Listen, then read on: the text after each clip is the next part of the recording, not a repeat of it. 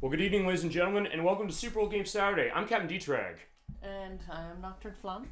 And Protorova. Yeah, by the way, yeah, special guest as far as Protorova. So good to have you on the show again for this. Yeah, we got a special show for you tonight. It's a game that I know Nocturne's wanted to do for quite a bit of time. It's one we've tried to get figured stuff out with tech. We found a way to get tech going on this. We got unique elements going with it tonight.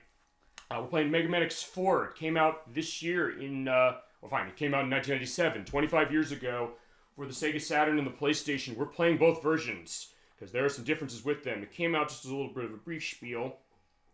Came out on August 1st, 1997 for Japan, a couple months later for the US.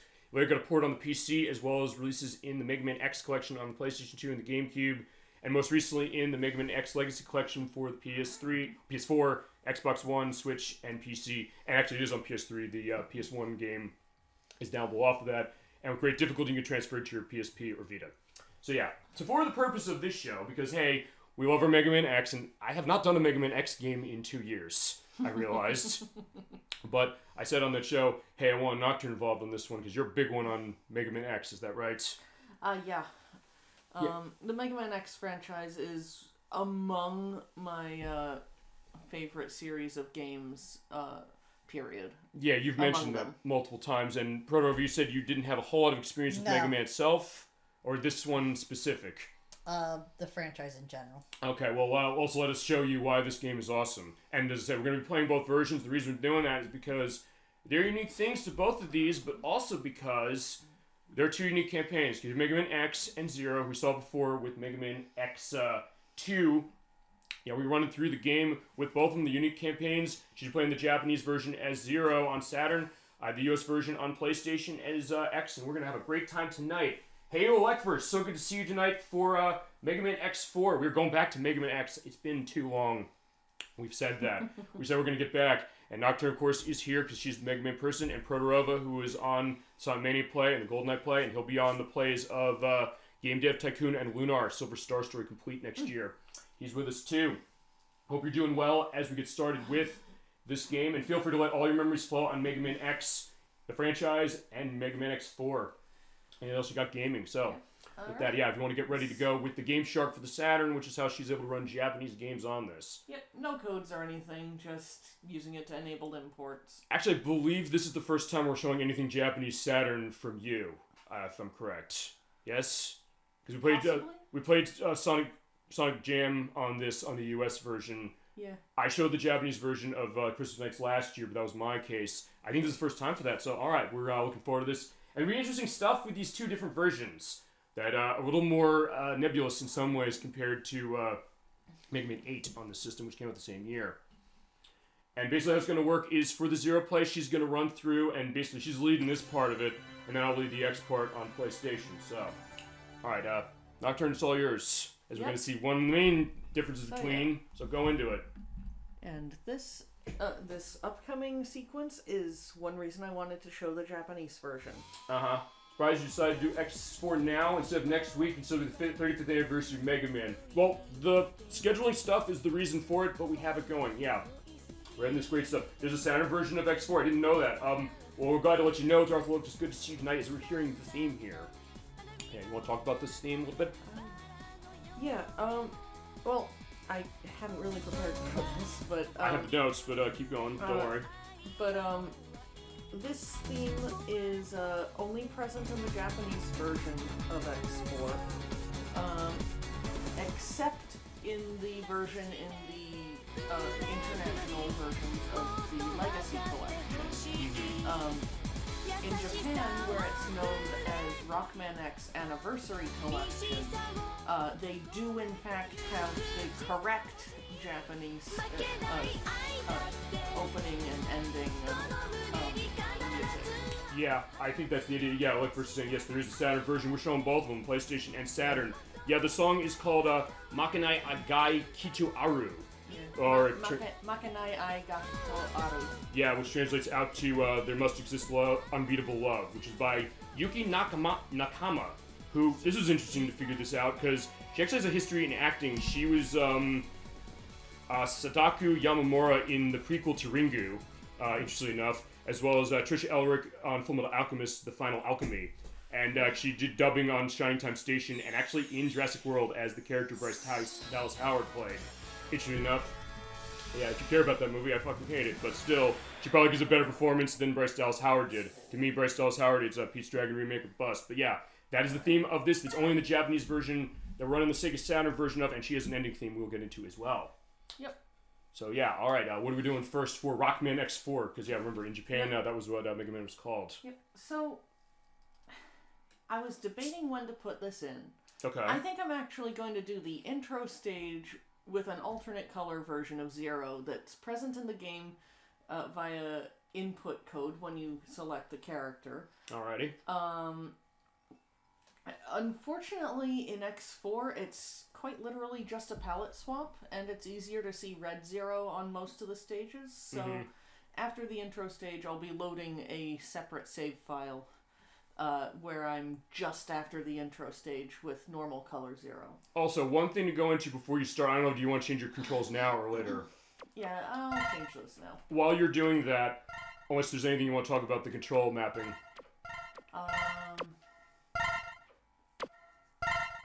Not really anything to talk about with that. It's just it's just my personal preference. Okay, I'm going to mention one thing, because when it comes to all the cutscenes in this game, we're doing the same thing we do anytime we have a game where there are non-subtitled cutscenes. We'll be muting the mic for those, but so before you put the code in, let me at least explain this. We'll be muting this, and we'll be back during all these cutscenes, and I will be editing in the language versions that we're not going to hear. That's in a couple of days when we go to the YouTube site with this, but before you do that, memories of renting this on PS1, playing the X Collection for the GameCube. Alright, so ElecVerse, that's your take to it. We will probe that for sure. I should put this in the code, and after we see this opening cutscene, explain what's going on with Zero here. Yeah. Alright, so with this being the Saturn version, the activation codes, which are different between the two characters as well. But, and difference between the regions, I guess. Actually, it seems like it's not a regional difference from what I'm finding. Okay. But the codes for activating the alternate versions of the characters are different between the Saturn and PS1 versions of the game. For this one, I will be holding R, like the R button. It would be the equivalent, I believe, of the R1 button for PS1 if it were being inputted on a PS1. So I hold the R button and press right on the D-pad 6 times. Then I release R, hold the B button, and press start. And we're going to let you have this cutscene, and we'll be right back.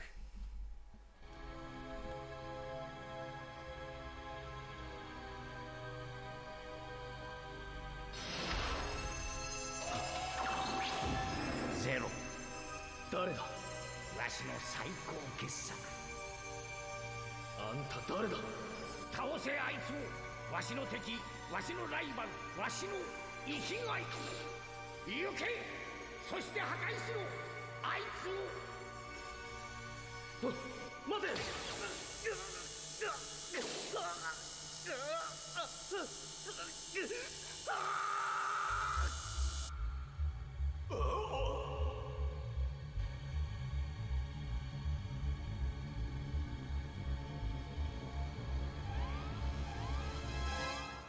緊急事態発生緊急事態発生待機中のイレギュラーハンターは直ちに集合せよまたあの夢か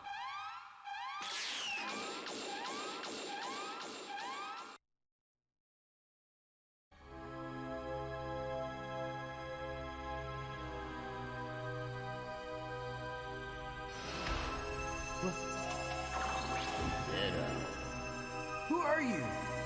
My masterpiece. But who are you? After him, he is my nemesis. Our rivalry is what gets me motivation in life. Now go. Destroy him. That's an order. But wait!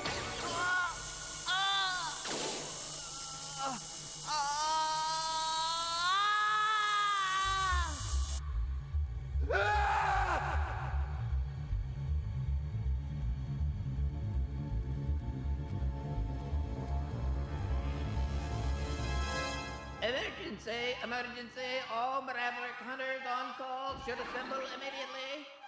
The same dream. Emergency. Again. All Maverick hunters on call should assemble immediately.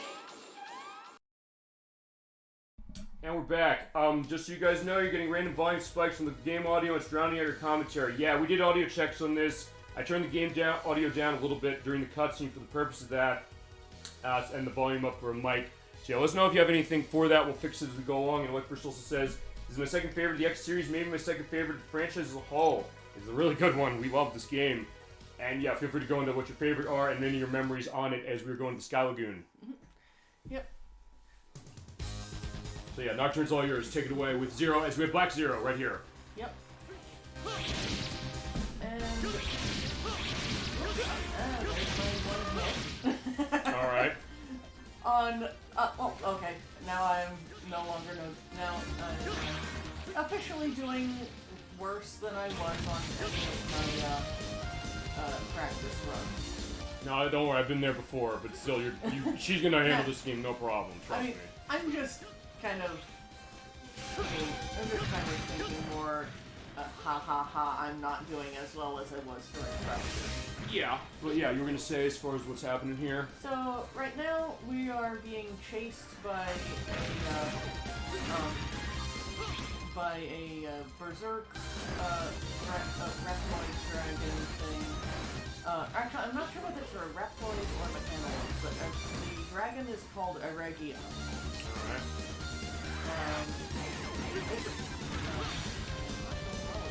Well, you also said you cannot fight him here if you want to. He is entirely skippable. You bust that door down, and that's the case of it. ElecVerse says, my favorite game in the franchise is Mega Man X, the first one on the Super Nintendo. That is a great one. Definitely got the ball rolling for it. And as things have gone along with this franchise, that started a great foundation to where this one went. And I did play Mega Man X1 before, it's just that I don't have the recording of it. And when we do that, we're going to do the PSP remake on top of it. So basically going to be multi-part, I think, for the purpose of that. Yeah, you don't have to fight him, but yeah, I guess you decided, you want to. I wanted to show it. I think because when I said, I was like, wait a second, I didn't know you could actually fight him. It's like, fine, let me do it. Unfortunately, he is really not cooperating. Oh, yeah, he's kind of an asshole that way, I guess. I'd say maybe my favorite game of all time, given how many times I play it, honestly. But, I mean, there's something to be said about Mega Man X as far as, like, how... I guess, because here's the thing, since Proto, you said you had not played many or any of the games of Mega Man or Mega Man X. That's a good one to start with. I think, honestly, this is also a good one to start with. I think if you start with Mega Man X, you start probably with X1 or this one, probably. It's like coming to you. How do you agree with that as far as like, a good one to start with? Oh, and I guess a slowdown. I didn't notice that there was that much. It's a little laggy. Which is surprising because the Saturn is good at its 2D stuff, but yeah, I'm sorry, I interrupted you when you were going to answer that question. I guess as far as, my question, I guess, being that if you're going to start with a game in the franchise, would you start with X1 or 4 or something else? I would say X1 is probably the easiest one to come in on, but X4 I would put at a very close second. Like, you're good coming in on either of them. Yeah, in my case, I came out on X2. That was the first one I played, and then I played X1, then 3, and then none for a while. Slow down. Well, okay, then I'll fight this on the PlayStation because I have never seen this kind of slowdown on the Saturn version. Okay, so like, I'm glad we figured that, and I said we'll show it on the other thing, because here's the thing, we'll go into this quickly. Here's the other reason we're playing both versions, because there's some differences, but also because the Saturn was designed as a 2D machine, a 2D powerhouse, and usually Capcom was really good with that, to the point where they had a bunch of games that used the RAM cards. They had 4 megs to the console, and they could run really nicely. Even better than some ports of those same games to the Dreamcast. Like Street Fighter Alpha 3, it's best on the Saturn, it just costs a lot of money, and you need that RAM card. But yeah, the PlayStation was better for 3D, but I guess in this case, maybe it's not showing it. Specific. Alright, so what's happening here? So right now, the red dragon-like reploid on the right is called Magma Dragoon. Spoilers, he's a boss. Also, spoilers, I'm going to be putting in flashing light warnings here because there are definitely a lot of them. Yep. But right now, he's still playing the guy and is warning that the place they're in called Sky Lagoon is about to fall. Alrighty. You'll get similar dialogue when Samurai plays X route. Yeah, and then the other thing I just said, the cutscenes I'll show are going to be more the anime ones, not the dialogue of Zero. But yeah, she's basically explaining, like, yeah, what's going on as far as this, which it's kind of similar in some ways, but not in others. You get these nice pictures as far as, like, the dialogue goes, like, yeah, I gotta do something. Mm-hmm. Ready?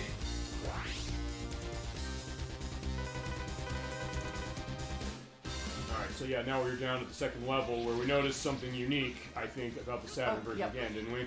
Yep. So, if you look at the background, you'll see that it's shimmery. This is only present in the Saturn version of the game. Mm-hmm. Which I didn't know, actually, until yesterday. It's a great effect. Yeah. I'm not reading myself. Well, we'll see that. I think you probably can, honestly, you know? Well, I mean on the intro stage. Okay, well, I was gonna say, or like, we sometimes talk about the Some Call Me Johnny's channel where he says, about almost dying to Storm Eagle when he played it for BrainScratch's play, and then he did it himself with doing no damage hit. He was screaming like crazy on it. He's like, it's Storm Eagle, I know! It's like, yeah, Super Game Brothers like to apologize for anybody who definitely because of that loud screaming.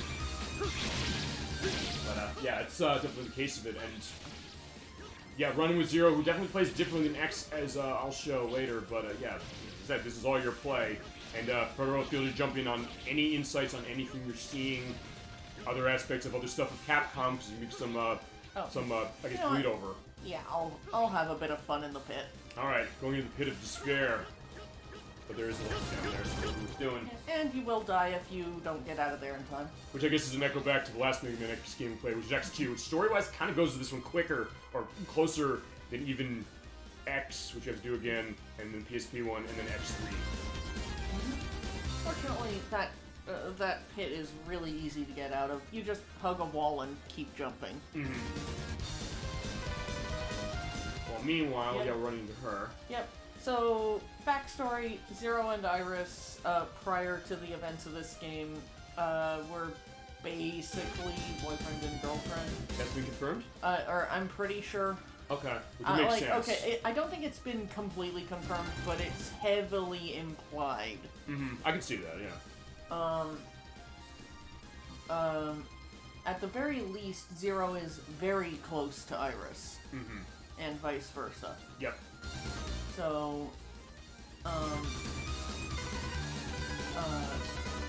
they're concerned. They're both concerned, like, what's going on here? He's here. She's on the ground living after this place collapsed. But, all right. Yep. And the dragon's not dead. Also, you heard there's actually intro elements of the music that are not in any of the other versions of this. Saturn's the only place you can hear some of these intros of music. They cut it off for the other version I'm going to show on PlayStation. I never understood that. It's very strange. There's another one I know we're going to hear later for that. Alright, so yeah, how do you take care of him? You no damage on him, that's what you do. Yeah, there's your redemption right there.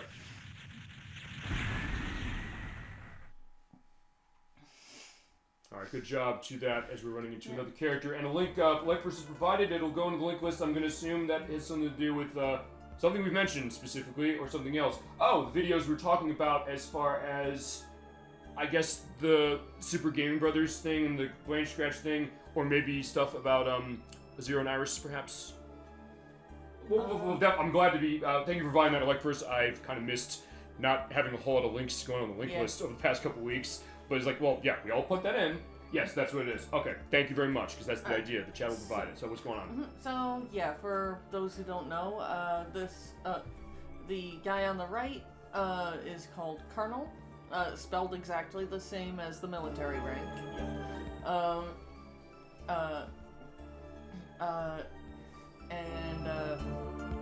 He's he and Iris are sibling Reploids. Okay. And he and Zero are also pretty good friends. So here, Colonel is just coming up to Zero to basically figure out what's going on with Iris. Yeah, is she doing okay? But she was over there. She seemed okay. Yeah, I mean, roughed up, but but she's gonna live. Yeah, no problem. But then the conversation takes a bit of a darker turn, where Zero starts questioning Colonel about what's going on, because there's evidence that Repliforce, the force that that Colonel works for, is responsible for this attack. So Zero is trying to get Colonel to come in to just clear Repliforce's name. Right, because Colonel's saying, like, yeah, I didn't do this. Yeah, and of course, Colonel's a stuck-up asshole, and, Well, Colonel also is a replication of Japanese nationalism and pride, specifically, but you can also look at it that way, too, because he's like, no, we're not coming in because we're innocent, we don't have to prove it, the evidence should speak for itself, but you're saying, like, no, it doesn't, and it's kind of putting a rift between Zero and Colonel right here, is that correct? yeah, kinda. Okay. You love the music that plays. We'll talk about stuff with this music because it's terrific. Here we go. Okay, so Alright, you said you were going to. Wait a minute. Hold on. Question. If we load that save up, is that going to show that cutscene? I'm going to skip saving here, but there is a cutscene. Right now. We'll be right back. 我がレプリホースの勇敢なる兵士諸君、今や我々レプリホース全員がイレギュラーと決めつけられた。だが我々とてこのまま汚名を着せられておくわけにはいかない。我々は自らの手でレプリロイドだけの国家を立てる。ただしこれは人類に対しての敵対ではない。自由と安全、それら正当な権利を求めるための戦いなのだ。共に築こう。何者にも侵されない理想の国家を共に進もう。我々レプリホースの未来に向かって。私もゼネラル将軍と同じ意見だ。いいか、我々にはこれしか道はない。恐れず勇気と誇りを持って戦おう。我々はレプリフォース、史上最強の軍隊なのだ。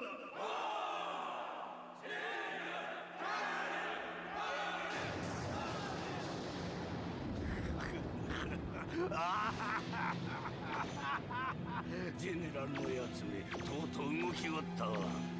さて、イレギュラーハンターよ、どう出る？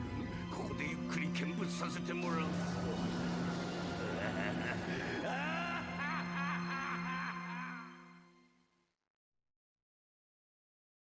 And we're back, and you said you were going to do stuff with the was it the file situation? Actually, while you do that, I'm going to answer some stuff, which is a couple things, which are pretty active on the chat tonight. God, this is such better voice acting than the English version, says Darth Lotus, to which ElecVerse responded, how so? Because you can't understand the English.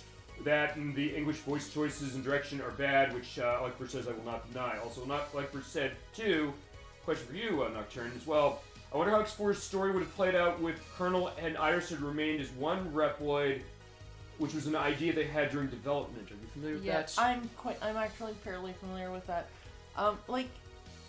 I almost kind of want to put it as a B canon thing, not A canon, like what's actually shown in the games, but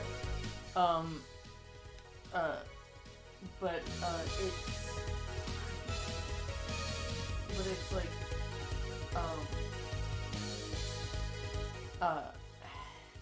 like it is actually at least somewhat implied in the game if you start looking into it. Sure, I can get that as well. Also, like for saying that the thing about the voice acting, I can't say necessarily is better because I guess it just brings up it still makes no sense, which goes to one thing because remember this game is not subtitled. I think that's what he's talking about, which I would have got a sense of like, is the script different between the two? I would say that the quality of the voice acting is better in the Japanese version than the English version. Also the audio mixing, which I would say is specific. Yeah. And one other thing also to indicate is that when this is on the YouTube site, you have already seen the English versions of every one of these cutscenes that we were watching the Japanese of, so you'll get a comparison to that. And thank you, by the way, to both of you, ElecVerse and Darth Lotus, for indicating that and going into it, making this already a great play of this game, for sure. Yeah. Yeah. Like, I would say that it's not even, like, to say that the English voice acting is as good as the Japanese voice acting, I think is, to me the English voice acting sounds incredibly forced. We'll get into who the voice actors are. I'll probably do that in my part of the game, but, whereas the Japanese voice acting sounds like any anime. Also, like any halfway decent anime. It's telling that too, because here's the other thing. I'll go into this later as far as when I play. I'll run the voice acting descriptions and everybody. But all of the Japanese voice actors for this game come from a lot of famous stuff. For the US, there's very few credits for the voice acting performances even after this game came out. Even for certain things, there's stuff I know, voice acting kind of various of stuff like Shenmue and Deep Fear, which was on the PC, I believe, from Sega. And stuff from Mega Man 8, but outside of that, that's about it. I was kind of shocked when I was looking through the voice performances of this saying that, yeah, the English voices, you're like, well, they came from somewhere specific. I could kind of pin one of those things down, but not really. But as far as the voice acting for the Japanese version, and also the Mavericks who do have their same Japanese voices, sort of, as we're going to the first level. Oh, you're setting? I need to go into a stage to reset. Okay. Yeah, because what you're gonna do? What are you doing, by the way, for this? What? Just remind us what's going on with I'm this. just swapping to a save file with Zero in his normal colors. Okay. We did get to show Black Suit Zero, so there you go. Yeah. Ready? Except, wait, I actually do need to die because I don't have a select button. Oh, right, because we're playing on Saturn. Yeah. Okay, so that's one difference right there, which is that the Sega Saturn controller has less buttons than the PlayStation controller. Also, the Sega Saturn controller does not have an analog stick on, at least since she's not using the 3D control pad for this one. Not that it... Actually, I don't remember this game works with it specific as far as being able to use the stick for it, although for a game like this, there might not be points. Yeah, I would say there's no point to using a stick for this game. I mean, that's sometimes a weird thing, which if you're playing a 2D game, like, when does it control better with a control stick, or not? Or sometimes when they enforce it on you, like with Yoshi's Story. Hence, we're going to do that Wii U version specific. Yeah, Zero's Japanese voice actor would later go on to be the Japanese voice actor for Terra from Kingdom Hearts, which blows my mind. ElecVerse is right about that. That is something I had to take down as far as that actually... Fine, since you mentioned ElecVerse, let's briefly go on it while she's killing herself. In-game, for sure. But, yeah, I took like 3 pages of notes, by the way, for this game. Yeah, it is Ryotaro Okiayu, who was Terra in Kingdom Hearts. Yes, going backwards. I'll blow your mind further. Like first, how about this? He's also the voice of Alucard in Castlevania Symphony of the Night, the Japanese version. Interesting enough, as well as Kain in Battle Arena Toshinden 3, and he's been Zero ever since the game. Every other indication of Mega Man X has come around, and Zero's been around. He's been the voice of him ever since. Whereas in the US, it was Wayne Doster, who voiced in Mega Man 8 as Duo and Astro Man. And the only other voice I found was, there were like various voices that I couldn't pin down from Shenmue 2, and I love my Shenmue 2, but even still, I couldn't figure that. And then also, it was Mookie Carver in this game. I don't know if you've ever played it. I never have. It's called Deep Fear. It's on the PC. It's from Sega. This was, I think, 1998 when they were trying to do more stuff for the PC division. But yeah, that's the case of it. Yeah, that shocked me too, the Alucard thing. Yes, we talked Symphony of the Night. Have you played Castlevania Symphony of the Night? I actually haven't, but... how about you? No. You're missing out on a great game. That is a fantastic game. We're going to play it, by the way. I want to play it at some point. I want to play as well. Yeah, and you should, because it's awesome. I guess, do we meet this cutscene because you already saw it? No. Okay, I was like, yeah, I just want to make sure of that, because I didn't know if it played the cutscene when you went from the save. I couldn't remember myself, so... But yeah, there's definitely interesting stuff when it goes to voice acting, but a good element that way, and I am liking already what the show's like. I mean, look, we always like the way our shows tend to go. As I mentioned before, we have the best chat on Twitch, I will definitely say that, as well as the best guests, and also some of the best discussions. I'm also so glad that they got Johnny Young Bosch to take over the voice acting role of Zero outside of X games. Is that right? He's so much better than the ones in X4 and X8, or X4 and 8, I guess, because Zero's voice actor was, yeah, I'll put the edit, or what not can you know, as far as when Zero's voice actor for English changed. I don't know off the top of my head. Seriously? Okay, so ElecVerse is kind of surprised as far as, like, who Johnny Young Bosch as far as the performance there.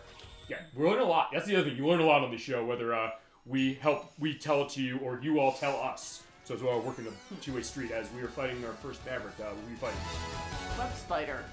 His Japanese name is Web Spidus, of course, as you see. Mm-hmm. But Web Spidus.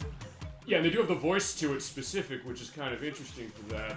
And the later X games also going out with some differences with the character's name.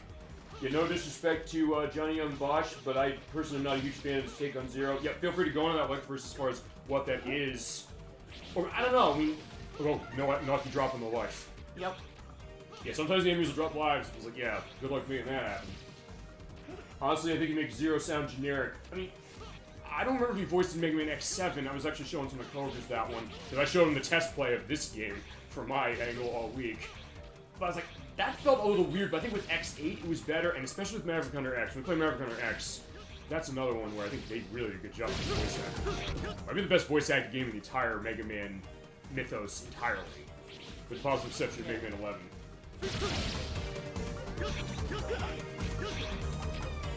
We're seeing the great sights here, and also one thing I will quickly indicate, and Fieldy Nocturne, like, you're leading this, but I do want to jump on one thing.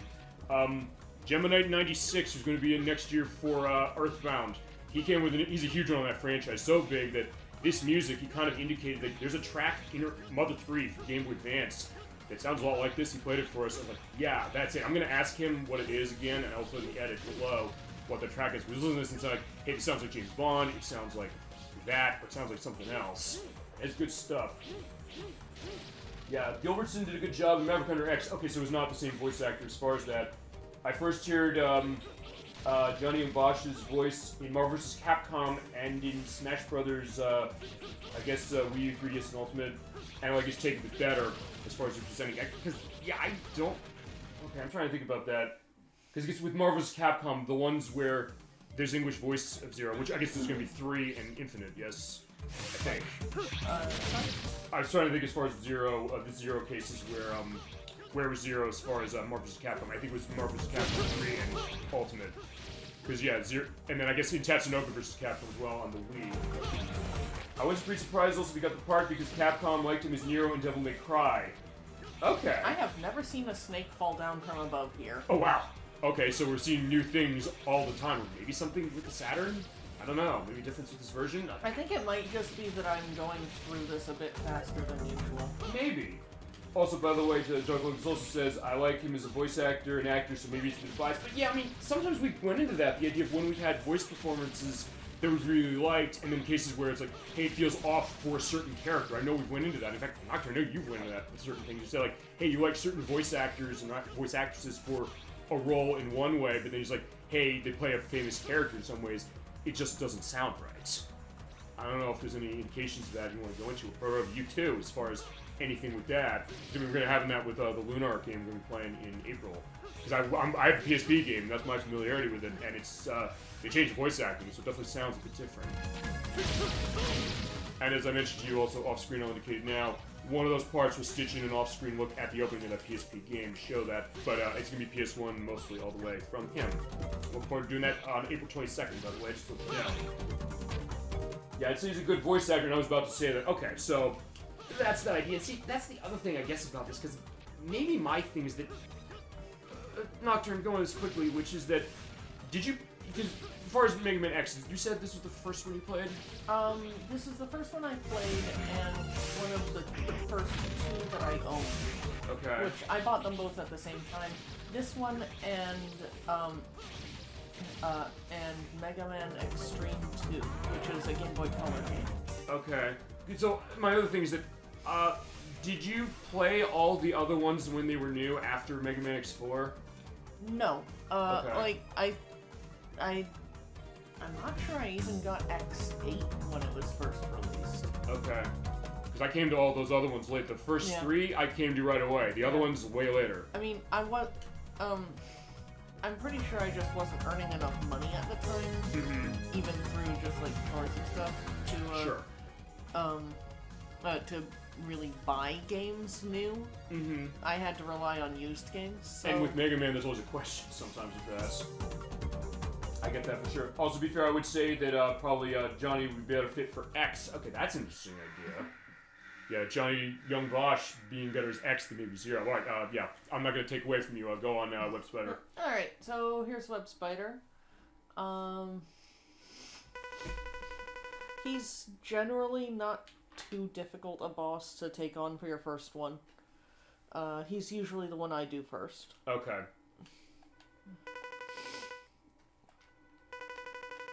I actually don't remember much about his dialogue.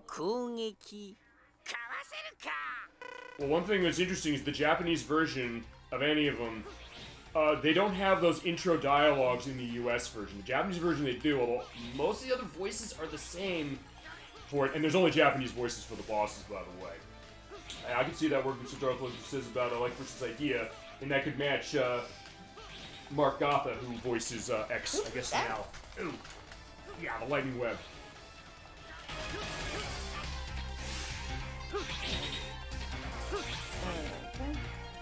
Yeah, we're also killing our fetish. We're fulfilling our fetish for killing spiders on this program, and yeah. Probably you know exactly what I'm talking about. That because remember we did Ocarina of Time at the beginning of the year. We went after all those sculptures. By the way, thank you for indicating to do that. And Majora's Mask, the Christiano 64, and I continued. I was like, yeah, we're killing those spiders for him because he's not like the spiders. But yeah. Ooh, yeah, this case a bit. If you're playing Ocarina of Time, you should get them all. Yeah, it's like remember we run 100% on this program when we can for sure, and yeah, that's what we do. We reflecting the love of all the games we play. There's something to be said about that as well. We're basically telling a story as far as that. All three of us, and everybody in chat as well. Right, good job. And yeah, there we go. We killed the spider quickly that way. There's two people I picked to be X, which would be Dave Wittenberg or as I mentioned, Johnny Young Bosch. Okay, I'm trying to remember what other things Dave Wittenberg has done. Specific? I don't know off the top of my head. By the way, who voiced Web Spider as well as Cyber Peacock, we'll see you later. That is Issei Futamata, who voiced Mikiyashu Shinshi from Pet Labber, actually, as well as Astro Man and Grenade Man from Mega Man 8. And this is all the Japanese stuff I'm saying. And also he was Deloco in Skies of Arcadia. And what'd you get for that? We get Raijin Geki, which is a ground-based forward electric element stab. Mm-hmm.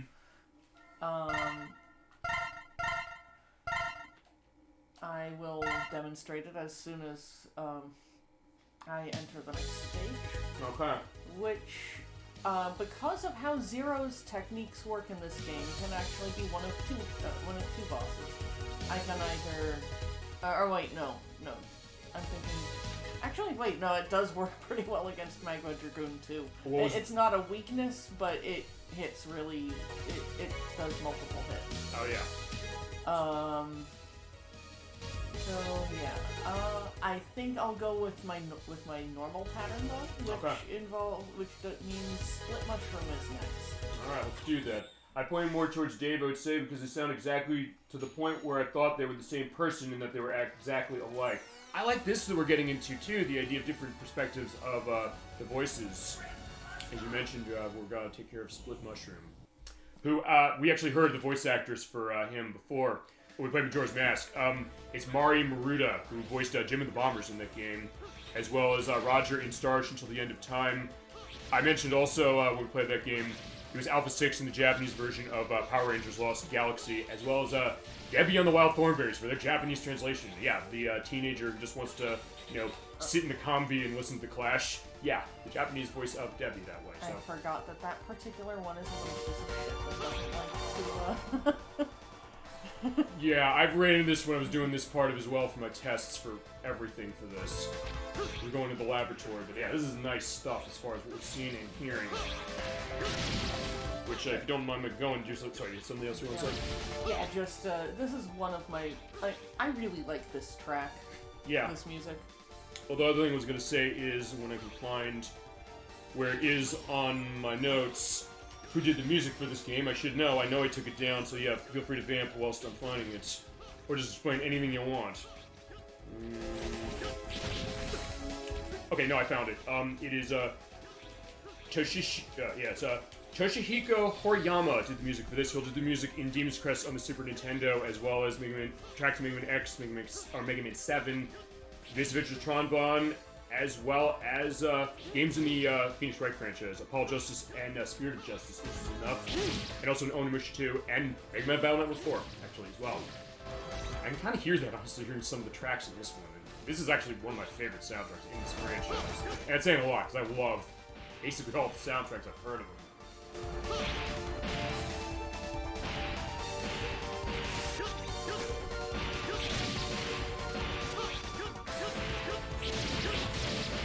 There are other Mega Man X games that have individual tracks that I like better than this. Mm-hmm. But as far as the overall soundtrack goes, this is certainly like one of the top 2 or 3. And there's something to be said about that too, the idea of when music in a game is good, and the idea then collectively how it's good, because when you have like a group of tracks that are terrific. As we're fighting off of this thing. So you will see Raijin Geki in full force here. Alright. Whoops, I screwed up with that. Alright. Anyways, doing damage, so there's that. There you go. You have to do that stab, and just hold it very nicely. I might... Oh, wait, never mind. Yeah, you'll be fine. Which, by the way, what's the nervousness of this as far as like how can you not make it through? On the floor, those are spikes. Yeah, and those platforms get destroyed whenever it hits into them, so you could feasibly run out and die. But yeah, you're on a time limit for that. Okay. Also, like for some other ideas as far as a potential voice acting case, which is Zero, I'd say Yuri Lowenthal or Troy Baker. Yeah, Troy Baker's been doing a lot of voice stuff because he's SBO for Sonic the Hedgehog now, I believe. Yes. Well, he's also been in a ton of things. He was the voice of Vincent and Catherine, which when we get to Catherine, I'm gonna love doing Catherine for sure. He's the main character in that, as well as main character in Last of Us. Okay, that's an asshole. I'll tell you that right now. That's the one I was like, I had the trouble in the test play. Also, I was doing, I think you'll see this when I do it, I was just running like crazy away from those spike thingies. And I was like, yeah, they were kind of annoying, but it's like, I'm playing as X, so it's totally different than when you're running Zero. Yeah. Zero just has powerful attacks at the press of a button. Uh-huh. And also the other thing, I just love this with Zero, which is that how does he play uniquely from X? Oh, nice! First try. Yeah, I tried to do that with Zero or X on the test play. Actually, with Zero as well, I couldn't do it. So yeah, she's the expert Zero player, no question. And expert on this franchise on top of that. That's a bit of a tricky section to go through. There you go, the feats of gaming greatness. We've gone down the show before. Yeah, I mean, I wouldn't say that it's extremely difficult to get through there or anything close to it, but I mean, if you don't know what to expect, it's definitely going to take a couple lives off. But we've been there before, the idea of when we've shown these great elements of gaming skill on this show. Actually, both of you have in the games we played. The Crusader 64 did. I'm looking forward to all the other ones we'll have happening for that, just to show that experience and the idea of like, man, we love games like this. Yeah, that one can't be destroyed. I was also going to say that part, which that is one of the hardest parts of this level. If you dash too far, you can crush and get killed. But yeah, she made it through with absolute aplomb. And now we are safe. All right. I'm not quite at full HP, but we'll be good. Yeah, you'll be fine.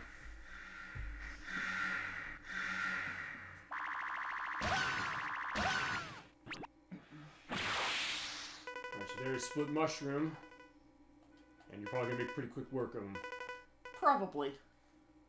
弱い友達はいらないからね。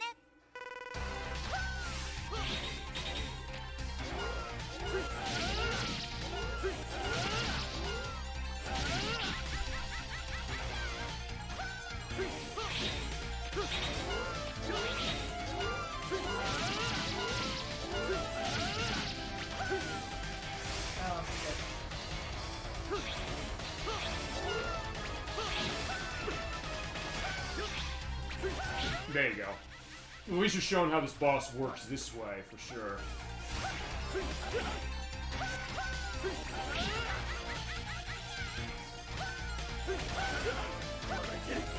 What? Nice shot.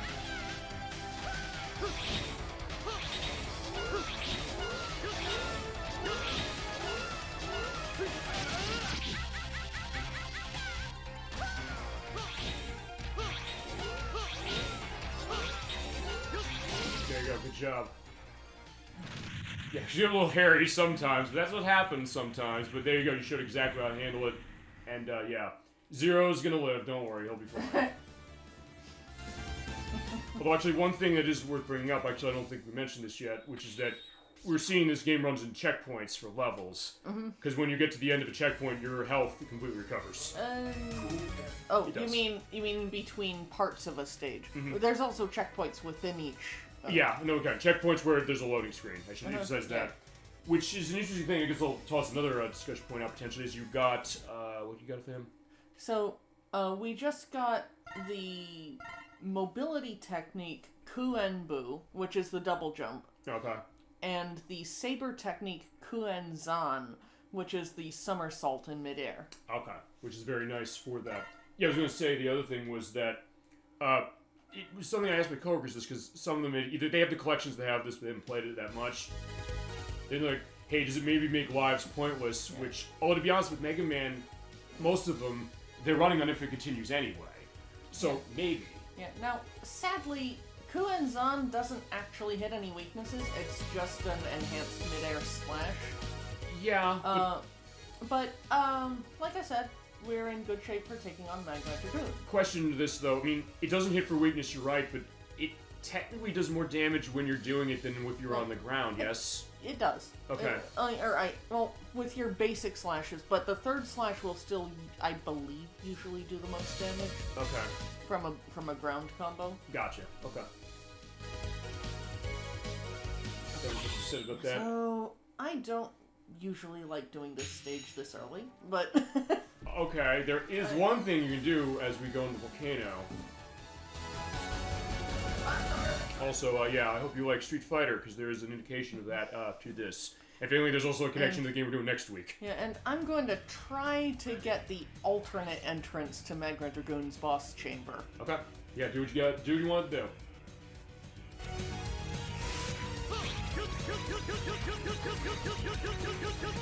Doing the smart thing there, avoiding the orbs and the fireballs. And, you know, I'll tell you, we were saying with the opening level, with the wavy effect, I'll be curious to see then when I do the PlayStation part of this, if this is exclusive to Saturn as well. Which is, I'll tell you, it's fascinating, kind of this. I mean, this is, I think, how we can justify doing both versions of the game, whether it's this or anything else, to see that, wait, you would think that, oh, you pick it up on different consoles when they're porting straight, it would be the same, but not always. I think we've run into that a lot of times on the show. Also, while I'm right here, I'm just gonna do a quick demo. So, normal jump, double jump, the the somersault can be done either on a single jump or a double jump. And Raijin Geki has an interesting property where it goes off, if you do it just straight, it goes off with a delay. Okay. Like that. Right. Whereas if you do 1 or 2 ground combo slashes, so 1 or 1-2, and then immediately follow that with Raijin Geki, it goes off really quick. Really? Because I noticed you're doing that, and at first I was like, wait a second, I didn't know, but that's why. It's like, it's instantaneous, so thank you for indicating that. Yeah. So I will usually do 1 or 2 slashes before setting off a Raijin Geki. Which shows exactly your understanding of this. Also, like we're saying that Magma Dragoon is always my first pick when it comes to this game. I guess because, I mean, here's the thing, what would you say necessarily is amongst the easiest and hardest to start with in this game? I guess also depending on for Zero anyway. If you don't have his weakness, Cyber Peacock is a pain in the ass. I would say feasibly, yeah, I would agree with that for either X or Zero. Cyber Peacock's one of the hardest, honestly. So I can kind of get the idea of Magma Dragoon as well as something else we'll see as well. Magma Dragoon just tends to hit hard. Yeah. And I guess also he's the one Maverick in this that has the most story connection, because we saw him, if you recall, back to Skull again. Oh.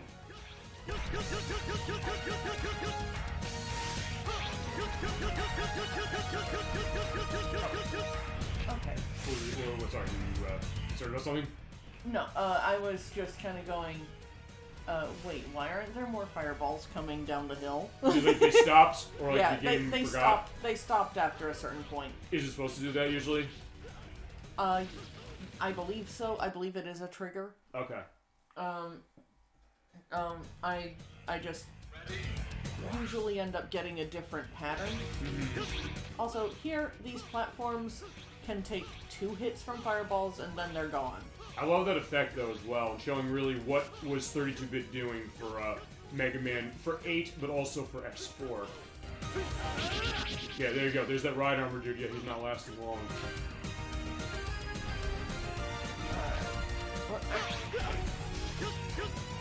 Yeah, this is easier with you though because you have the double jump you can run, or the coup. What was it? The Quenbu? Quenbu. Yeah, because I wrote down the weakness orders just to make sure that I remembered them specific. But yeah, I just want to make sure that I got that right. Quenbu is the jump. Quenzan is the Alright. There are technically 2 different ways to take. One is up above, which takes you into the normal way. And one is down here, which takes you to the right.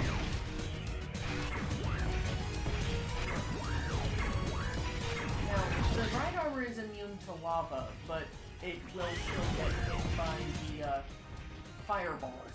Okay.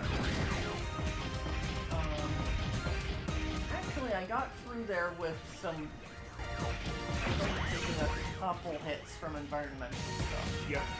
Because as you're shown here, what's the interesting thing about this? So, you're in the boss arena. Yes. We get to take a ride armor into a boss fight. And there's an achievement in the Mega Man X Legacy Collection if you kill Magnum Dragoon with this thing. Alright, okay, I'm back. Yeah, good to have you back. Like first for the boss you start with when you play this. Yeah, she's gonna take him down, so do it. Also, he's Hadouken! So yeah, if you ever played Street Fighter, yeah, you're gonna remember that, as well as his other attack, which I think I'll show in a second. Yeah, the Shoryuken! Yeah, there you go. Which is fitting because at this point, there are 2 other Mega Man X games that had those abilities unlockable in them already.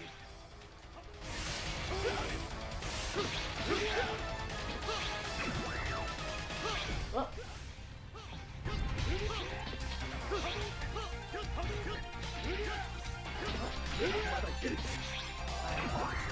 As you said, yeah, he hits hard, so that's usually the thing. But when you're in the ride armor, you're gonna be invincible. But the ride armor can get busted potentially.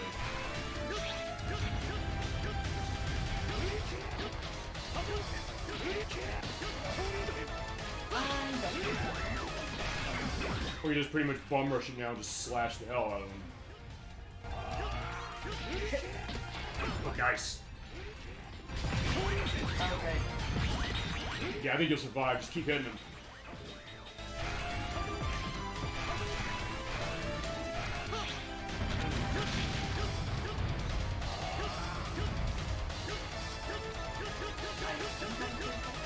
Yeah. Ooh, shit, I bonked the ceiling and then, okay, we need to beat him the normal way. Okay. Well, you have what you can beat him with, though. Actually, here's a question. Do you think it's easier usually for you to use the ride armor or to just wail on him? Well, I mean, if I can avoid taking damage while managing the ride armor and...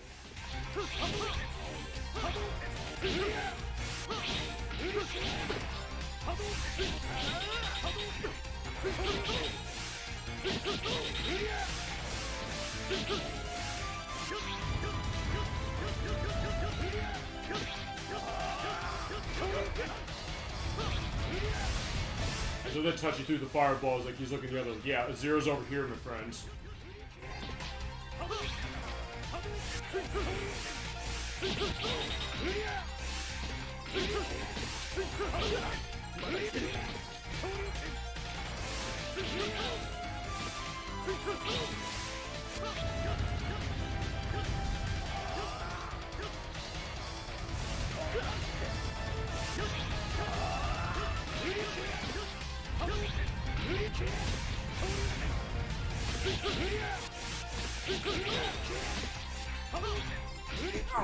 That was close.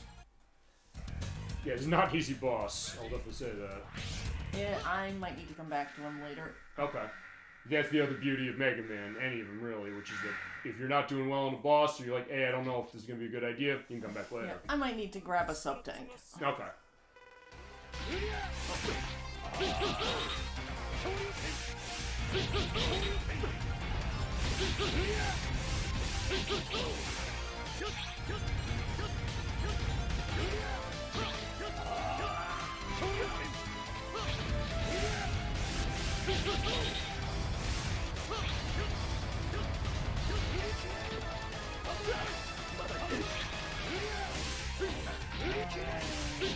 Yeah, I am.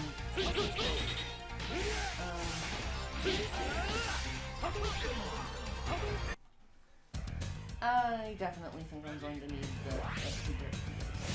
Alright, actually, whilst you're doing that, did you guys watch the Game Awards? I did. I watched it 2 days ago to see what some of the announcements were coming out of that, of which there was some interesting stuff, because Elden Ring won the best game of the year, which is interesting because God of War Ragnarok is winning everything but that, except, it seems like, as well as, because some of the announcements they made, I know they're making Armor Core 6, but From Software's finally going back to that franchise. Let's see what else they got on board. There's a new Bayonetta game. They're doing a prequel to Bayonetta. It's coming actually really quickly, like in about 3 months. We were talking Street Fighter with Magma Dragoon here.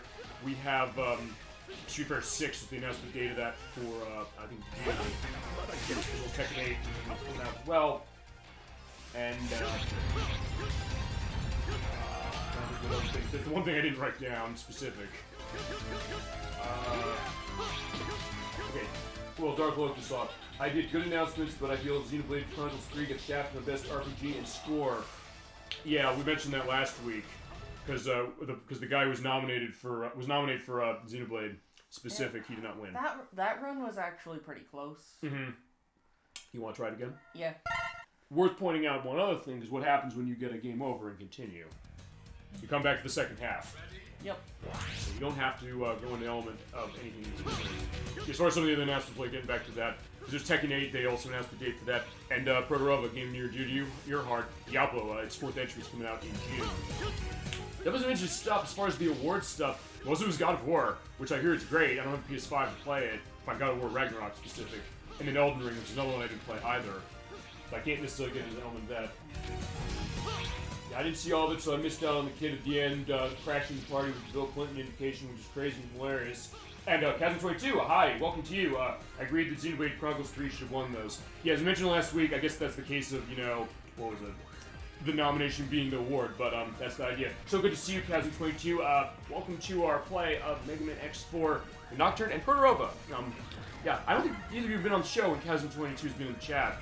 He's someone I know. He's going to be involved when we do Suikoden on the PlayStation, or the remake when it comes out, and other stuff he wants to do. He actually has a sizable collection on Saturn, including this game. So I told him, hold on, I'm a friend. And it's so good to see you. Feel free to go into any memories on Mega Man X4 as Nocturne's taking us through the Saturn version for Japan with Zero. Taking down Magma Dragoon.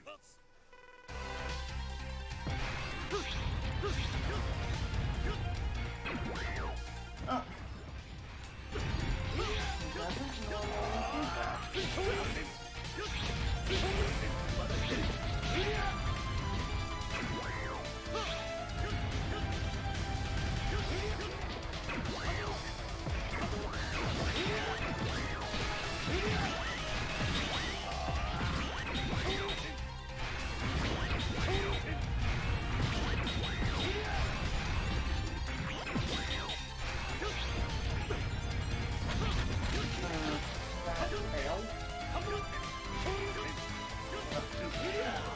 I hate it that if you touch the top of the screen,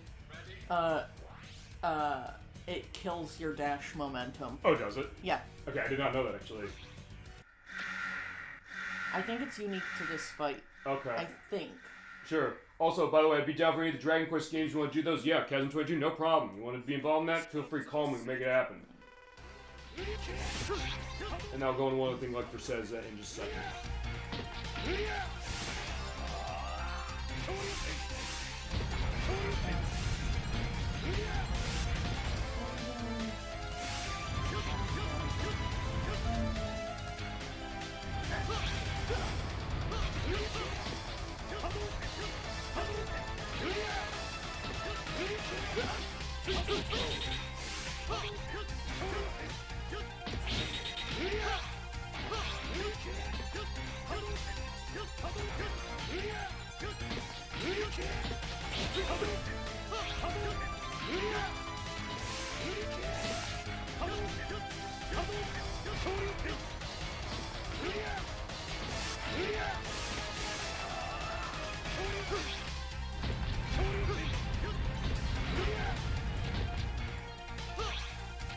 Perfect.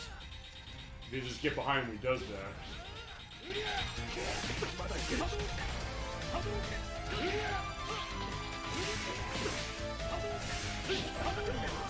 But he turns around. Alright, quickly before that, I was surprised Multiverses was the best fighting game, and that's not bad, but I like other games better in that... Okay, yeah, that one best fighting game. Yeah, definitely surprising that. I don't know, you've either played Multiverses? I haven't played it. Is that Nope. Oh, sorry, go on. Nope, I've not. Okay, yeah, it's the free-to-play game of Warner Brothers, kind of going Smash Brothers a little bit, from what I understand. It's actually pretty good as far as what it was. I know of it. Mm-hmm. Okay, if I don't beat him this life or next, I'm going off to get a sub-tank. Okay. But that's fine for this, because, like, look, it's the other thing showing, which is, I guess, sometimes, hey, I'm going to have the struggles when I play, don't worry. There's parts of this that are tough for me, and tougher for me than for you, honestly, because of how X operates. It would also be great if I had Hiran Kyaku. Who do you beat for that? That's Jet Stingray. It's the air dash. Right. I can't air dash. I guess in that case, ElecVerse, what would you say should have won Best Fighting Game, if not Multiverses, from last year or this year? Oh, I'm trying to remember what other fighting games came out this year.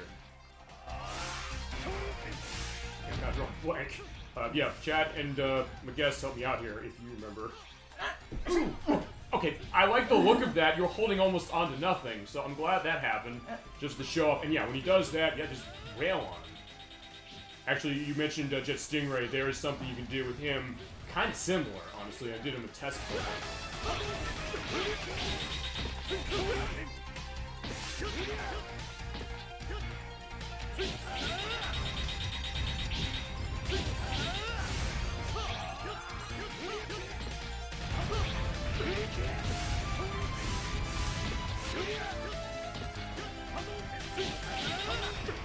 Alright, there you go. Got him. Good job. Yay. Awesome. Yeah, I figured DNF Duel would win because people talk about it nonstop and seem to have since it's released. Oh, hello. Hi, Dolly Finn. So good to see you. Nocturne just sliced Magnum Dragoon in half, so he's a torso on the ground. Fitting back to our last play of Mega Man X2 for this franchise. So good to see you tonight. We're playing Mega Man X4, both versions, with Proto over here as well. Welcome to everybody. Hello. Having a good chat tonight. Feel free to let us know any memories you got on Mega Man X4, anything else Mega Man, anything else gaming. We had a great discussion so far on this. Wow, Dolphin's impressed that you sliced him apart. Yeah, because he had to pay for what happened at the Sky Lagoon. I got my element that's going to go with it when I do the PlayStation game as well. Alright, so by destroying him... Yep, we got a technique called Ryu Engine. Oh, yeah, you get the Shoryuken yourself. So, like, remember, he was doing it, you get to do that. As I said, it is optional every time that you do it to yell, Shoryuken! For all your Street Fighter people. And actually, there are, like, multiple bosses that thing's weak to, so you actually have multiple ways you can go if you so desire. Shoryuken hits both Cyber Peacock and Frost Walrus. Alright. Now, because I want that mobility, I'm going to go after Frost Walrus first. Okay. Also, he has an easy heart tank and the weapon tank, which the weapon tank is useless to me right now, but after I beat Cyber Peacock, it'll be great to have that. Yeah, I can imagine that. Because of the weapon I get from Cyber Peacock. Okay. Alright, so let's go in and take care of Frost Walrus. And then Cyber Peacock's weapon is strong against Storm Owl. Yeah. Frost Walrus's weapon is strong against Jet Stingray, and Zero doesn't get to hit Slash Beast with any weaknesses. Okay, which is unique, because I think up to this point, I don't think there's a single Mega Man game that did that. Yeah, Zero doesn't get to hit Slash Beast, Magma Dragoon or Web Spider with weaknesses. Okay. Actually, you know what? I take that back. I'm wrong. There is one Mega Man game that doesn't have weaknesses like that, and I think that's Mega Man 1, where there's certain bosses that aren't weak to anything. And I think 2. Okay, so fine. I'm lying, so I'm wrong, so never mind. Alright, take it away, Nocturne, for Frost Walrus, or...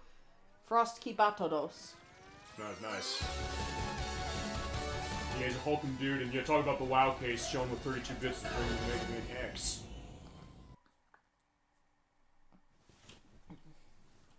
Also, rest in peace, Blizzard Buffalo. Ready? Yeah, that's not gonna make sense if you haven't played Mega Man X3, which I haven't played yet, but we will. But, yeah. There are a number of previous bosses, like, bosses from previous games, that appear in this stage as ice sculptures in the background. Mm-hmm.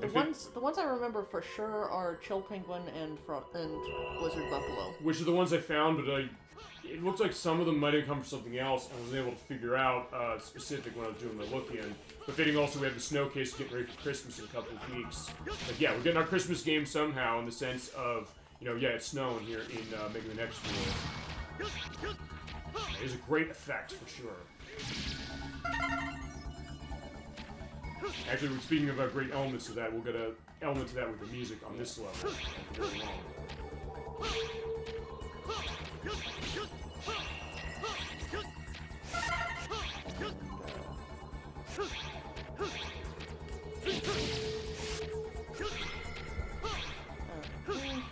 Yeah, both Ice Mavericks, how fitting, that is true, absolutely. In the sense that, they were defeated. I guess, here's one thing, I want to ask you this, Nocturne, we'll go on this as we go along.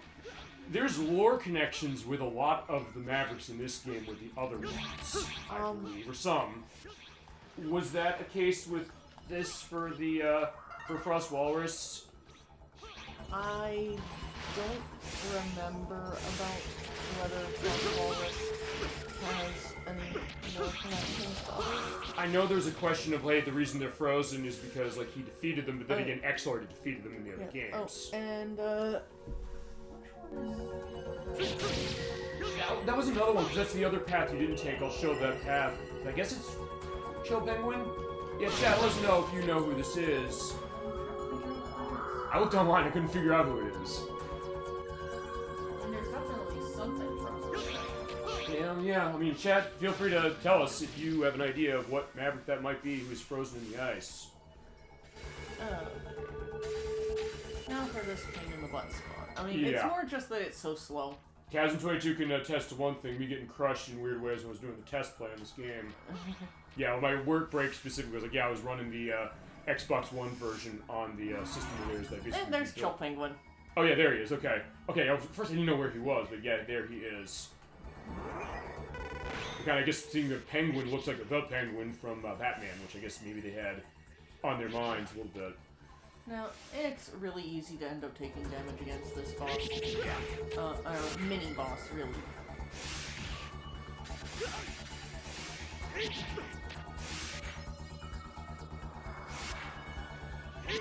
That being said, you got him. Yeah, fortunately, it dies faster than you die. Mm-hmm. So if you go in there with full health, you're not gonna die. Also, you heard that piece of music there. It goes the digga digga digga digga doo doo doo doo doo. That intro's only in this version. I still don't get that, because there's other tracks we heard before where there's an intro that the PlayStation 1 version, which is the version that's also been the one that's been ported everywhere else, doesn't have. I didn't know it for years until I think you were showing me, like, hey, I got the Saturn version, like, when we play it. And I looked at it and I said, wait, there's an extra piece of music here. Like, what's going on here? It almost looks a little like Gravity Beetle. I think he might be right. Okay, this is the other reason I'm gonna love the edit on this. I'll take a little bit of a look on that. Thank you, ElecVerse, I appreciate that, because I figuring out who is that? Or who's that Maverick, I guess, feasibly. I think that might have been it. I also swore I could have saw a Spark Mandrill somewhere, perhaps.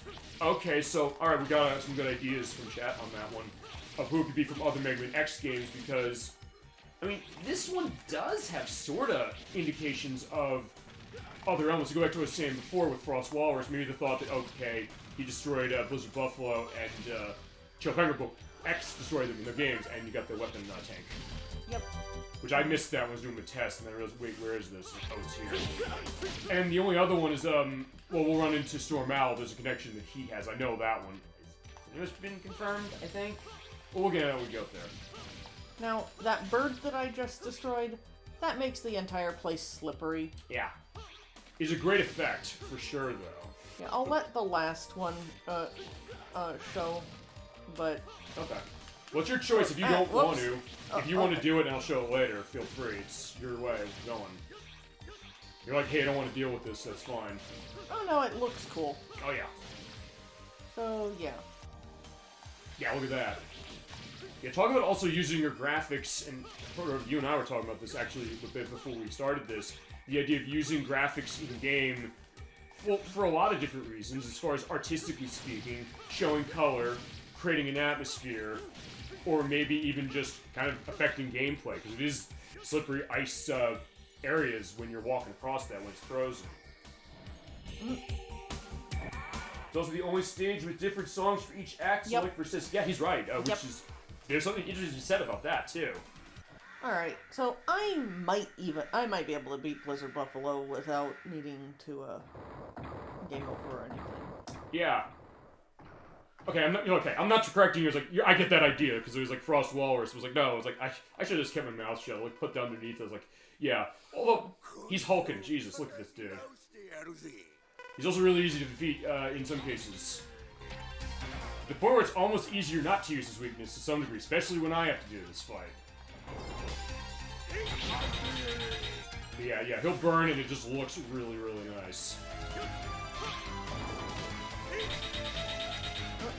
That was a whiff. Oh wait, you hit him? What happened? He was still on iframes.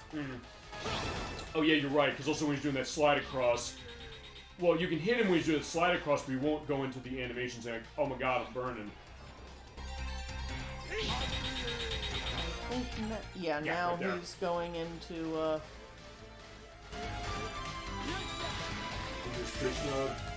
Yeah. Yeah, it's like with Mega Man X2, we showed when you get him down to half health, they do. Yeah.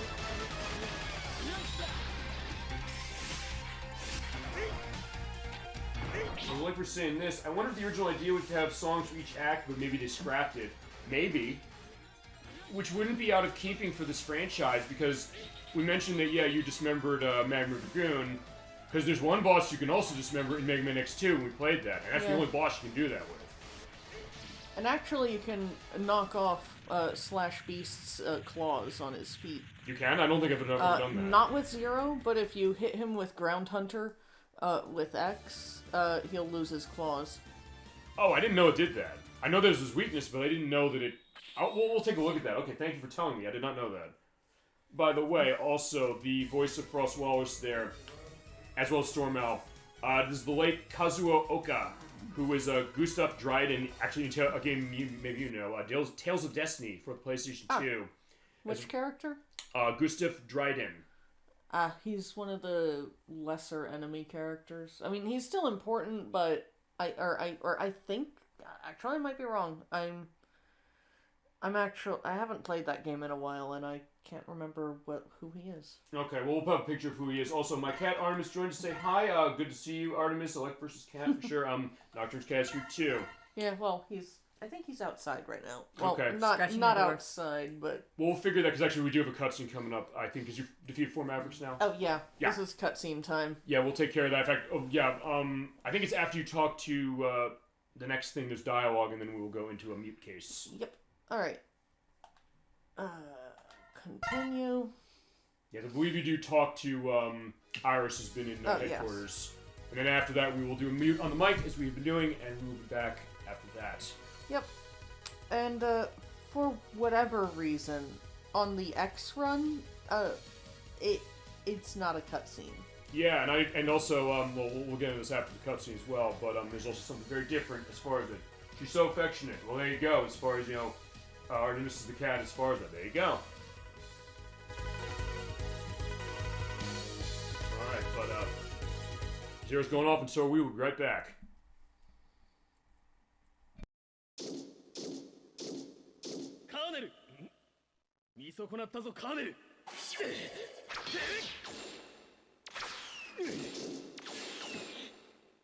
何をする？今からでも遅くはない。クーデターを中止しろ。断る。そうか。行くぜ。兄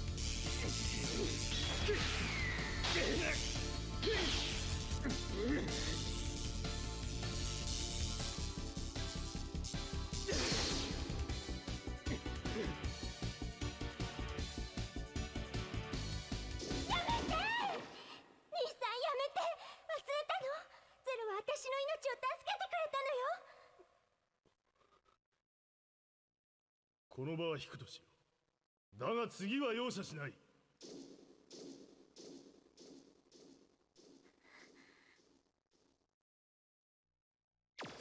お願い。兄さんと戦わないで。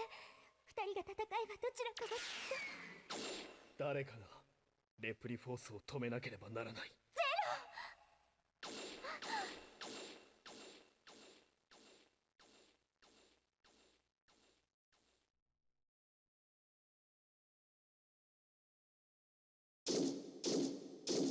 Colonel! What? I'm disappointed in you, Colonel. Ah! What do you think you're doing? It's not too late. Stop the coup now. Never. If that's your decision, prepare yourself!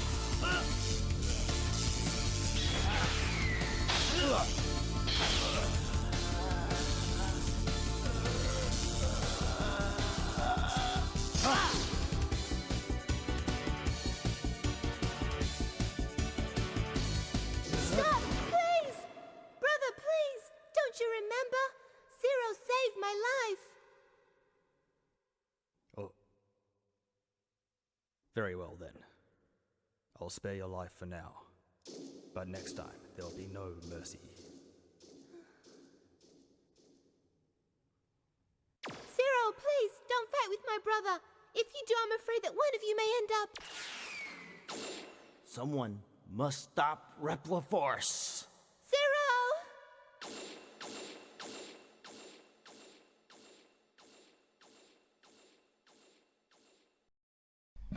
And we're back. You were going to respond to the chat, right? Yeah, I was going to say, yep, my cat will sometimes get in the way too when I'm on a computer. Oh, it makes it hard to type, so like we said.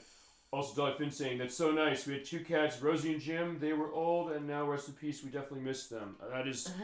I'm sorry for that, for sure, Dolly Finn, that way. I mean, fine. I know that because she's been on the show, but also the idea of, you know, we have a connection as far as that. It's like going something different. And here's the other thing. Prorova, and to Nocturne, I'll ask you this.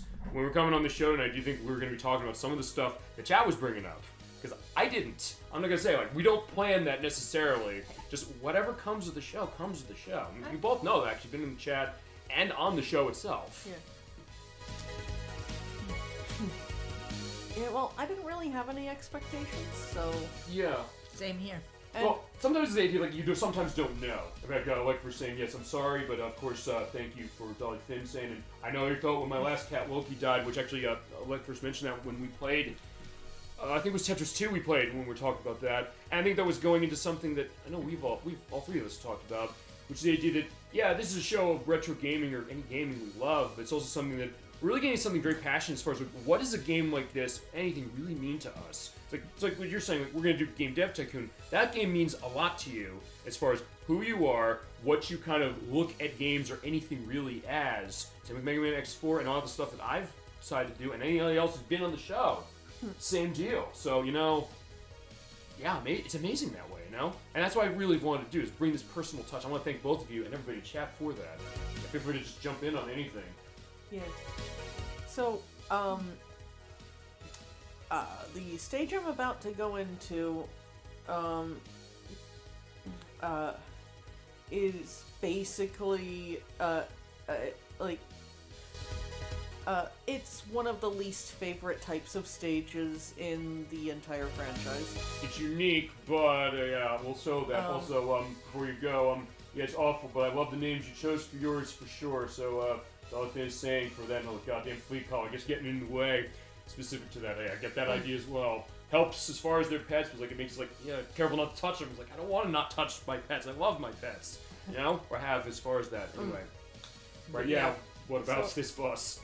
This level. In the second part of this level, which is also the same type of thing, we will be able to find a sub-tank, and I will not be beating the boss until I get that sub-tank, even if I have to game over multiple times. Yeah, we'll see this. Also, I hope you like the ride bike from Mega Man X2, and in the second area, you like Shinobi 3. Because, yeah, it's going to look a little familiar. Except in this case, it's different in either case, but alright, let's hit it. It does have some kick-ass music, the way Shinobi 3 did, as we're fighting Jet Sting Ren. I guess let's bring this up. I just love the description of, like, yeah, he destroyed the city, escaped to the sea, so they're telling you the backstory. I think this is the only X game that does that. Oh, as far as the story? Yeah, which is unique. Alright, so yeah, show him and tell him why this stage is annoying. So, right now, this part isn't too bad, but, oh,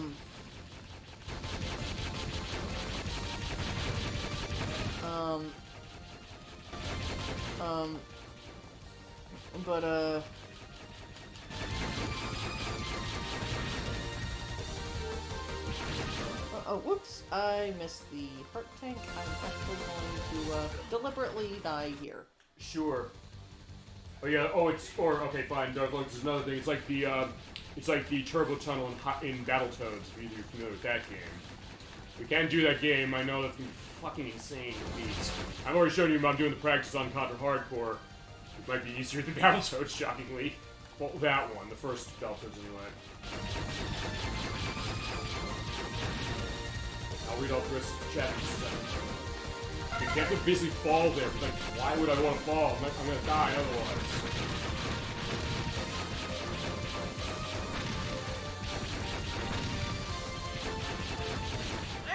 I missed that. Yeah, it can be tough for that. As far as the names, you can thank my mom for that because she named her first cat Titan, which we had to get rid of because her same way aunts, despite herself owning one, and got carried on as far as Artem is concerned. Dolphin says, yeah, your mom was great taste. Yeah, we've said that multiple times. Like versus Mother, who's also been in the chat on stuff like with Warriors Woods and Tetris 2, has great taste in stuff, great taste in pets and games and basically anything else. She also was a big one on Split Second. I was like, yeah, I have my respect on that one, because that's a underrated game. We'll show eventually. I love that game to death.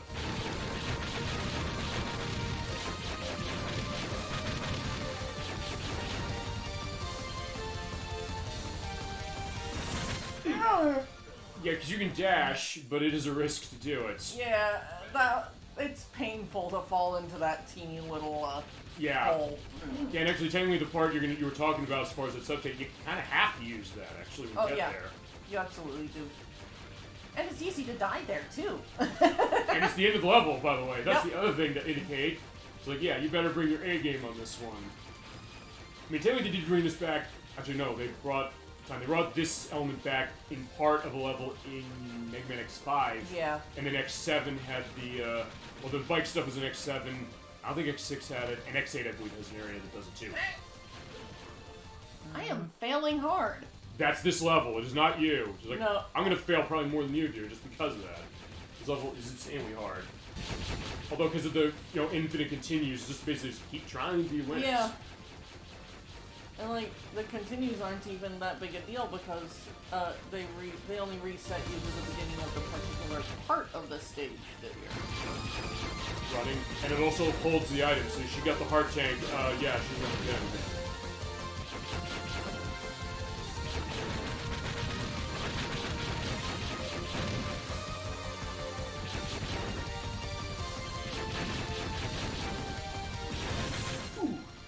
Nice. And he made it, so that's part one. I think my cat wants to be a gamer because she keeps trying to chew and play with my analog sticks on my controllers. Well, as you said, also, remember, that was the case with Sonic Heroes last year we played that, the idea that I was holding up so much, I needed to get another one. It's like, yeah, imagine Artemis, your cat there, is like, yeah, I want to play Sonic Heroes too. But yeah, you were, don't do that. Yeah, I mean, remember Mission Shinobi 3 on the water. I just always love, like, skating on the water. That's always a great thing in games.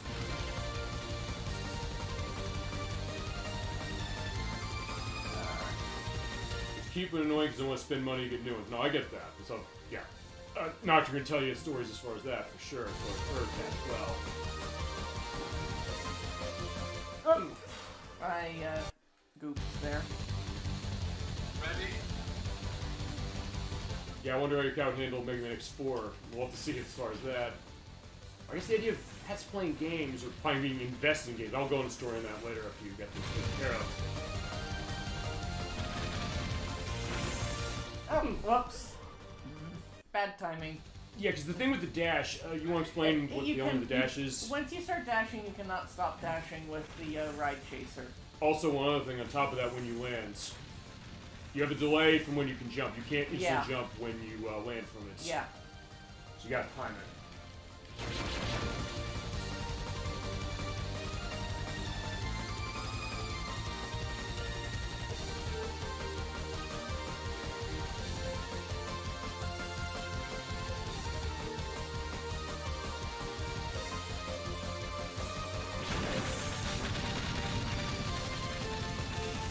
Ooh! That was close. Yeah, I got caught on the platform. Yeah, because behind that box is where the sub-tank is. Yep. Is it? Since you have infinite continues, yeah, no deal. Just keep doing this. And yeah, cool for cats indeed, as far as Billy Finn saying. Yeah, the squeeze element for sure.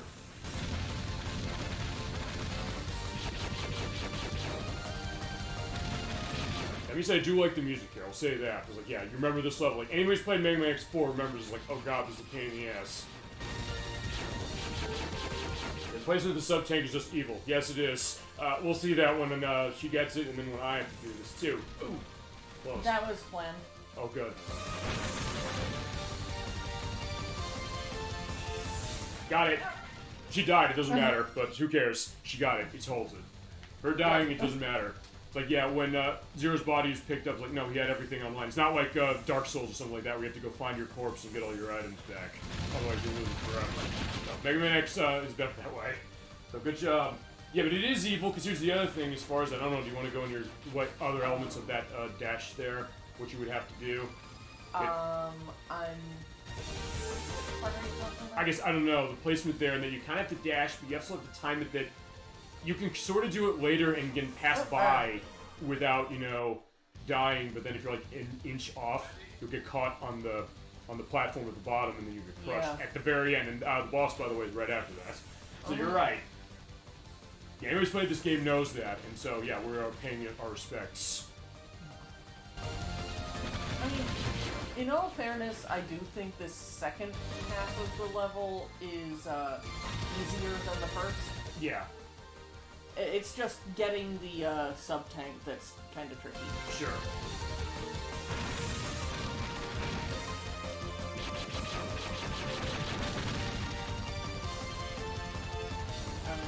Not going above. Oh, nice. I'm surprised you were able to jump off doing the dash. Nice shot. Nice dash there. That was honestly not planned. That was a reflex. Best parts of this show tend to be the stuff that aren't planned, as well as some of the stuff that is planned, and you do get full health recovery as you go along. Yeah. Now, in this game, how sub-tanks take forever to charge up. Like, that was a full health recovery capsule we picked up, and it only recharges that tiny little shred. But I think it does do something that the Super Nintendo Mega Man X's don't, which is that you don't have to be full health in order to get it recovered. Yeah. Or fill up the sub-tank. Yeah. Although, unlike that one, you only get 2 of them as opposed to 4. I don't know how the later ones handled that. Alright, so yeah, let's take Jet Stingray down. Alright. さらばだ海の木図と消えるがいい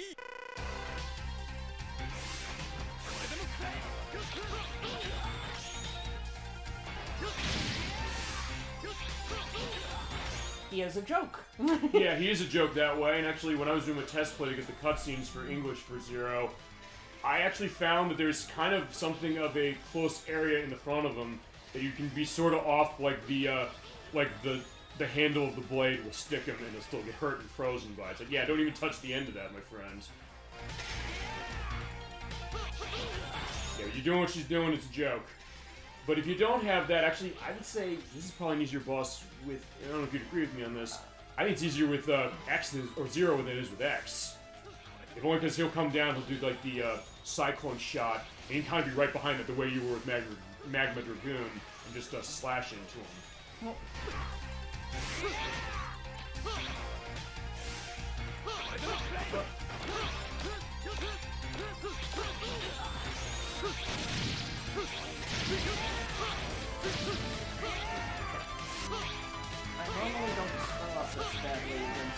Yeah, you're winning. You're not losing this fight. No, I know. But normally it's normal for me to no damage this guy. Right. Which is interesting because it's easier than the ride bike thing. Though if you come into it without, it's a bit harder. But there are ways to get around that. Like he's just such a pushover with his weakness. Yeah, now we can get out of the water. Good job. And there aren't even water physics; it's just a graphic effect. Yeah, it's funny because I think this does. I think you reminded me of that this doesn't. Well, there's not much water in this one. Yeah, and I mean they don't have physics to them, unlike some of the early ones. And X5, I think, as well. What were you saying? Yeah, I was going to say I'm pretty sure X5 doesn't have water physics either. Even in Duff McWell's stage. Yeah, Tidal Macarene, as Yeah. I prefer to call him. We'll get into that when we play it, because we're talking the Guns N' Roses thing. That's what that was all about. And that is strictly an international thing for the series. Until they then made the X Collection, or the X Legacy Collection, where they changed it. Though, to be fair, the game itself is giving a little bit of an indication because of Spike Roserid's level. Because the graphics of the game are doing it, so it's like, fine, they're inviting that one on themselves. That being said, alright, where to next?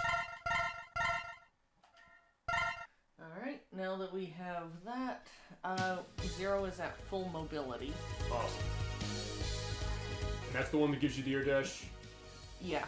Okay. So now we have a shiny new air dash. Doesn't sound all that impressive, but it's important.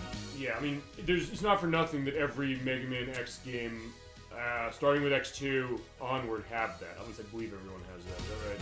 Yeah, that sounds right. I'm not sure in X7 and X8. I thought they both did. X7, I believe, does have it, and I know X8 has it. Okay, X8 has it as a part of their default kit. I know that for sure. Right. I think X6 does as well. I don't remember whether X7. Yeah, I think you're right as far as X6. That's for sure. As far as X5 might be. X5 I think does if you run Zero or X to start, because you get the 4th armor off of that. Yeah. Which will, by the way, when we get to X5, you want to run that one? It will be a heavily Zero weighted. That's one. fine. That's fine. Do you want to run that one? Yeah, I'll run it. Because I just said I'm taking the bullet for you in the sense I'm doing X6 essentially. As we're going online. Yeah, for lulz, I might try to no stage activate the final 7 stages. I showed my coworkers that, and then I was explaining this idea, explaining that with send the laser and then also the shuttle, and I was like, wait, what is this? I don't know if I explained that right, the idea that the randomness of that is going to be so low. By the way, explain what's going on here with Claire Peacock. So, I will... this is actually a timed thing. But you did it perfectly. Not quite. Well, you got it in S rank. I got it in S rank. So yeah, explain, feel free if you'd like to, on what that's all about. So, I believe it has to be S rank, not A rank. But, there are, I believe, 3 bonus rooms, in this area. The first one just has an extra life. For Zero, but we'll see the difference when I have to do this. And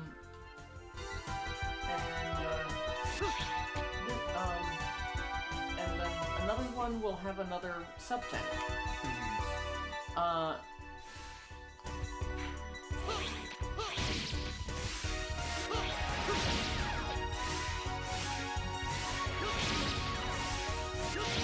Yeah, and you showed the worst part of that, which is that, those orbs. Yeah, by the way, she has to go through that, and when it says hurry up on her screen at the bottom, and then there shows an arrow down there, the rank goes down. And then when that happens, you get an A, and you're not going to come into the screen. I forgot about the heart tank, too. Right, okay, that's true. Yeah, because in my case, I have to get both of those things that way, but then the other one has the white upgrade. Actually, probably the best helmet upgrade in the entire franchise, as far as I'm aware.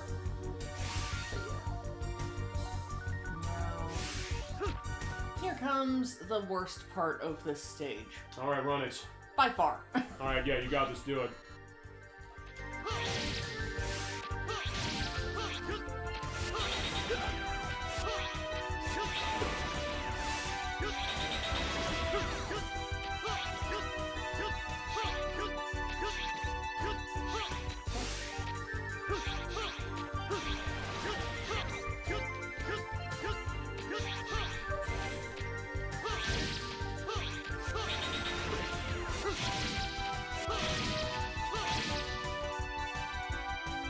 awesome. First try on each of them. Yeah, and when it says hurry up, she's still got time. As long as it doesn't have the arrows going down, she gets it. So good job. If I ain't funny, by the way, I got a cat that looks like my first one. No, I get that for sure of, being indicated of that. Good job, by the way, showing off that part, which is annoying. Yeah, for the record, that part is infinitely easier with 0 than it is with X. There is one way with X I found out to make it easier, but I'm gonna just bum rush things. No, that was wrong. I found the way to do it. And by the way, we were going into the internet, by the way, and stuff. I love this music. This might be one of my favorite pieces of music in the soundtrack. I don't know what some of your favorites are, Nocturne specific. There's a lot of good stuff in here. Or Protorova as well, what you're thinking on the music that you hear. Sounds cool. It is cool. It sounds appropriate for the area. It is very well conducted. It has a unique feel, honestly, even off of the 3 on the Super Nintendo, which was my perspective coming into this. And I just like that idea. Whoa, wait, did you hit something to do that? The flip over. Okay, the button. I saw the button over there, but I didn't know if you even hit one. I'll look back on the video. I agree with the statement because X struggles with the spheres. Yeah, no kidding. Yeah, what happens, by the way, if you hit the... Oh, that. What happens when you hit the spheres, by the way? Do you want to go into that? The yellow spheres? Uh-huh. So if you run into the yellow sphere, it will grab you and hold you still and damage you for like a couple seconds. And it's hard to get out. Yeah. It destroys the S rank. Usually. I mean, I think I've had a case of you might be able to hit one and you're lucky, but like if you have an otherwise flawless run through that segment. Pretty much. So pretty much the speedrun perspective of Mega Man, they made it official with this one. Yeah. So...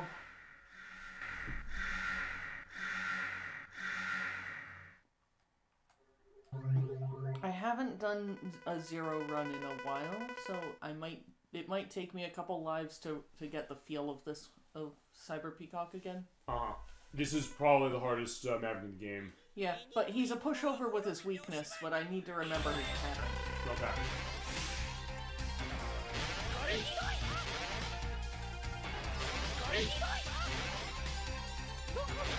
Okay, I got it. Also, it's one of those interesting cases where, the voice acting is here in the Japanese version. When you get hit, he doesn't do the voice. I know those intro things they say were translated for English for the Maverick. I don't know why.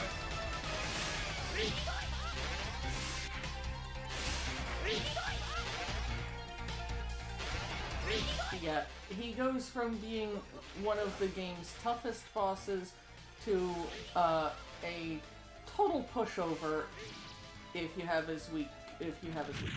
Yeah, we'll definitely show that when I have to do this with X.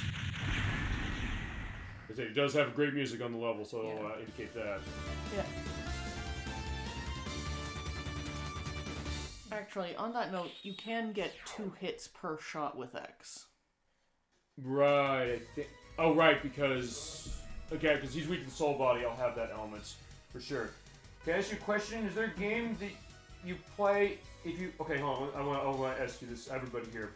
Can I ask you this question? Sure, of course, like, first it is... Is there a game that you play that you had to take breaks because it felt tiring to you? Tiring in the sense of what? That you feel emotionally drained by it? That you feel physically drained and that, something with, I don't know, the way the controls are, it feels like it's kind of your achy. Or as I mentioned when we played Mega Man Legends, I said I played the N64 version where it runs at half frame rate. I said I felt like I had a headache, but I realized, okay, fine, it's the game's fault for that. Yeah, I mean, I'd say probably that one is one example, but as far as time, I'd say both. Okay, good question, yeah. Depends on his definition of tiring. Ask him that. He says either way. He said specifically if it's going to be something where it's based on hands, physically or mentally. Yeah, Trevor, in that case, you want to answer that one? I'll let you guys start. No, it was what you said specific, as far as like what you would think. Or a game that you would think would be a case like that, because I know there's a lot of them. Yeah, there'd be a lot of them for me. Mm-hmm. Yeah, I don't tire easily when playing games. Right. So, more likely than not, if I'm crashing while playing a game, it's because I'm actually just, it's time for me to go to bed, or I'm stopping because it's a long-ass RPG, while you can technically speed run those in single segments, I have no intent to ever do that. Well, as we're going to show the whole way. Actually, ElecVerse Element saying that I recently finished Devil May Cry 5, another Capcom joint, and it felt like a bit of a chore. I guess maybe something like that, because you're doing a lot of combat in a game like that, like something like that, or God of War, or Ninja Gaiden, in that, hey, you feel like your fingers are going in knots, you feel tired. Actually, I'll tell you, I'll answer this way. I would actually say, when I got the Mega Man X collection on the PS2, I kind of felt that way playing the Super Nintendo Mega Man X games with the PlayStation 2 controller, weirdly enough. And I felt kind of tiring as far as hands. I said the headache thing when I did the 64 version of Mega Man Legends when I played that. Non-Mega Man, I don't know, I mean, I'd say those were actually pretty good examples, the one ElecVerse gave, as well as I also had to take several breaks because the levels felt long and monotonous. So I guess also maybe the game design level, too. Roto, what do you think, then? For me, I would say physically, not so much, but more mentally. Like, I'll play, like, strategy games, and I'll only play, like, for a few hours before I just can't think. What's a good example of one of those that you would think, like, they would stick out the most? Well, considering I got called out on this one, I was playing, Civilization 4 with a friend of mine. Yes. That claimed my turns were taking too long. And he felt offended by me taking 2 minutes on a turn. Okay, but you're saying with that one it feels like it's draining just because of the fact of how much to manage on something like that? A lot of long-term strategy, like I'll try to plan 30, 40 moves ahead. Gotcha. And I'll have to, figure out what my long-term plan is. Right. To know what I want to do, and I'll have to look at, say, the tech tree, and I'll have to think of short-term ideas for long-term solutions. Okay, and actually you mentioned that because it's fitting because you were on when I did our relook at virtual chess as the last part of Ocarina of Time, where you were like, hey, planning that out, specific. Oh yeah, like we're saying, yeah, they seem to blend together as far as the levels in Devil May Cry 5, and honestly no other game in this franchise made me feel this way. Yeah, honestly my experience with Devil May Cry is kind of limited. I played a little bit of the fourth one. I do want to do some of the other ones. I know, like, I think you asked for a couple of those. So I think we can start. I think, did you say 3 was the one you wanted to see first? As far as how that was, feel free to indicate that. But yeah, potentially.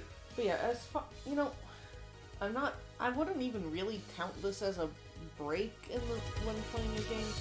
But if I do notice my fingers starting to get tired, I mean, all I need is like 10 or 20 seconds, and then I'm back in the game. Just get some water. No, not even. No, 10 or 20 seconds isn't enough to get some water. Unless it's like right next to you. Yeah. Like we do on this show. But like, I'm talking about just sit and listen to the music for 10 to 20 seconds. Which we can do as far as this as well. I mean, I would say also, going into that's a fair point. I mean, I've kind of said stuff with that a little bit, like had to get up and stretch the games we've done on the show. But nowhere is it necessarily my hands are killing me exactly. I mean, maybe that can be something like that. Or as you said, is like that emotional element as far as like thinking moves ahead or something. Or maybe something with the game itself, especially when it can be really, really heavy. Emotionally, let's see, what's the, I think this place has the best track in the game. Yeah, I was gonna say Storm, Fukurol. Yeah, Fukurol. Oh god, I love this music so much. It's terrific. Thank you for reminding me about that. There's a Mega Man game going on here. You're saying... Oh, Life is Strange. Yeah, which you got me into, and by the way, thank you for getting me into that, because I love that game for sure. We'll definitely do that at some point. Also, best ride armor in the entirety of the Mega Man X franchise. Because... Infinite hover, and its charge shot is busted. You were going to say about Life is Strange? Yeah, I was going to say, I don't know, something just... I don't know, irked me about it. Well, it's insanely heavy as far as how it is, but as I said... It's just there always seems to be another disaster. Well, sometimes that's the idea. If Chloe can just try to not kill herself every episode. That'd be great. Yeah, I mean, we can definitely get into that as far as Life is Strange. If you want to call dibs on that one specifically or not, that's fine. I know also Ed Wack and Nikki want to evolve because they love that game too. And you got me into that as far as that emotional weight. So there's that, but also another one you also got me into, and we can do this one eventually. This War of Mine from 11-Bit Studios. Yeah, that's actually what I was almost gonna say. I was like, this something, and I was like, wait a second, it was This War of Mine, and that's not the one. I got Life is Strange and This War of Mine mixed up, but yeah, This War of Mine. Can I give a go ahead. intro? Yeah, absolutely. Yeah, we talked about it before. On the it show. Is about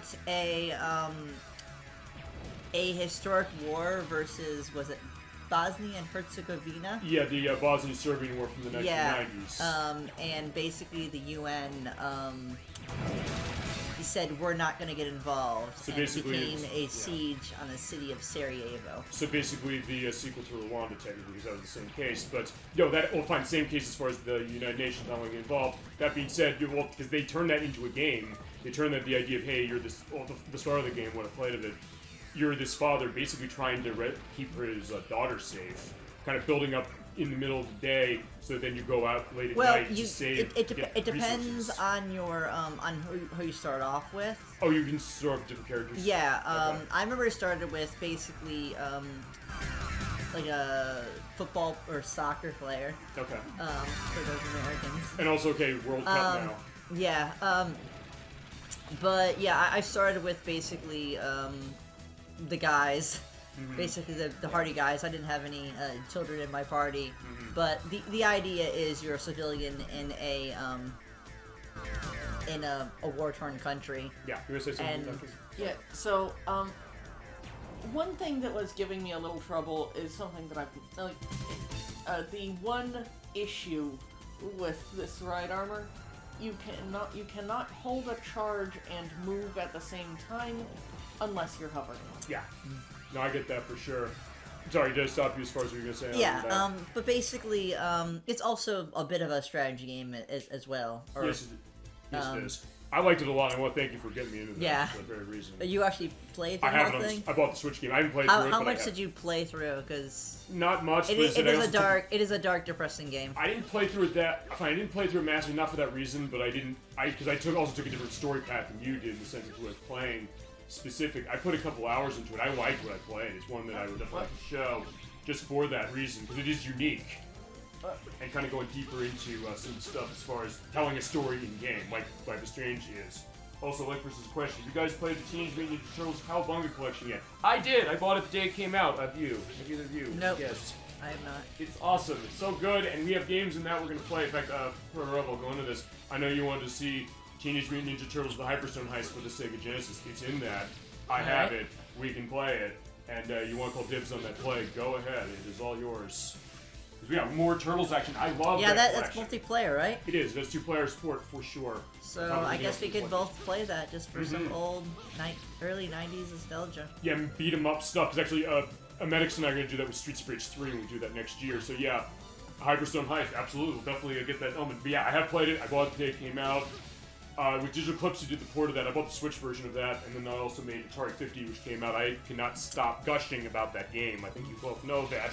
I think the chat probably knows that too, as far as how that is, which are awesome. They're totally great. They bring back the feelings of nostalgia for those games, but also the idea of kind of really playing with the context of like, why was Atari and the Teenage Mutant Ninja Turtles important to video games? They really were. They don't make games like that anymore. Well, differently. The beat 'em up genre doesn't really. Well, yes and no, because what came out this year as well, along with that Cowabunga collection, Teenage Mutant Ninja Turtles: Shredder's Revenge, which is a new take, new beat 'em up for Teenage Mutant Ninja Turtles from the people who made the Scott Pilgrim vs. the World game. I have it on Xbox One. It's awesome. It feels like exactly those old things. You have 6-player multiplayer, by the way, to that. You can play as Splinter and April O'Neil on top of the Turtles. They got the voice acting from the original show I just involved. accidentally used the Giga Attack, Raku Hoha. That was not deliberate. That's fine, don't worry about that. I kind of... Need for the boss. You're showing off. No, it's showing that perspective of it as far as like slicing. Just slicing for what? I guess to fill up the energy tank. Yeah, although, actually, because of how it works, I'm pretty sure, if I remember correctly, if I take damage, it recharges a bit. Oh, cool. No, I get that. And you go back to the thing with the turtles, like Shredder's Revenge. It also has music from T. Lopes, who did the music for Sonic Mania that we played last time, both you were on the show. That's awesome. Yeah, you'd like that one too. So get your old school element of that with the new school mixed really well. Also, Natsume and Hasbro, where's my Power Rangers collection? Good question, ElecVerse. We can make your wish on this show. We might be able to, who knows that, somebody's going to listen and say, hey, let's do this. And we've had a lot of good stuff with Power Rangers going back and stuff we're going to do. We did the Super Nintendo game back in August, which actually is the most watched show we've had on the YouTube side of anything we've done this year. And some good stuff in that, for sure. Because I know, Nocturne, you played some of the Power Rangers stuff. Only the Power Rangers movie Game Boy game. Which is kind of a beat-em-up, sort of a linear beat-em-up. You're saying, I was gonna say the beat-em-up, right? The Super Nintendo one that we played for the show back in August is the Mighty Morphin Power Rangers, the movie on the Super Nintendo as well. The Genesis version actually is a lot like Streets of Rage. Okay. Interesting enough, but they're not all beat-em-ups because there's one on Game Gear that's actually kind of a mix of like a fighting game with like a platformer sort of kind of. The Genesis version is a fighting game. The Sega CD version is the various episodes of the television show. They put a QuickTime button press over that. I don't know if I can show that for the content concern reasons. It's weird that Sega CD version, on top of many others like fighting games, the fighting editions on Super Nintendo, and many other ones on top of that. So yeah, there's like a wide variety. Even a racing game on Super Nintendo, which is Power Rangers Zeo Battle Racers, like Mario Kart. Yeah, there's definitely some interesting stuff. Like, yeah, I think, here's the thing, going back to the Calvin collection, we've said this before, I'll say it again, I don't think anything is out of realm of possibility of coming back, even a licensed case, because I think people are going to look at that and say, I think that Calvin collection sold really well, I think. So I would think that maybe companies are looking at that and saying, like, hey, I think we can kind of rationally bring this stuff back. Or like the Disney Classic Games collection, which had Aladdin, Nocturne, you played really well for us a couple months ago. Which, because in that collection, and then they updated to include the Super Nintendo game from Capcom. So with the Capcom saying, like, hey, can we have the license to this to put it in here? And the Jungle Book games, which I know, Proto, you want to see the Jungle Book games for sure. We definitely do those too. So, yeah, I think that's a great idea. So, yeah, Note 2, Hasbro, and Natsume, ElecVerse is a good idea that he's offering you for free. Because we are in tune with, like, I think what gamers really want, including bringing back old stuff. Introduce them to a new generation, because actually, I'll say this, Proto, I never played Hyperstone Heist, so me getting in that collection was awesome to be able to have that, because it's gone up in price, but also because I said, okay, the Genesis Turtles game, what was that like? And I played it, yeah, this game's great, and it's different enough from Turtles in Time, we can rationalize doing both of them, so it's kind of a rearranged of Turtles in Time, but not 100%, so, yeah, good stuff. The Shaggy Turtles from Revelate Revo's Discord did all the JDF games as a tribute. Oh right, Jason David Frank, yeah, who played the Green Ranger on Power Rangers. Who, yeah, he unfortunately died about a month ago. He was pretty young. I think he had cancer, I believe. Oh, he killed himself. Okay, I can't believe he committed suicide. Oh, I didn't know that's what it was. I thought it was something like that. I wasn't sure 100%. I thank you for indicating that. Because actually, I remember when we did one of the parts of, what was it, Shadow Hearts, when I first broke on the show, we had breaking news on this program, the idea of Aaron Carter dying as well, and that was kind of a shock case. I mean, because he was young, and that idea of, you never really knew, like, hey, wait a second, what that was really about as far as him. And very tragic, though. It's like, I guess that idea, we sometimes talk about the idea of the mortality of stuff on the show, and the idea of maybe being even worse, like, hey, they take their own life or something, and the idea of like what that is, and especially remembering the great work he did. From what I understand, I know people who met him at convention and said he was a really nice guy, and he clearly had a lot of talents. Robin Williams. Well, Robin Williams too. That was another case. Well, we mentioned we played Ocarina of Time that because he was a big gamer as well. And also, I was thinking character because of Kevin Conroy, who died the week before. Yeah, who voiced Batman. And actually, going back to the Game Awards thing, there's the announcement the Suicide Squad killed the Justice League, which is the new game of theirs by the people who made the Arkham games. Kevin Conroy's going to be in it. They have dialogue of him. He's going to be in it, so it's going to be another salute like Storm Owl's doing right here for our fallen brothers and sisters. Because, yeah, you gave us great entertainment, and, we're going to salute to you. Alright, so yeah, here is Stormell. What are we doing? Oops, I was... Oh yeah, you're doing that. Good job. Fighting him this way does mean taking some damage, but... Does it do more because you're closer? Yeah, like hitting him with a single blast doesn't really do much. Okay, I was gonna say, because when I did my test play for this part of it, I did that, and I didn't remember that because I was like, I only have 5 shots for this. And I was like, why didn't you die from that? Then I realized, okay, that's why, because you have to be closer. Hey, why you're playing Zero and I'm not. Yeah, I just forgot which button I put the Giga Attack on for a sec. Because, I mean, I guess we won't go into this, because you usually play this on PlayStation, even though you have the Saturn version. Yeah. And we've gone into that, too. In fact, like I said, the last time both you were on the show, we went into that. The idea of when you're playing a game, you play it a lot, and then you have a different control to run it, and how is that adjustment going to go or not? Yeah. It's going to be different, you know, depending on the game. I believe this one is called Tenkuha. I think so. Whatever the case, it's a pretty useless ability most of the time. It allows you to destroy certain types of shots as they're coming in. Oh, is that destroying them or reflecting them? Because I think the English version says something about reflecting them. It was like, I don't know how to reflect them. I don't think you can in this one. Maybe it was like a translation problem. Maybe. I'm pretty sure that you can't. Okay, so then they mistranslated it. Because I know X7 you can do that, but I don't think any of the other ones. I got one more Maverick to go. Now, I will be cleaning up the stages before moving on. Sure, yeah, absolutely. This is going really well so far, and you are handling this game terrifically. Ready? I was going down the tracks to another great piece of music. Actually, the opening of it sounds a little bit like a game I know Nocturne you wanted to do. You called dibs on this. Snowboard Kids 2 for the Nintendo 64. The theme of Glinda's Castle. The do-do-do-do-do-do. I almost thought it sounds a little like this, or that sounds like this, I should say. Because that came out after this game did. Rip. Yeah, but also, yeah, you gotta get moving too. But yeah, he's trying to get you out of the way, but it's also the case that, oh no, he doesn't realize, oh, there's a train track that he fell down on. I guess he fell through it specifically. Okay, yeah, that one didn't. That one was smart enough, so I'm like, fine, I'll stay at the edge and I'll live. But this showed the idea of a lot of the character when it comes to the animation of this game.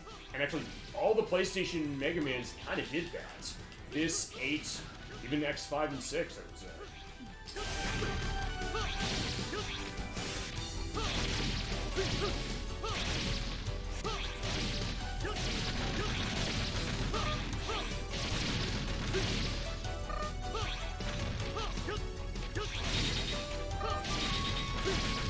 I just love the scrolling background, I'll say that as well. It just looks so nice, and then, yeah, we're actually on a train specifically. It feels right.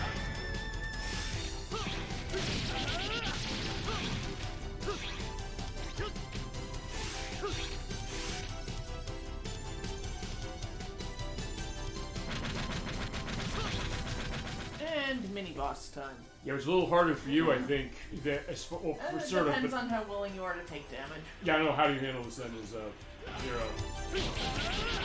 Yeah, you just do that.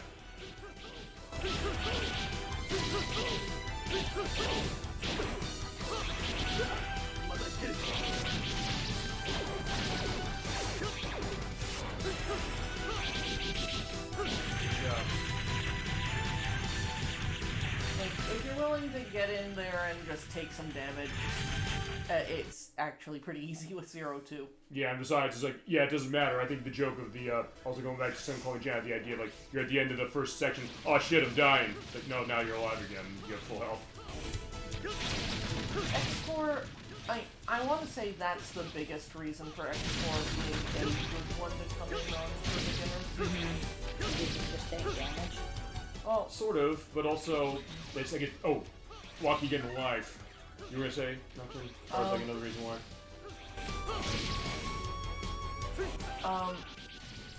Because each stage is broken up into 2 parts that are really not that long. Most of them.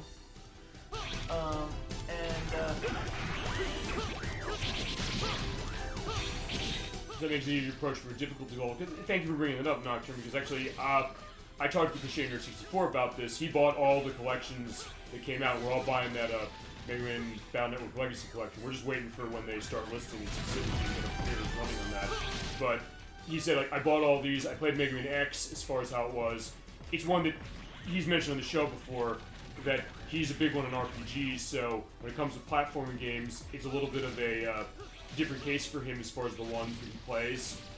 And I was kind of thinking that, okay, fine, what then would be a really good game in this franchise or in classic Mega Man, or really any of the Mega Man side franchises or connected areas of this franchise to kind of put somebody new. And I guess, Protoro, that makes it an interesting case for you, because you're saying I haven't played many of these, so the question of which one to start with, and I'm with Nocturne. I say this is a good one, I say Mega Man X1 is a good one. As far as X is concerned, I think those are probably the two best. Like classic stuff, I think 7 and 8, honestly. We played 7 sort of, we're gonna do 7 again, because I think we can rationally do 7 again.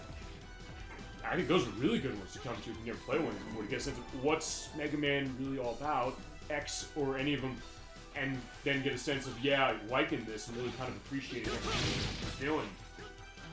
Which with this game was kind of interesting, because when this came out, it was in 1997. It was well liked by critics, it seemed like, and it sold well. It was on the greatest hits line for the PS1. But it was also, there was a bit of a backlash. We mentioned this a couple months ago when we did Mischief Makers. It was 1997 when, yeah, 2D gaming was seen as like the old thing, and Sony especially was pushing the idea of we don't want 2D games, to the point where they would not let any game in this franchise out for quite a bit of time. It was only until they realized Sega was going to get Mega Man 8 and X4 that they let it out. Even the Mega Man Battle and Chase, which is a 3D game, they said, no, you're not releasing this in the US for PS1 until the Mega Man X collection came years later. So what's up?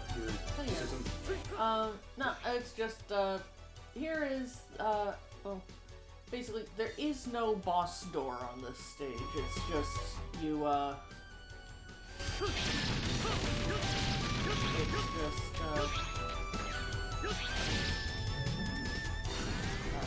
you just kind of walk into the boss area. Yeah, which is interesting. That's the other thing that Christiano64 said about Magma Dragoon's thing, because he saw the whole game when I was doing the practice over like a couple days. I was like, fine, I'm playing the whole game, you're seeing me playing the whole game. He said, like, I'm not comfortable with there not being boss doors. But I was like, yeah, it is weird. It's almost like when we played Sonic 2 8-bit, where there's a level you exit to the left. So it's like, wait, that's not right for Sonic. You go to the right always. So in this case, it may be the same thing, but honestly, with this one, like, this game's so good. Like, yeah, don't deny yourself. Yep, and here is the boss area. Alright, so yeah, we got one more for your cleanup before we go to the end of the game, so yeah. There he is, and yeah, Slash beats this race to catch up the train, but yeah, he's fast enough. And here he is. 超特急であの世に送ってやる。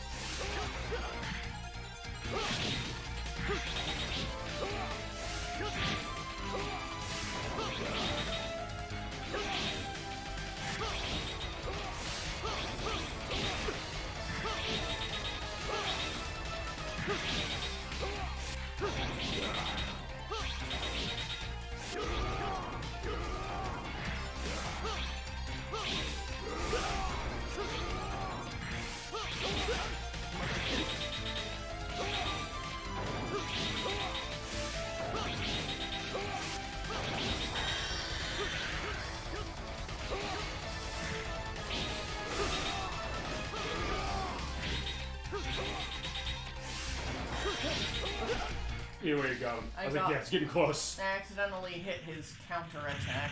Okay. When he kind of crosses his claws in front of him. Right. With those red beams, almost like red beam Wolverine claws. I'm thinking going back to Mega Man 7, like Slash Man in that game. Yeah, basically he has a counterattack. Yeah, but yeah, you're fine. With that, we have our last upgrade.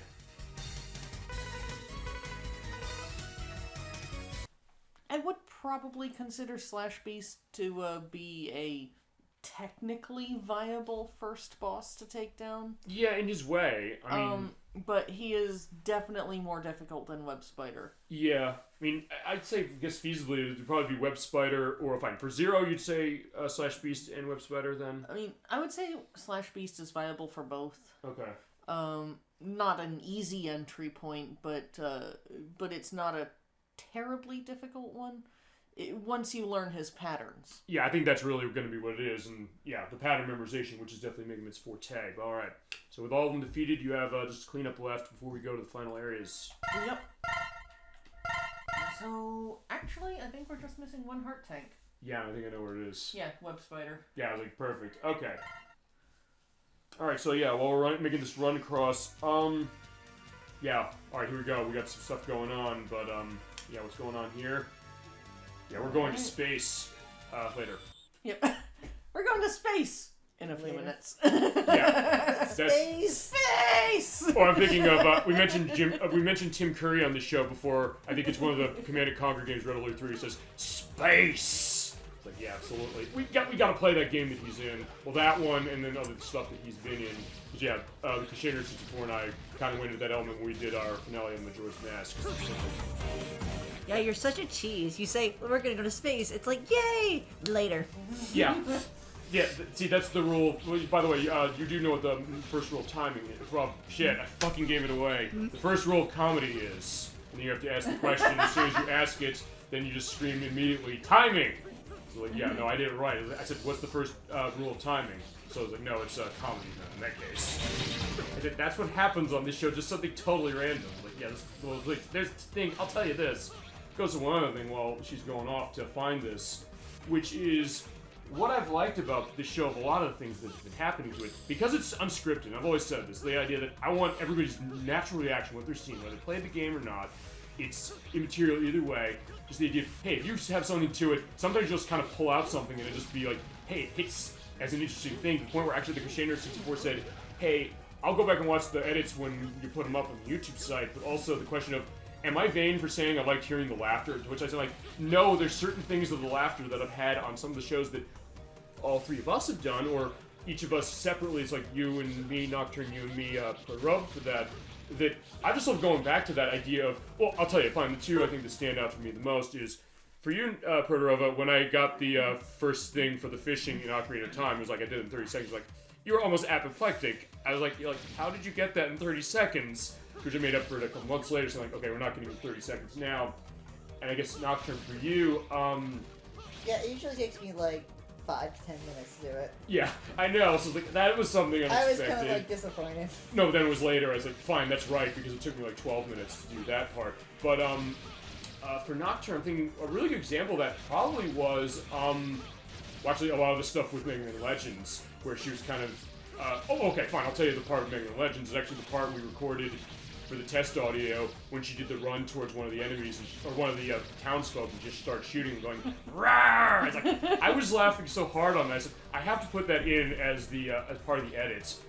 Or, actually, going back to the Crusader 64 and Sir Andrew Antonio, for one of the Majora's Mask parts, we went through the box of every Nintendo 64 game I had, and he's like, I never heard of this one, Harvest Moon 64, and he's like, oh god, here we go, and I just started howling. I was like, yeah, I know his story as far as Harvest Moon, like, I'm the huge fan of his, like, yeah, this is not the one for me compared to other games like that. Or like, Stardew Valley, or like Edwack always says to me, he's like, you have to play Stardew Valley. He was like, I did play it, but it's like, also you have to play Harvest Moon, because that's the game that was based as an inspiration. So it works both ways. So we need the bloopers. The blooper reel. Well, we do have it, because that's the purpose of the edit. I said you jokingly, anything you say can and may be put into the final upload on the YouTube site for the edits, or for the audio check. And that's why, fine, I do the audio checks to make sure the volume's up there. And by the way, also, to Darth Lucas, thank you for telling us it was too high. So, okay, we're fine with that. It has to be lower, we can lower it. So, at that point, that's when we do it. And then also getting the sense of, alright, something like that funny might happen. Because remember, a lot of times we'll play a game and something weird happens, and you have it set. And there, speaking of things are set. Yay. There we go. Alright, so, yeah, we're going to space now. We always say the question of... We're not quite going to space just yet. There is one ground-based stage. Okay, so sorry, I gave you false hope. I gave people false hope. Or like a friend of mine... Actually, I remember in college, a friend of mine, she's saying like she signed up to like a dating site for like... It was like with her older men, I think, and she said like, "You're giving grandpas false hope." I was like, yeah, maybe. It was like, either way, That's terrible. Oh, no, it was kind of innocent as far as how she did it. So I mean, there were stories about that you're great for it, but also going that idea of the personal element of the story. So okay, fine, I gave you false hope going to space. Like, we're going to space afterwards. It's like, yeah, it's like, you know, like mommy and daddy on a road trip, and then like one says something wrong to the children. It's like, no, we're going to Disneyland. It's like, no, we're not. And then we're going over here. Like, no, now we're going to Disneyland for real. So, yeah, you're such an e-girl. You're giving us false hope. All the symptoms. Well, that was me. It's like, I said we're fine, and then she's like, rightly saying, no, we're not going to space yet, but we do have one last thing to do, and then we go to space. Which I believe this is the first time we've gone to space in Mega Man X. Correctly, as far as franchise is concerned. Is that right? I don't think X 1, 2, or 3 had space. Yeah, I think you're right. Actually, I think all 3 of the ones on the PlayStation have space in them. I think. X5 does, this does... Well, X6 does not. It doesn't? Okay, so maybe that's the one that doesn't. I mean, and even X5, there's no stage in space. Well, oh wait, that one, the one of Izzy Glow, that's not... Or... No, that's Earth-based. Okay, what's the one I'm thinking? The one you're kind of in, like, the constellations? That's Dark Necrobat. That was it, okay. But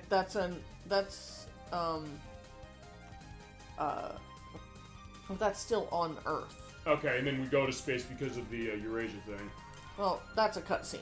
Well, yeah.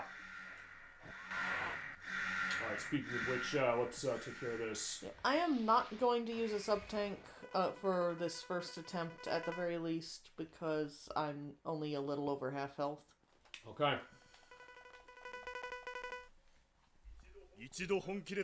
Oh yeah, she didn't have to fight Colonel the way I'm gonna have to twice, but yeah, she has to fight him now. And there's gonna be flashing white warnings on this boss, I'm gonna warn that right now.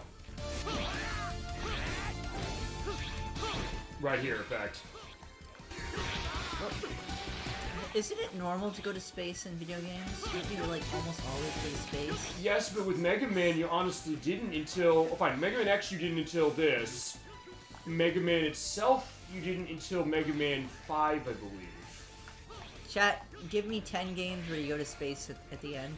Feel free, go ahead. Well, I can think of one. List 10. I can think of one, Sonic Adventure 2, that you go to space at the end of that one. This one, obviously. Fine, Mario Galaxy you're in space most of the game, so there's that.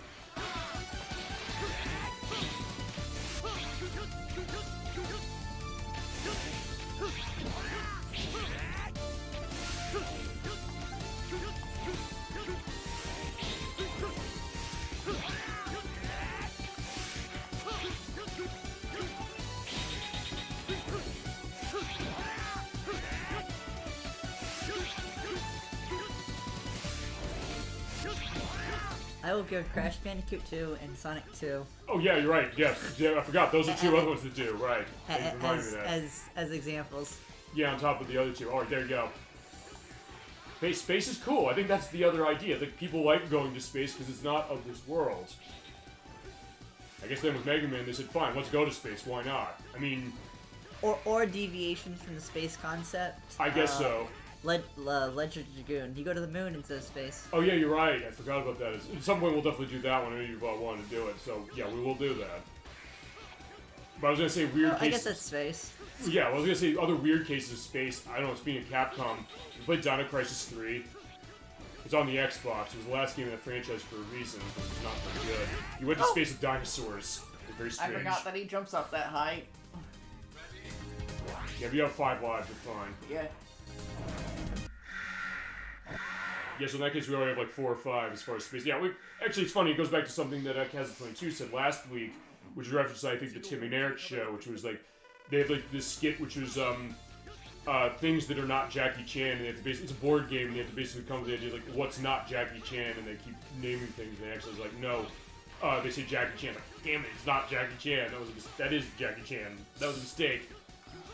Which you're also mentioning, like, there are games of Jackie Chan we could play, particularly the Jackie Chan Adventures game that's on the Game Boy Advance, or the Jackie Chan Stuntmaster that's on the PlayStation. Yeah, we covered the gamut on the shows. Yeah, there should be like a card game where say like don't say X. Actually, or like a game where you have like a rule card, and then maybe one can be like name something that doesn't include, you know, blank. Right, or if you ever played, you're familiar with Taboo, the board game? You go in the store, I'll have a picture of what Taboo is looking like, with the woman, the cartoon woman thing with the hand on her face. That's basically the idea, like, hey, you have a card, you have to say something and not say the word that's specific to that. Or, So it's like one of those, like, you know, you pick something that's perfectly normal, and then they claim like you have a dirty mind. Maybe. And then show something, and you know, try to make the claim that your first instinct is to claim it's dirty. Right, a little, sort of, but also in that case, like, hey, if you say the magic word, like, you already have lost, because, like, it gives it away. Have you ever seen the TV show Password, or the $25,000, $100,000, every variation of dollar pyramid?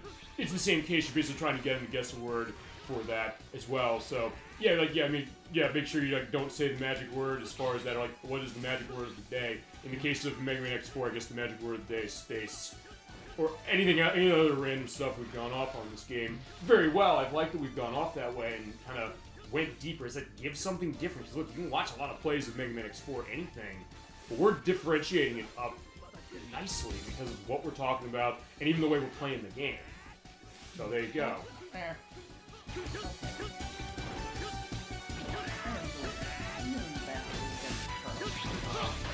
I mean, he's not an easy fight, but I'm still doing pretty bad.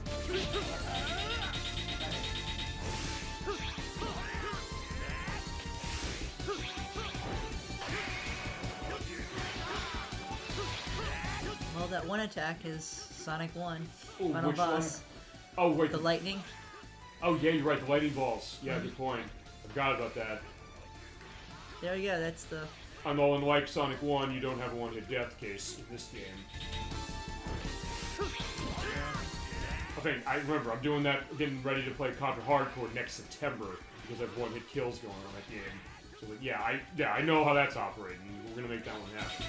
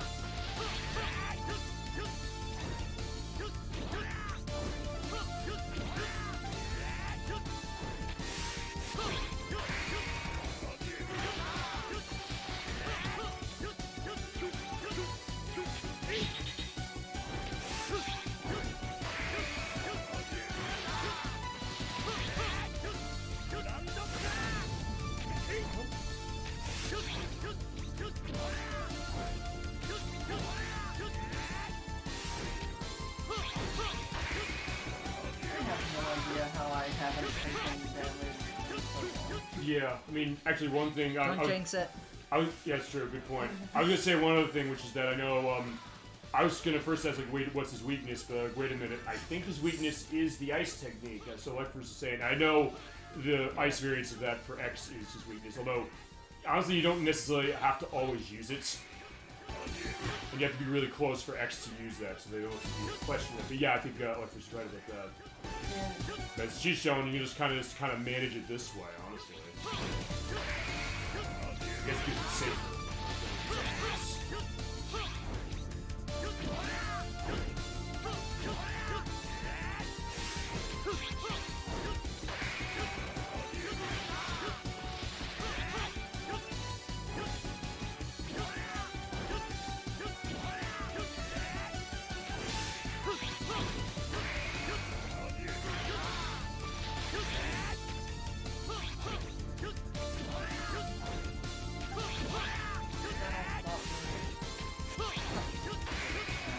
Well, fine. Story reason makes sense, I guess, because like, yeah, you know, we have to fight to the death.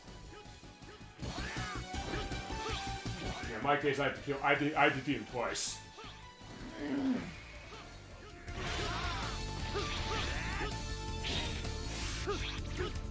Slowly but surely, I think he's okay.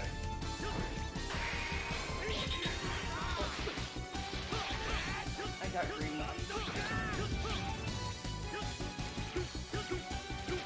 Whoops, I faced the wrong way. It's hard to hit him because, yeah, you only have a little bit of distance that way.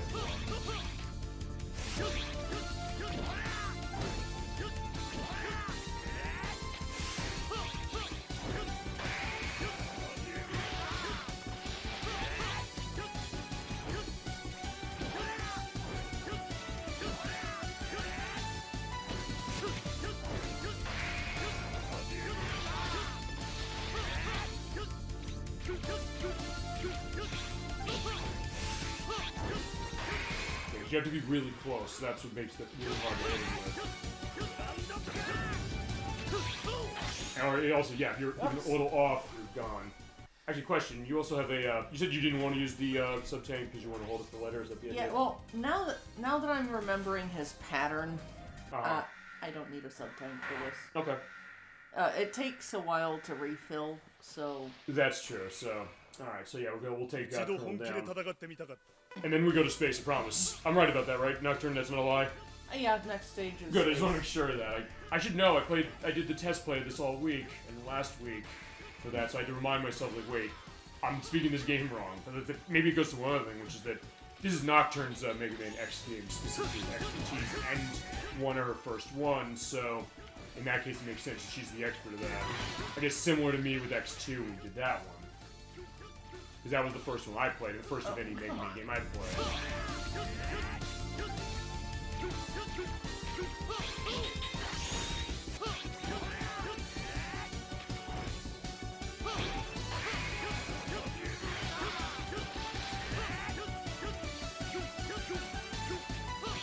Show you no mercy. Now get ready. Yeah, definitely. We're not showing him mercy. He's not living.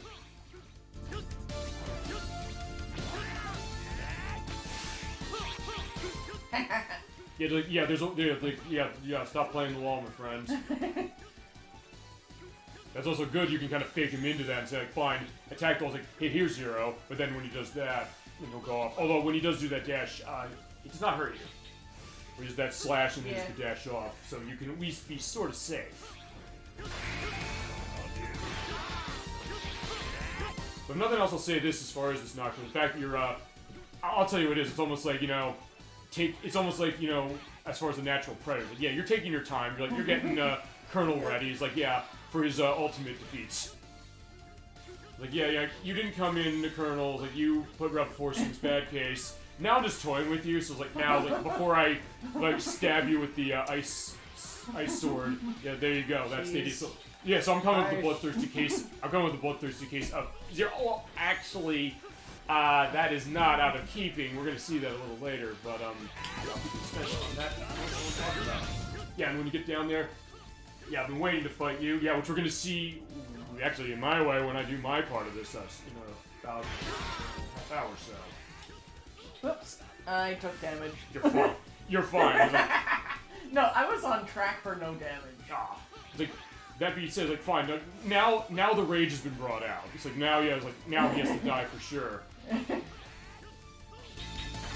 Yeah, it's not even about the Rebel Force and getting them in trouble or anything anymore. It's just the fact that you broke my no damage case, so now you're getting sliced.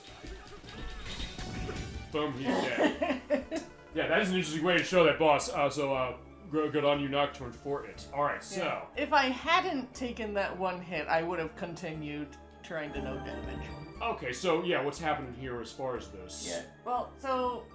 Colonel's basically, telling them that Rebel Force has already escaped to space,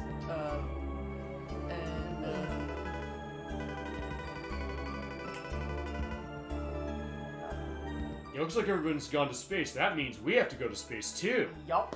So, yeah, for the Shadow the Hedgehog case, for sure. That's another game you go to space, which is a sequel to Sonic Adventure 2, so fitting. It's like, yeah, I think we've already passed, like, maybe passed the number of games that have space in them or going to space for it. So, yeah, in that case, yeah, we're going to get going. I am not going to save from this point forward. Why is that? It's fun to go through the last string of stages. Okay. Alright, but yeah, where'd Irish go?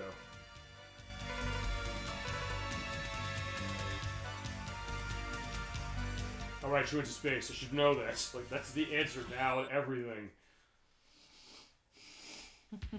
Well, actually, do you want to explain the context of what's going on with this? Yeah, so we just followed Repliforce up to an orbital space laser that's basically hold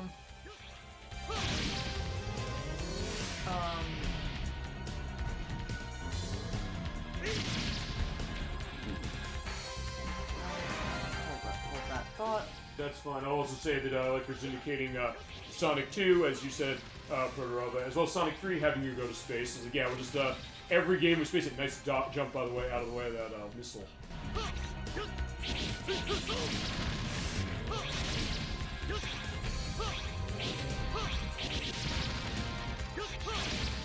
Yeah, name a game you go for the space on. Final Fight 3, we should do it next week.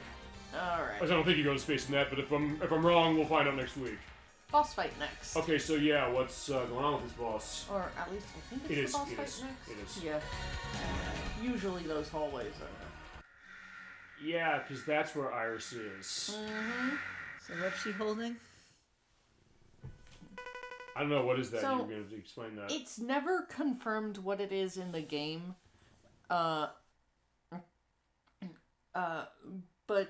most people who are aware of the concept idea of Iris and Colonel having originally been one and the same, suspect that that's the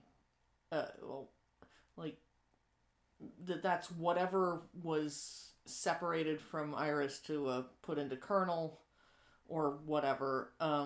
Or basically, Colonel's half of whatever they once were. So, for lack of a better term, his soul energy, I guess? Sort of. His hopes and dreams? Yeah. And, True.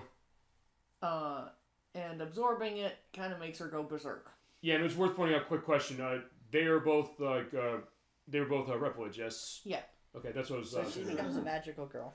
Well, she sort of is, but it's like she's been around. She's just say, like, hey, you know, Zero and Colonel, get out of the way of this fighting. We had to kill Colonel, so yeah, her brother's dead, and yeah, with this, she's absorbing this, and yeah. So you killed her brother, and now she's angry? I sort of, kind of, a little bit. She's not even angry, she's just really sad. Yeah, and because of this, as she was saying, I think... Like she even understands why it had to happen, but she's too distraught. Which is interesting that way, because I'm glad you explained that element, because I didn't know that it was this idea of, like, them being separated off as one entity initially, so thank you for indicating that. I don't think it's ever really confirmed one way or the other whether that's actually a canon. Mm-hmm. But... It makes sense, though. Yeah. And also looking at that, I thought maybe that's it, because I didn't really kind of stop and think about this cutscene. By the way, after she beats this boss, we have another cutscene specific that we're going to have. Yeah. Alright.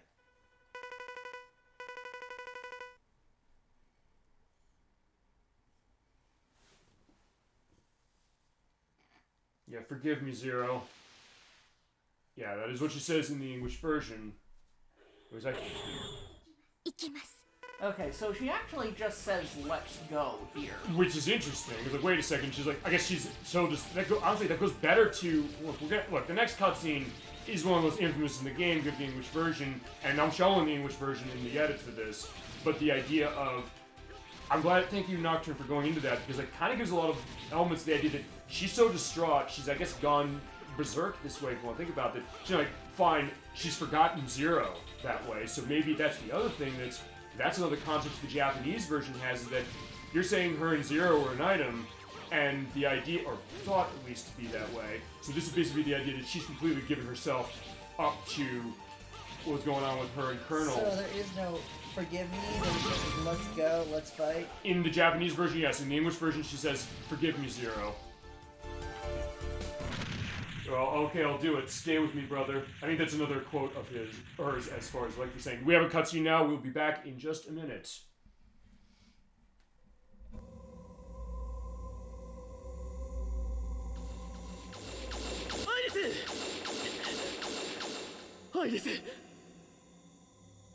ゼロ。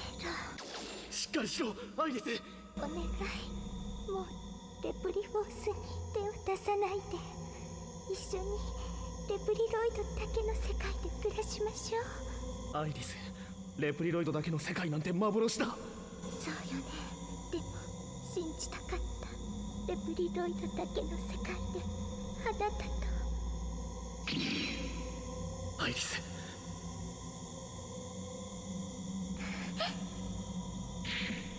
アイリス！アイリス！アイリス！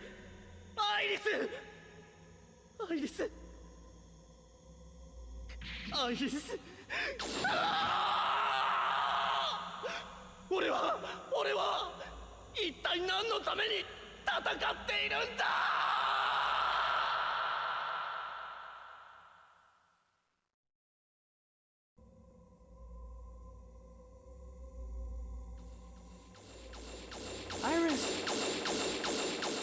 Iris! Zero, Hang in there, Iris. please, stay away from Reploforce. Let's live together. In a world where only Reploids exist. Iris, there's no world just for Reploid. It's only a fantasy. Yes, I know, but I wanted to believe it. I wanted to live in a world where only Reploids exist. With you. Iris!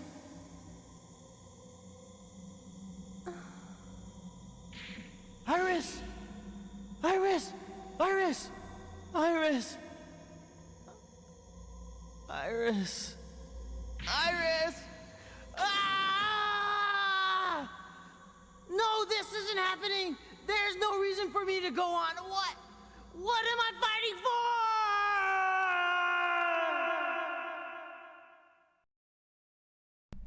So you killed your girlfriend? Sort of, but also, yeah, Nocturne, go into that, because I know you want to talk about that. And when this is edited, you'll also see the English version, but Yeah. Nocturne, run. Yeah. I know you want to talk about that. I do feel like the Japanese version of that cutscene is way more authentic and intense, honestly, than what we get in the English version. Because listening to what we just heard as far as the Japanese thing, Zero sounds like he's in utter anguish, which is merely the point. I mean, that's still there in the English version in the sense that that's what he's upset about.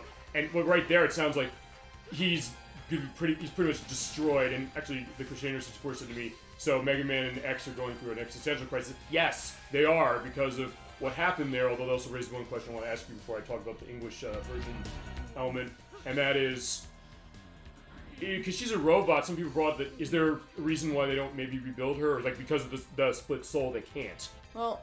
Or it's split part of her kernel. I would imagine that there's a several-fold reason. I would think. One, she's technically, even throughout this game, she's still technically part of Reploforce. Right. Which, at this point, are basically regarded as being Mavericks. Right. Or Irregulars for the Japanese version. Right, which you did see, I think, on one of the intros of one of the platforms, I believe. Yes. Two, I mean,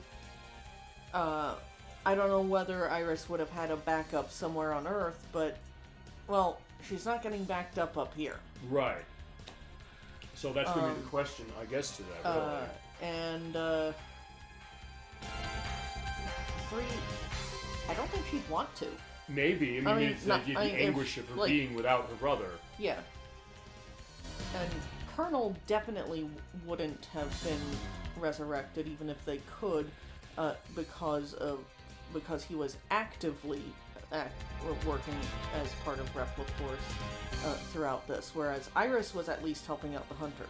That, and also the other thing is that I think because of the pride of, you're saying that Iris probably wouldn't want to be resurrected. I don't think Colonel would want to be either because of his, pride specific. Yeah, he would feel an immense amount of shame right. about also, what happened. No, I get that. Also, we'll go on this. Sorry, for the delay of this. Yeah, because here's the thing. He gave me a link. I know what this is. This is the take on that cutscene. There's an overdub of that cutscene we saw as far as the English version. I'll get in the English version in just a second for it, which goes into the idea. It's Lucas Gilbertson, who I believe voiced him in, I think, Maverick Hunter X, that they re-record that dialogue to it. Darla says, I suspect there's probably a flaw that says Mavericks don't get rebuilt because humans are stupid or something like that. Also, like we're saying, it's mentioned, I think, somewhere that you can't revive Reploids because there's risk in going Maverick, is what you're saying? Yeah, well, I'm not sure about that risk of them going Maverick if they're revived, but, I mean, I imagine there would be a certain degree of psychological trauma from... Sure. From all of that crap. Sure. So, and given the way this game is going a little heavier, that makes sense. Although, and she's going to the boss with General. Yep, this is General. Before you do that, let's talk the English voice of that cutscene because the anguish is there, but it's also played so heavily to the point where it's been.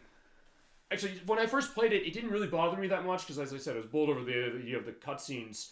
But it's also something that has become so... It's overwrought to a degree that it doesn't have that intensity we had before seeing the Japanese one. Yeah, like, honestly, I think what really destroyed the English cutscene for me was how heavily it was memed. Well, it's like the Navi thing with Ocarina of Time. Same case, honestly. Or, fine, before we go back to that. Or fear, perhaps, of them coming that way. So not the risk, maybe the fear, the thought that they would. Yeah. No, yeah, so it's like the idea of like, hey, I guess I didn't learn that I was supposed to... hate that cutscene or hate Navi until the internet told me to. But just the idea, because if you've never seen that cutscene, you'll see it in the edit, but just for you, Proto-Robs, you haven't seen it, that anguish he had there at the end, he does this like, no! And then he says, quote, you're dealing with this, I'm sorry, Nocturne. No. Well, no, I was going to say, basically, it goes straight into Narm. Well, specifically when he says, quote, no, this isn't happening, there's no reason to go on, what am I fighting for? You had to hear it, I'm sorry, but that was the idea of what it is. So, hey, we're dealing with it, we get into the guts of gaming on this, but I'll say this for sure, looking at what we saw as far as the Japanese version, there is something to be said about the difference between the translation, the idea that you get the anguish both ways, but the way the anguish comes off of the English version, it feels like it's forced, as you said very well, compared to how the Japanese version was. To the point where they had the voice actor from Mega Man Maverick Hunter X redub it and do a way better job. Also, just pointing out, Caroline Day, who played Marino, did Iris in that video. Oh, right, because that was also a case of redubbing. And she and Lucas are married or engaged. Okay, cool. So, yeah, that connection that way. So, hey, he mentioned we did Magical Quest starring Mickey Mouse, the last Capcom game we played. The voice actor and actress of Mickey and Minnie Mouse, who were no longer with us, unfortunately, they were married in real life. So there you go. All right, so yeah, sorry to have pulled you away from General. As you're doing that weird dash, I never saw it happen. So I was just mashing the dash button.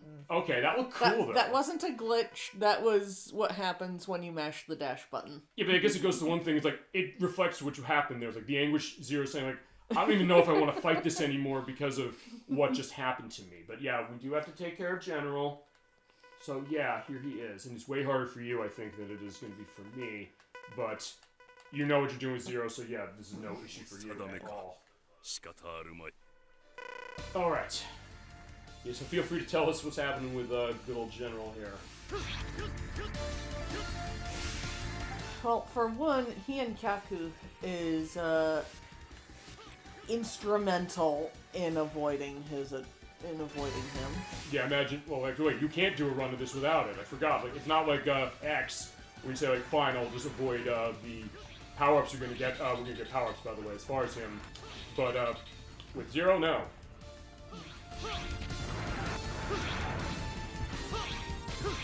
Yeah, to hit that very specifically, not to get hit or do what I did, which is basically I used the air dash thing, basically just going right over his head and hit him on the back when I was like doing that. Basically do the dash off the wall straight ahead. So when you think about it, I guess because of that video, you could say Zero and Iris did get their happy ending in a way as far as real life outside of the game, yes. Which, there's something to be said about that way, but as far as lore-wise, no, clearly not. As we're going to see more as we go along.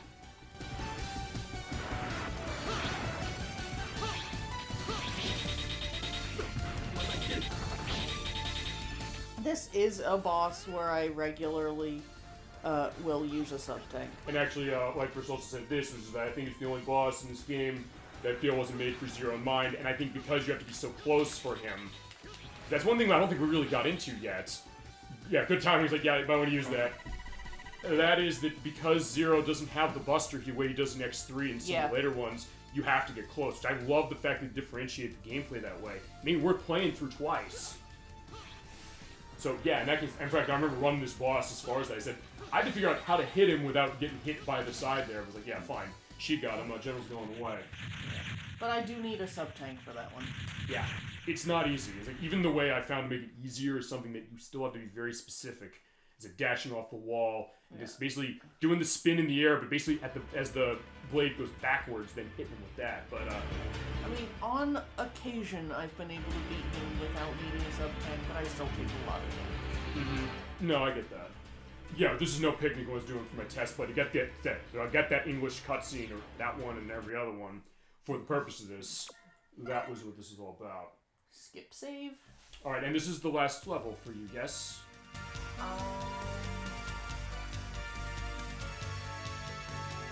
I believe it is, yeah, because... Yes, it is. Okay, because my way of doing this is going to be a bit different. Sort of. We'll see that in a little bit. Yeah, as soon as she takes care of this, then we can see that next. Alright, this is basically a boss rush. Yes. Also, yeah, this is also a good place to get that sub-tank pick. Oh, right, I forgot. Yeah, you can do this because then you just pretty much just keep coming back here to get the sub-tank and then come back in and get full lives. Yep. Probably good for what you're going to be facing soon. This is one Mega Man, when you hit the spikes, anyway, you die. Unless later games have an item where you can, avoid not getting killed by touching them once.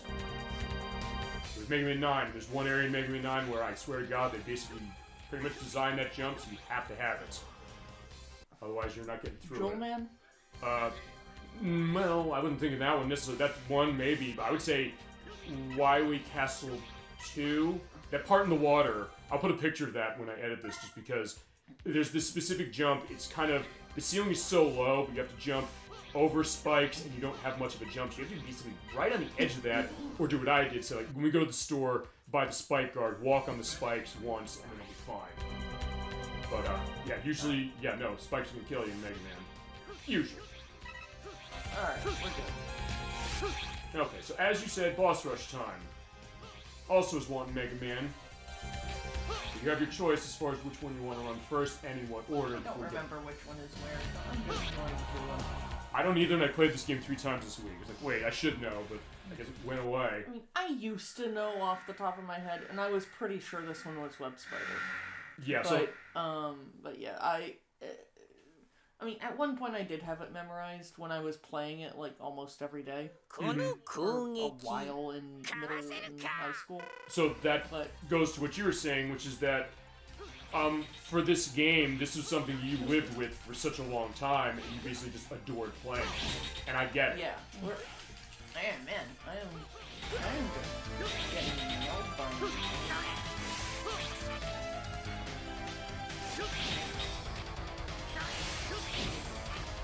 No, but I like that idea as far as hearing your experience with this game. Not just because this was one of the first X games you played, but also just what that experience was like. Growing up, it's like, hey, I'm in middle school, I played this game, I played it all the time, as you said before. You mostly didn't buy games, you're like saving your money up for certain things for the game. Like, this is the one you lived with. And hey, that's what happens with a game like this, whatever it is. You play it, you love it so much when you have it, you're like, hey, if I can't afford something else, I'll live with this game, but learn all these little intricacies about it, whether it's this, you mentioned Civilization 4, for the road for that. I mentioned a lot of games as far as cases with that too, like Sonic the Hedgehog is an example of that. Being able to pretty much know it by heart for the most part. Which is great, because that's part of the point of what this program is all about.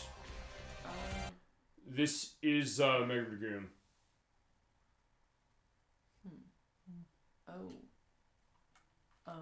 What's up? The tech for that?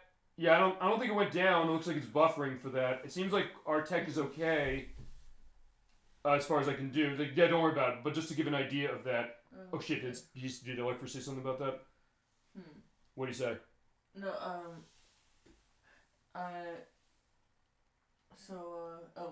There was. Is it me or the stream keep cutting out? Oh shit! All right, I'm gonna have to edit this then. Yeah, okay, we'll go to the end of this boss, see if this maybe fixes it. And hopefully this will be something I can, actually salvage. It should be. But if it isn't, we'll figure it. And also the other thing is I'll try and hardwire for the cases of this. I mean, I usually do, but in this case, we didn't. Kind of a little bit of time crunch for the setup.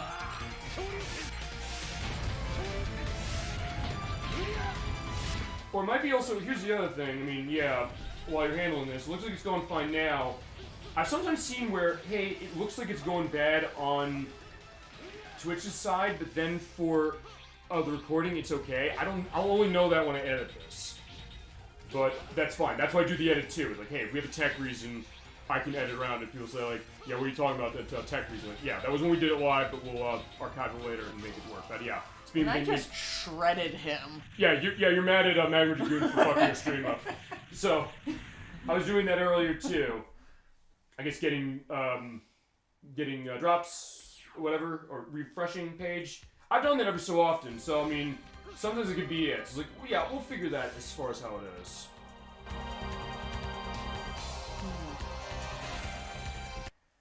Right, what's next? Oh, right, Storm Mal. Yep. Did we mention that he was tied to a Storm Eagle yet? I don't think I mentioned that. I think he is. I think they indicate something in the dialogue. We had to see with X.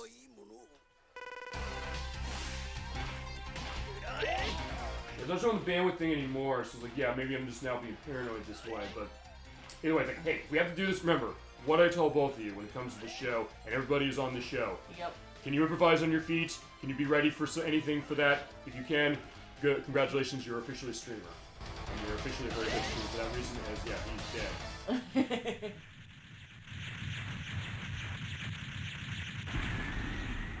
And that's what I said, the idea of this show. Like, that's what it is. We're not doing anything necessarily special this way as far as it. I mean, there's people who are like, we love gaming, we want to go into it, we want to tell the world exactly what we think and why, and get into all you. That's what the show's about, and that's what I love about it, and I keep doing this every week. Okay. I'm definitely getting some buffering on my screen. Yeah, me too. I was like, we'll figure this. Or if we have to, I can also do an off-screen record with this tomorrow. We'll figure this. I'll look at what it's doing. So, yeah, we'll figure it. Yeah, in the meantime, yeah, send Cyber Peacock back into the internet, Yeah, like make his system overheat. Yeah, there you go. Revenge. Yeah, because the once was not enough to, burn him that way.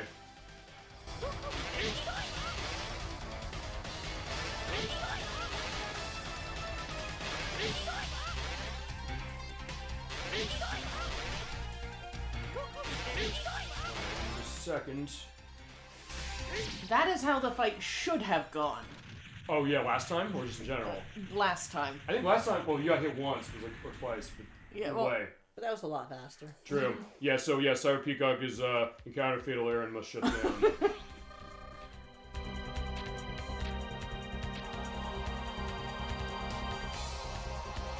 And I think also that was 25 years ago for this game, so that was the infancy of the internet. We called it the World Wide Web. Remember that? Yep. And you're running Netscape Navigator and CompuServe. Yeah, I'm dating the ever-living fuck out of everybody here, but that's what we do on this show. We remember the stuff that people don't remember, whether it's the game we're playing or other stuff. And chat's come on with us on that journey, and I love that too. You had the picture you're surfing the web. We'll have that in the edit right here.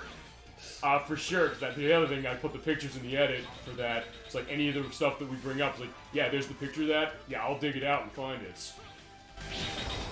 It's like, yeah, make sure also, while you're at it, get your real player going for the purpose of listening to your music and getting MIDIs of music off the internet. For a video game, but hey, there's some good stuff that we're running that way. Hey, games were done in MIDI usually. This, not so much. It's Redbook Audio. It is beautiful stuff.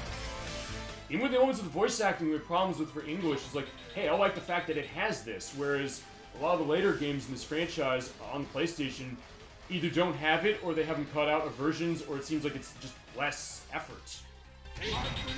We'll get to that when we get to X6 in particular, and X5 actually. X5 really doesn't have any voice acting, which is shocking to me. Am I right about that? Yeah, X5, X5 doesn't have voice acting in either version. Right, X6 didn't in the X collection on the PS2 and the GameCube, so they were really getting lazy without voice. They're like, no, it does have voice on PlayStation. Why did they not have it in this version? Which I'll say, I don't know, maybe the fact it's on the GameCube and they had to compress it or something. I don't know. That would make sense as far as it, but I don't know if there's actually an explicit answer. Right now we're in I guess the Poison Pond from Donkey Kong Country. Taking care of him was like, yeah, he's sort of distorted in there, but yeah, he's not going to live long anyway.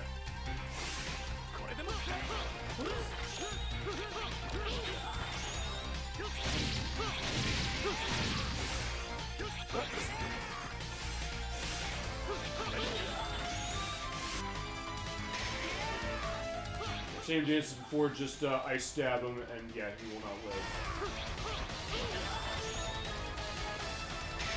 And here's the other thing, since we're in space now, you think maybe this is not water, it's like some kind of, I don't know, space goo or something?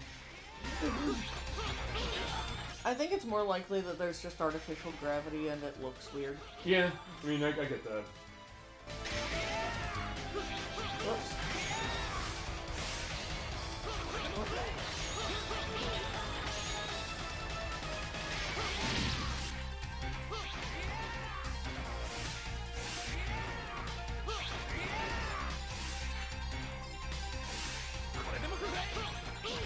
There we go.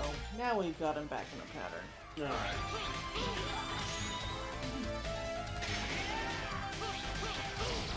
And done. Yeah, there we go, we got him dead again. I got hit like once. Which is fine as far as they give you health at the end of each battle, so you'll be okay. Like, really my main concern is making sure I have full health for Slash Beast. Yeah. Is he the one you're gonna do next, or you're gonna hold him off? I'm not sure which one of these is which. Let's see if it is Slash Beast, so you got a 50-50 chance. Or she said. Oh, no, it's not. I don't think it is. Okay, never mind. Yes, it is. Yeah, he just comes down normally this time, unlike when we first fought him.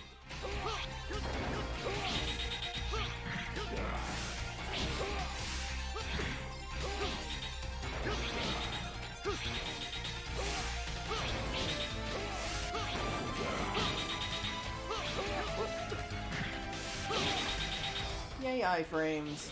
Yo, yeah, I mean, we've had our experience with the invincibility frames of the show. Actually, I knocked in one of those thanks to you with the Kingdom Hearts.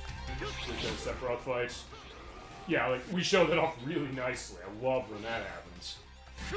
It does look cool being able to do that, and thanks to you, it's like, yeah, use the strike rate. Great choice. I don't think the other Kingdom Hearts games are going to have that luxury, but, yeah, we'll see.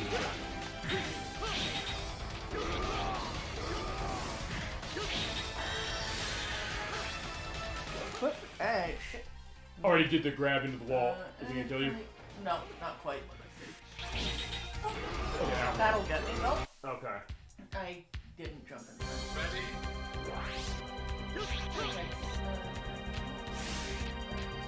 Oh, you're gonna fight him again? Yeah. Okay.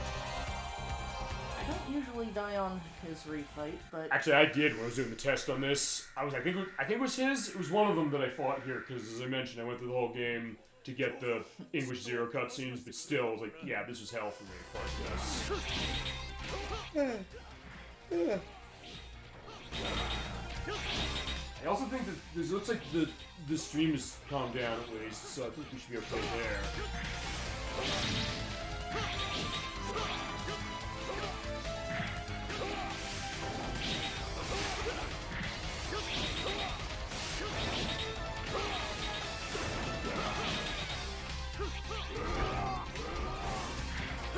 Yeah, I spoke too soon.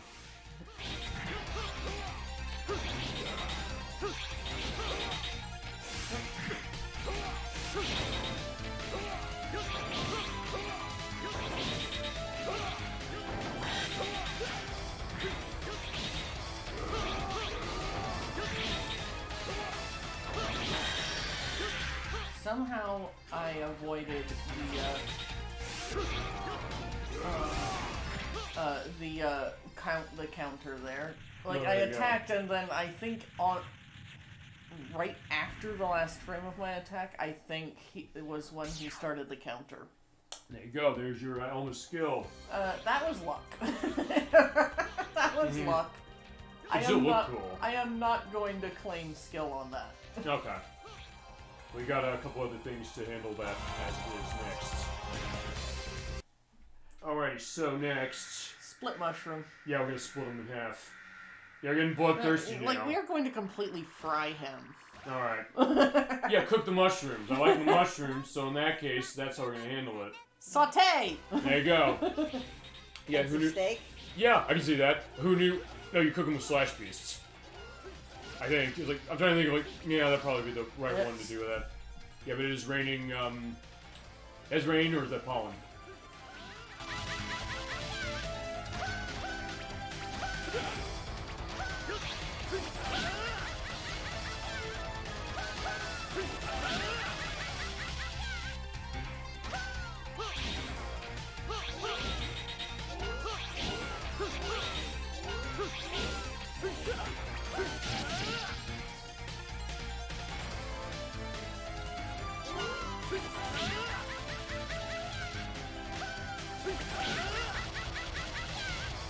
I do have that animation, just the idea of, like, yeah, how Split Mushroom's handling. He's like, yeah, he's not living long.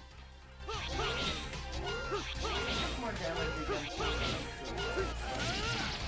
That being said, yeah, he's not living. Yeah, enough of that.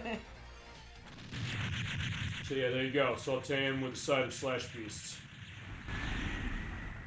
Or it's like buffalo or something like that. Some kind of rare exotic game meat. Alright, yeah, with all of them taken care of, yeah, we do have a cutscene coming up, by the way, in just a second. Alright. Final boss.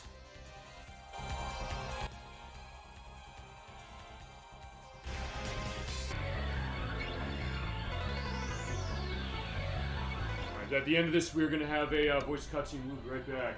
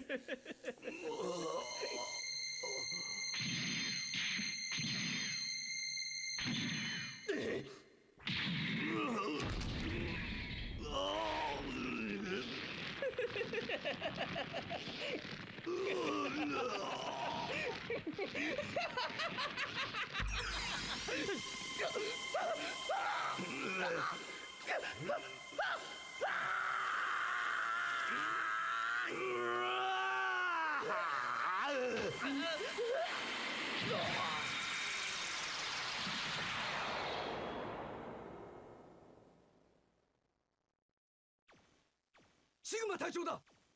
さすがだ。隊長にかなうレプリロイドなどいるわけだ。赤いイレギュラーを修理センターへ運べ。それとドクター・ケインに連絡を。あのイレギュラーを調査する。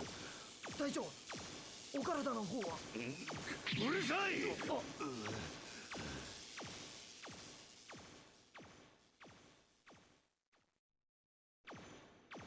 What's our current situation? Commander!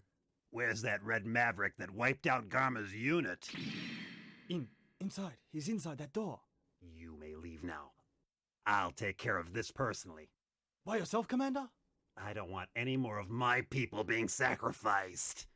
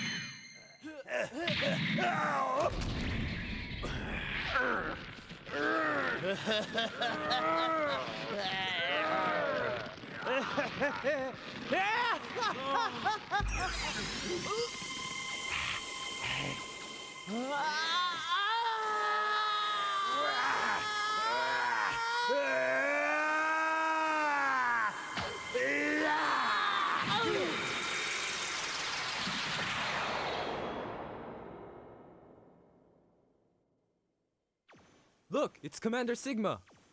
Incredible. Now I'm certain there's no one who's a match for the Commander. What? Take that red maverick to the repair center and call Dr. Kane. I wish to have that maverick studied. Commander, are you okay? Silence!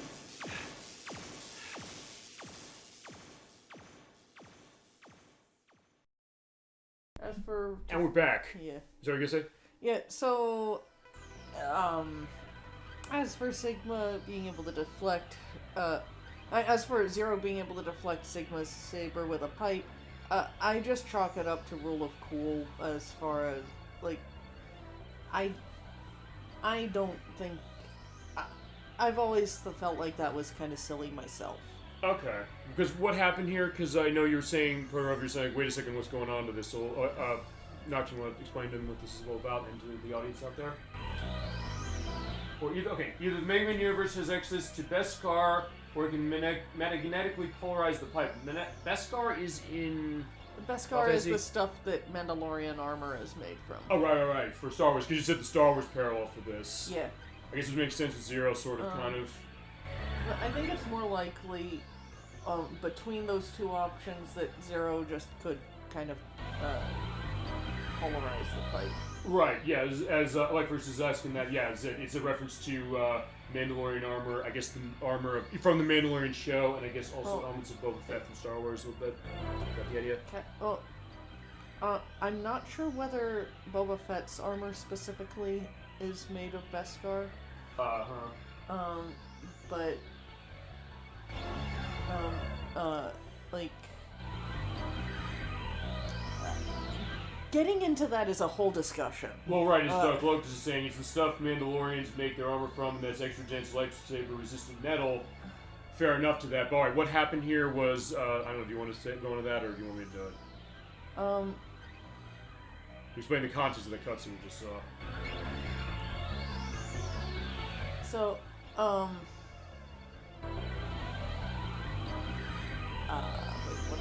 what happened in the cutscene we just saw? So that was Zero when he was first found, before he was ever part of the Hunters.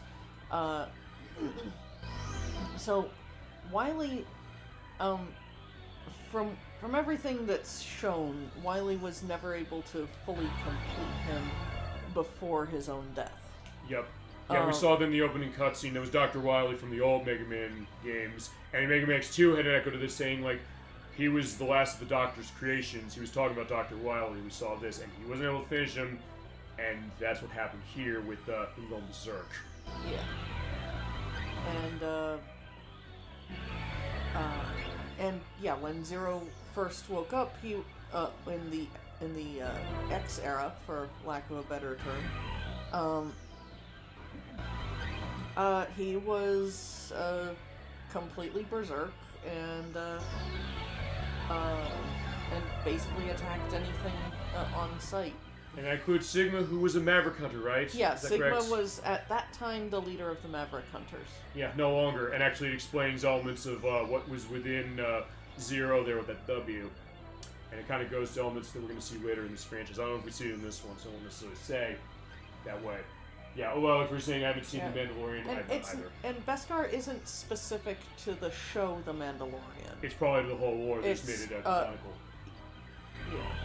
You remember, it was not the saber that took down certain creative characters in Enterprise. Let's go for that. But alright, so yeah, this is getting ready for the final boss. Like, yeah, the mano-a-mano with Sigma and Zero once again. Also, one other question, which is how come Wily didn't use Zero as a body for himself? I mean, I guess maybe the same reason Dr. Light didn't, in the sense that weirdly enough, Mega Man 11 goes into this to a certain extent, in that when it came to like the back and forth of Wily and Light, it was more about their ability to do creations for what they wanted to do, as opposed to what they necessarily wanted to do for preserving themselves, I think. Yeah, and I mean, as we later learn in X5, well, I mean, it's hinted at in the game, and I believe confirmed elsewhere, that Wily was, some kind of preserved version of Wily, like, somehow preserved, but, like, he somehow preserved his mind or something like that. Yeah. Was working with Sigma to orchestrate that entire right sequence of events in X5. Yeah, that makes sense. Yeah, I understand why Light wouldn't. Yeah, I do too, and is it also to go, because I know we mentioned Mega Man 11 at some times in the show. The way that game opens, specific, it goes actually, one of the things interesting that one story-wise, is it does go into the background of Dr. Light and Dr. Wily in terms of what they did as far as scientists. And when I'm looking at this, I'm saying, like, it kind of correlates to this a little bit, because what happened, in case you don't know, the Mega Man X franchise takes place, 100 years after the Mega Man Classic series, I think? Roughly, it's way after. Roughly. It's a bit after. So that's that idea. And instead of, Dr. Kane, who's not in this game, by the way, taking on the element of Mega Man X as far as Light's creations, well, same as Zero, but alright, for the other way. Alright, yeah, Sigma, what are we doing here? This phase is really easy. Yeah. Just burn him. Or mostly burn him. It's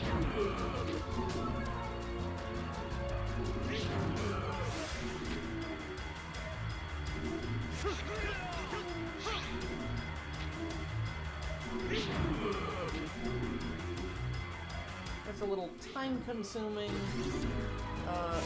but it's a really easy first of 3 phases. Yeah. Definitely so. And I'll go on that question of, like Bruce was just saying, yes, heavily applied surges from Mega Man X2 and Isaac from Mega Man X... what game? X6. X6 were bodies for Wily. Surges, I can kind of see that a little bit. It is heavily implied with Segas. Segas. Okay. Well, that's actually, or I think that's how his name is actually supposed to be pronounced. Fair but enough. They butchered the translation. Well, I mean, it's spelled the same way. It's just that, hey, it's not voiced, so it's like, fine. You look at it and you think like, oh, pronounce it this way. So fair enough that way. All right. And Isaac. Talking about butchering translation, that's X6. Well, Isaac is a little less obvious, but it's still significantly implied. Gotcha. Alright, so yeah, now it's time for the next part of a Sigma. Yeah. So yeah, how's this operate? Alright, so...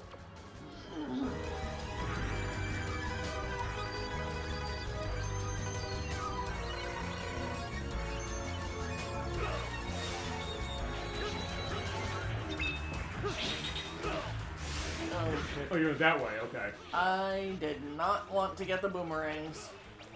Actually, I don't remember if I've actually seen the boomerangs. Because what he does, he throws that around, he'll throw it to wherever Zero is. Yep. And you just do this.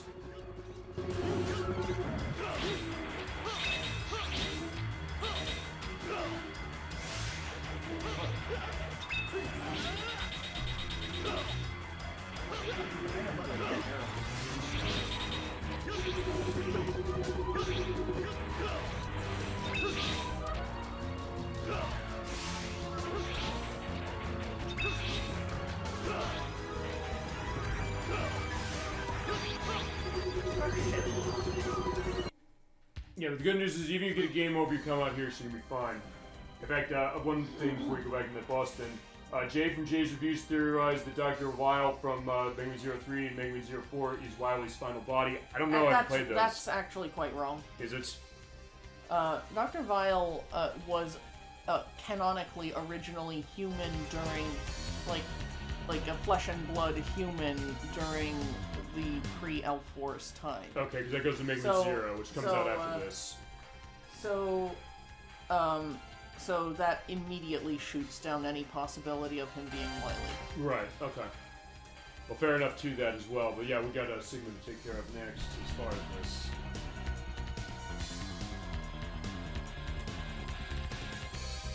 Yeah, like his mind, like he was put into the body that you see in the Zero series, after he was captured and everything. Yeah, and I don't have familiarity with those Zero game. Fine, with 3 and 4 and 2. Mostly it's the first one, so that's information that's very helpful. Yeah. Unfortunately, most of this information is only contained within Japanese-only drama tracks on the CDs.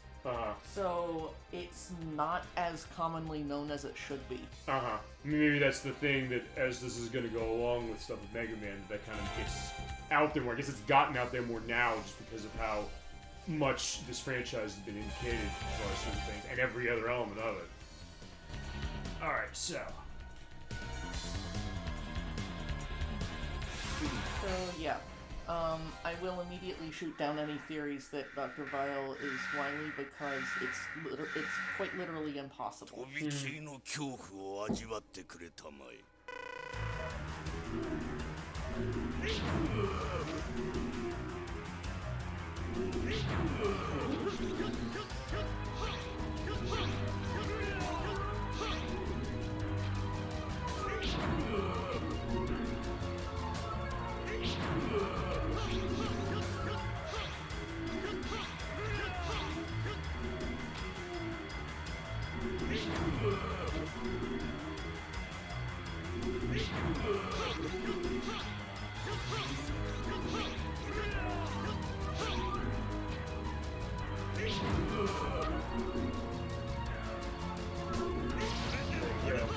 be ironic if it was true, but yeah, since it's not, I guess it's not.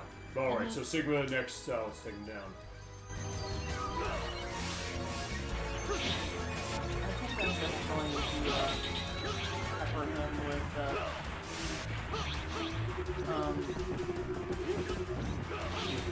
attack. Yeah. Which is, I think, probably one of the best ways to do it. And as you showed, so I'm glad you showed that, why you want to get him to put the scythe onto the wall. Yep. Double jump is way easier to do this to get over to the wall that way than with X, as I'll show.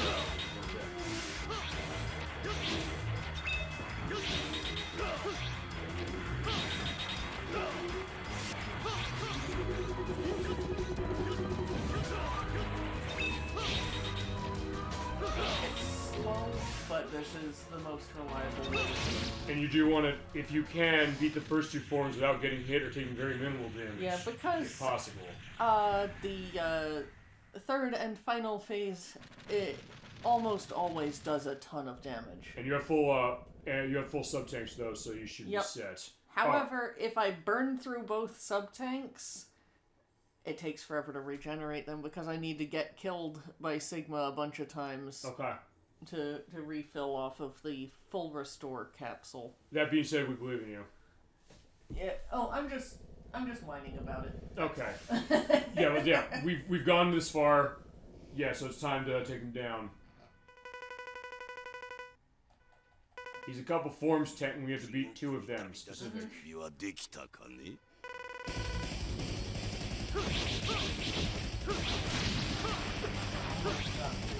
That's one of the hardest ones to get through. But yeah, that's the one you want to see as far as the pattern here, sort of.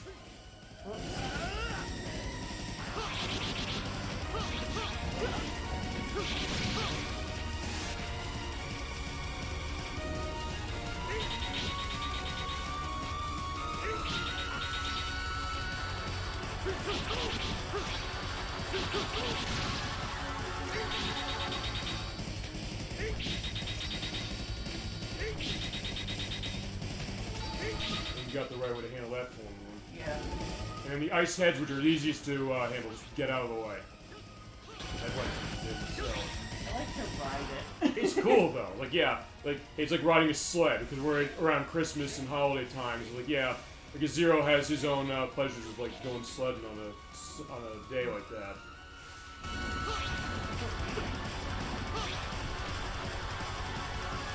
I do strongly believe that this boss will easier with Zero than it. Okay, I mean, I found one way to kind of be safer, but I also would sort of agree with you. Although, as I said, you're better as a Zero than I am as far as this. So honestly, yeah, I get that perspective. Part of it is me not being that great with Zero compared to you.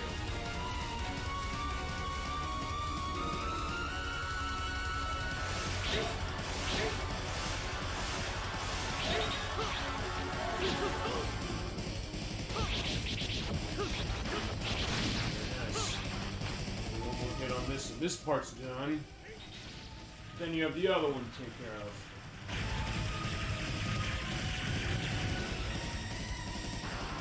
This is the pattern. I hate this pattern.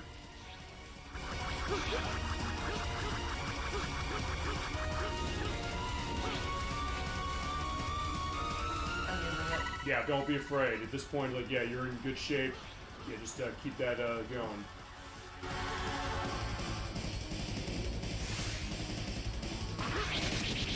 Well, the question, is it random what he'll do as far as the attack, or you have this distance based? I think it might be somewhat influenced by distance, but not always. That was bad.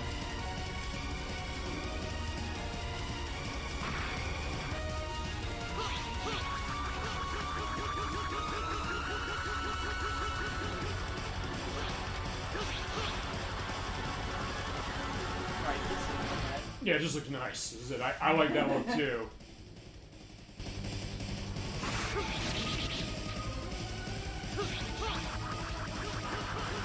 There came up with a better way to avoid this. I didn't do this, so I was test playing, so yeah, I did use it. I do something else with X, which will make it a bit easier that way, but still.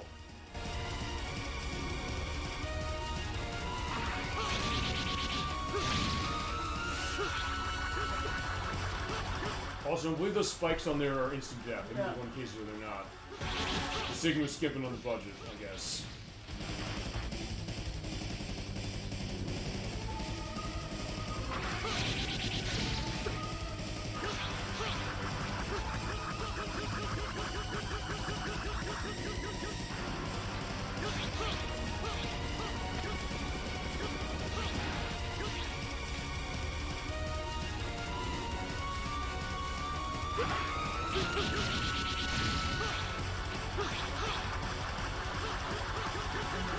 I say he keeps doing that. I'm not going to be using the instruction. And speaking of which, too, that when you die, you have to do all three forms again. But then again, you already have the one sub tank, and you also have a good upgrade to at least here. Well, the problem was that he kept sucking literally after the third appearance of the ground base. And it's way harder to do that with Zero as far as that. Or he's going back to what he was saying about the bunk thing on Dr. Vile, saying the thought like he was playing it was ironic because he's playing a dangerous game. That was the idea. Okay. Also, at this point, like, it might be even worth it because you're at 0 lives. Yeah. Well, I mean, it literally doesn't matter whether I'm at 0 lives or 9 lives. True. Because I restart at the same spot. Oh, it's like, wait, you stand in front of that and he goes off the other way. It's like, no, you're safe doing that. It's like, yeah, when you're trying to kill yourself, you can't. Okay, fine, now it did. I just had to say something. Like, I must have been in a pixel-perfect spot. I like that you were, so there you go. Look at that. So I never knew that, so I'm learning something on this game for sure on that one. Yeah, don't worry, Zero will return. Right now.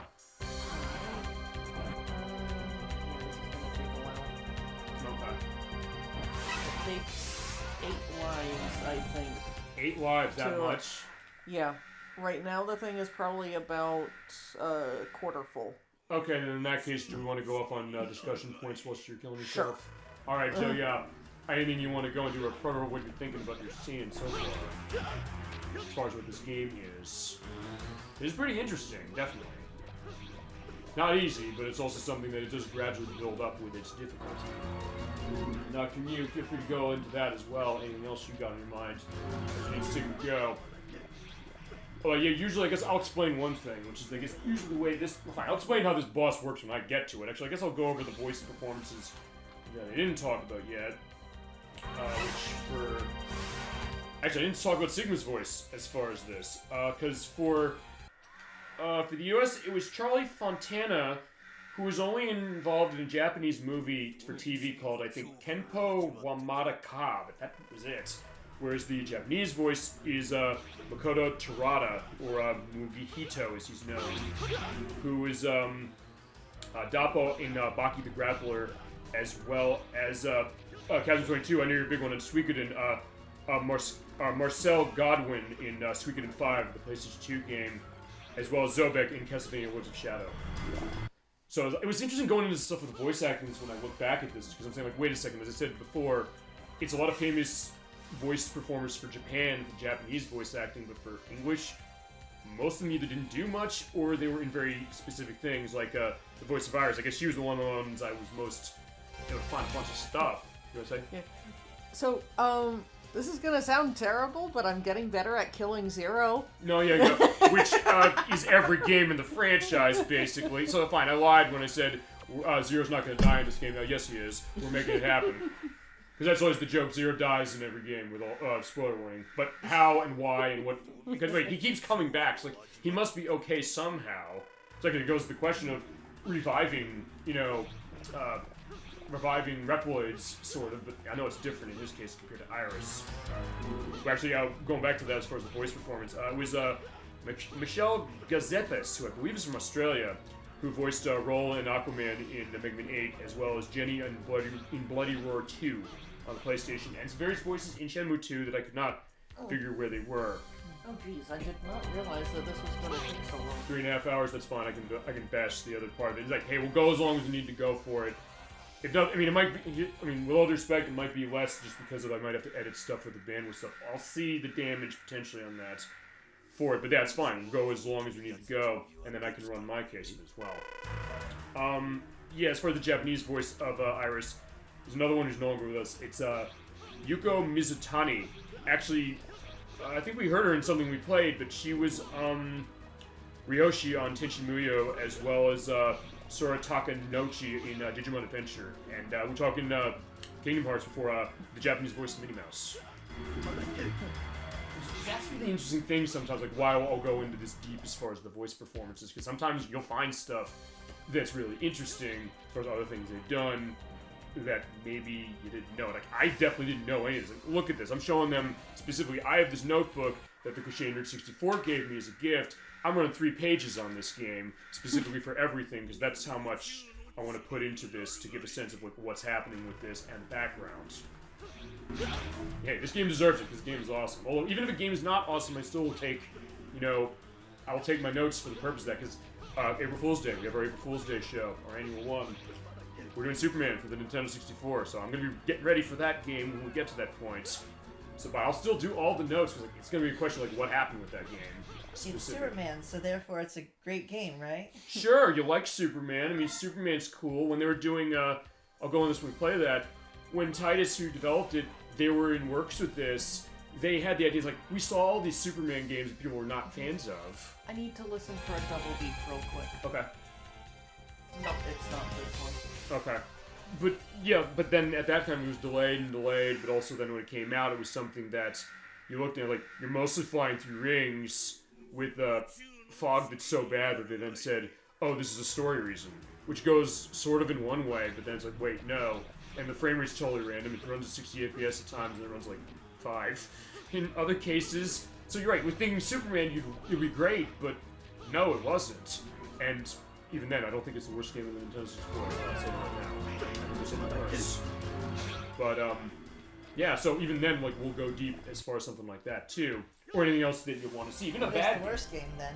For that system? Yeah. I would say... Yep, there it is. got it. You got it. Okay. I'd say the worst game on the Nintendo 64 would be the Powerpuff Girls Chemical Extraction. It was straight ported from PlayStation, but it cut out a lot of stuff the PlayStation game had, including voice acting and music and cutscenes, and even the point where there's only one piece of music in the entire game specific, and it's insanely repetitive. And it came out late. It was November 2001. It was like right when the GameCube came out, and this was one of the last shots of something on that system. Like, yeah, I'd rather play Superman over that. That's how bad it is. So we'll do Chemical Extraction when we do. We're playing on the PlayStation, which is the quote-unquote good version. But from what I understand, nobody won on that one. I don't know what you would say then, Proto, as far as like what's the worst game on 64 you played, or Nocturne you too. I'm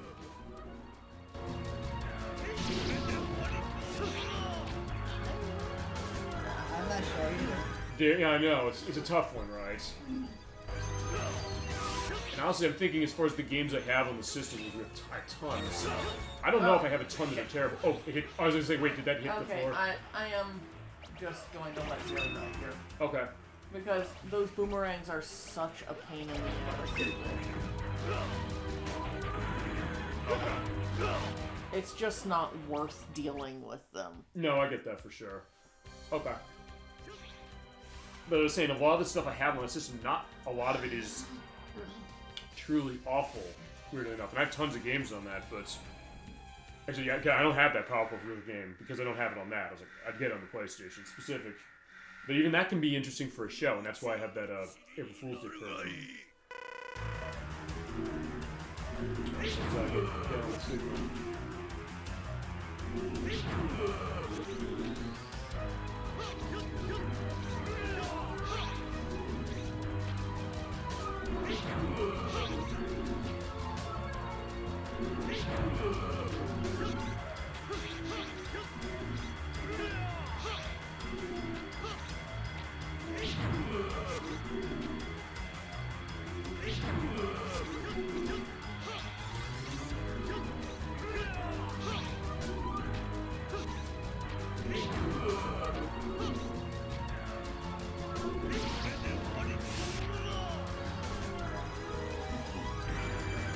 up.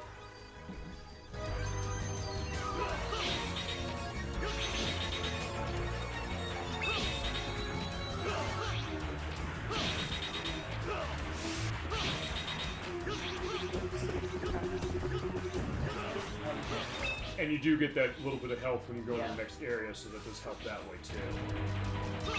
Absolutely important for Sure. There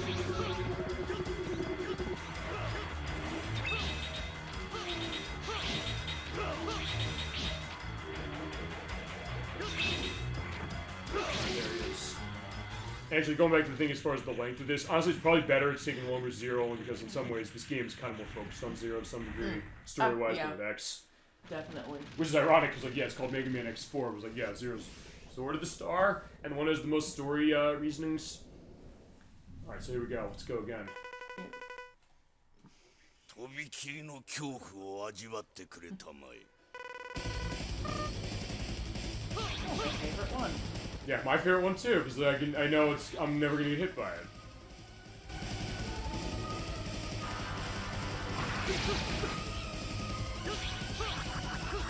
It keeps doing that now, so like that's why I was kind of questioning: is it actually distance-based or is it random? It seems like I try to stay far away, and then it's usually it's sometimes gone into that.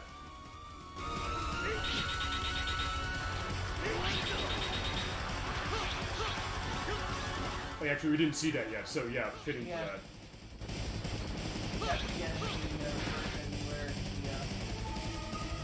Where does the other thing? Yeah, I'll indicate that when I go. Maybe better that way, can you sort of hit him, but then get hit yourself.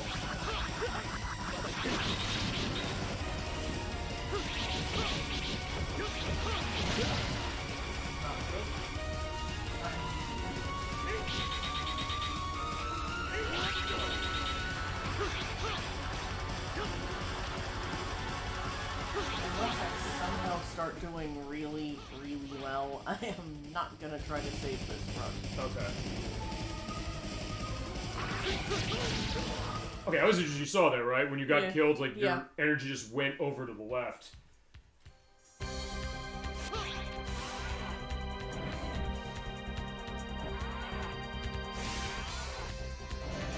I'll have to look into that just to get a sense of is that actually random or not, because I thought it wasn't. I do not remember that one being so hard.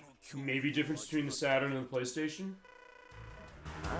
I don't know why it would be, but... Oh, shit. Maybe, like, if you... Hang on. Do it again.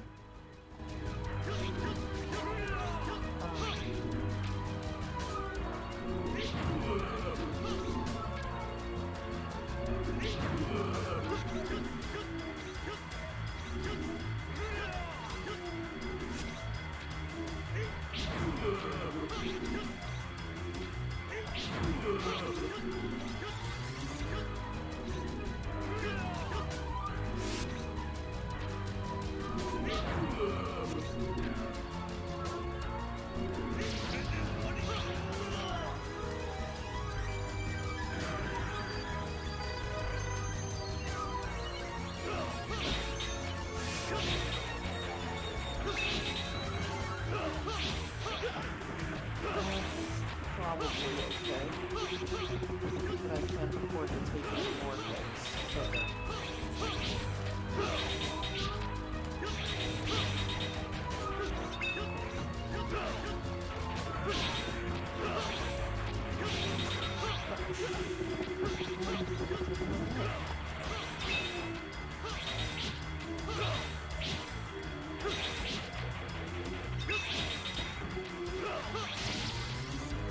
So that's that. I'm not sure whether the health capsule's gonna quite fully heal me. It's not, but I think it's better that it's as much as it is, at least, if not more. I was love the optics right there. Like, yeah, he has the gun pointed right at it. I was like, yeah, he's gonna go away right away after. I was like, yeah, fine, okay, take it. Oh, it almost did. There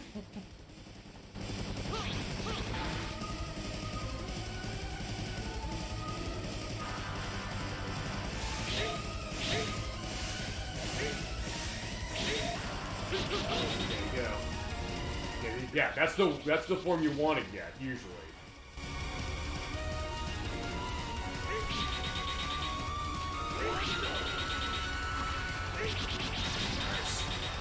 It just look cool.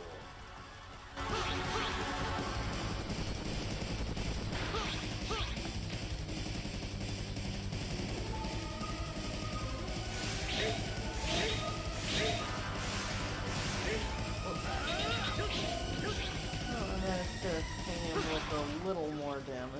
Yeah, actually, you're in really good shape for this. And this part's no threat. I mean, I'll say this just to preface when I get to this. The hardest part is that one that you've shown, the second, or the one from the ground.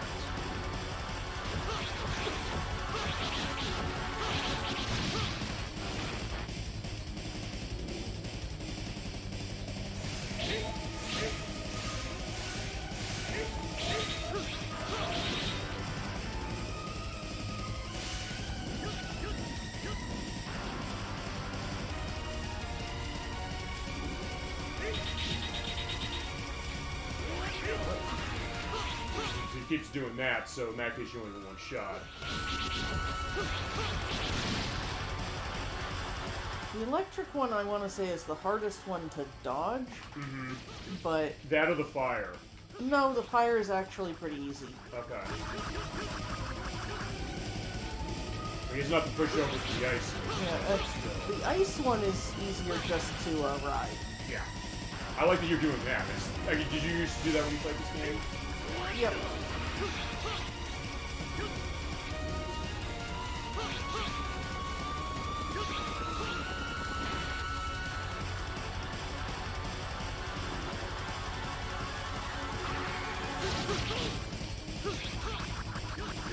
I was wondering if eventually it's going to get to those cases you just want to bust the blue one, just go get him.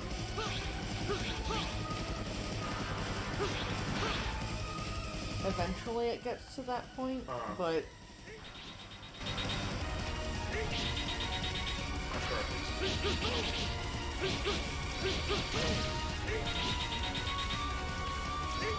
Alright. And he's down. Got him. Well, that half is down. Alright, so next... Yeah, you're doing well as far as this, I think.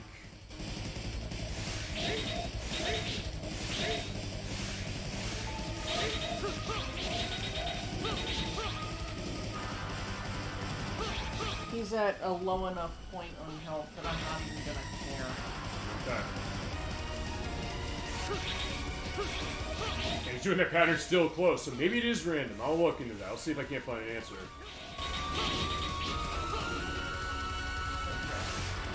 Fire, you just do that. Okay. Fire is very predictable. Oh, you got him. Good job. There you go. That is the zero play, but we do have a cutscene that's going to come up in just a second. We're going to mute the mic on. Yeah. So, I went from needing, I went from not having enough sub-tanks to only taking a little bit of damage. There you go. Go figure. If nothing else, it shows that element of this game, when it comes, or any game, which is you play it enough, yeah, you know exactly what you're doing and you handle it fine. But all right. But yeah, he's laughing. He's like, what's going on here? I am genuinely confused how I was able to go from struggling to, no big deal. Hey, the growth. You play it more, you understand. You're like, okay, fine, I get it. Remembering what you used to do, I guess? That part of it, I guess. But yeah, what's going on here, as far as plot-wise, is that, yeah, he's going to crash that thing into Earth. Yeah, we're fucked. We must do something about it. Yeah, and we still have control of the Earth. Yeah. I don't think you die after this. I guess don't test it unless maybe I'll do on the test on the edit. I'll say like, can you die here? Maybe. No, but you can jump on that wall. Yeah. I mean, don't unless like the timer turns off. It's like I don't know. Oh, it's just a background sound effect okay, at good. this point. Good. It's like okay. There is no timer. Good. I just wasn't sure. I was like, yeah. Then it comes like, yeah, the Earth blew up.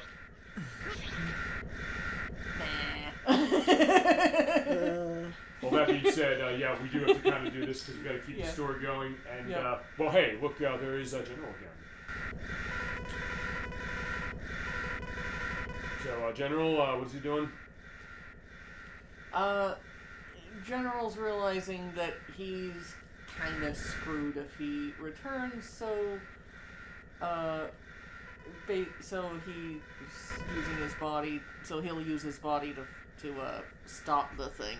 Probably. Right. I think it's implied that he basically self-destructs near the core of the place. Fair enough. Yay, so ElecVerse says, alright, definitely, yeah, Case, good job, Nocturne, on that. Yeah, we'll be having a cutscene in just a second, we'll be back in a little bit. But yeah, here we go. Boom time.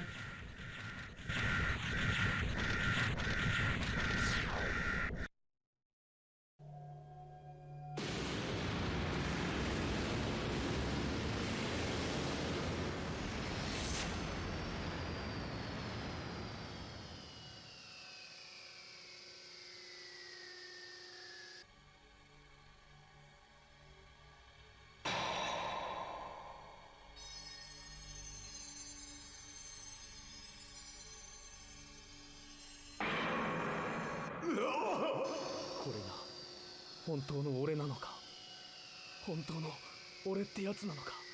結局誰も助けられなかった。アイリス。兄さん、やめて。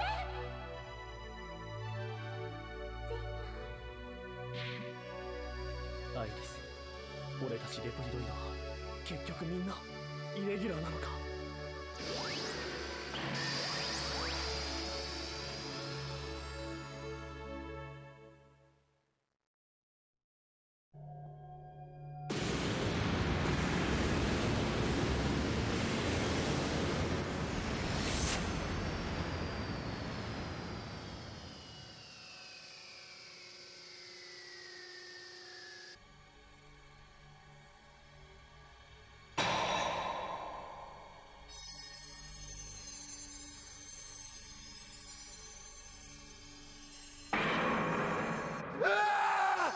So, this is what happened to me. This is my fate. I couldn't save anyone after all. Iris! Please stop, brother. Zero. Iris, did we Reploids all turn out to be Mavericks after all?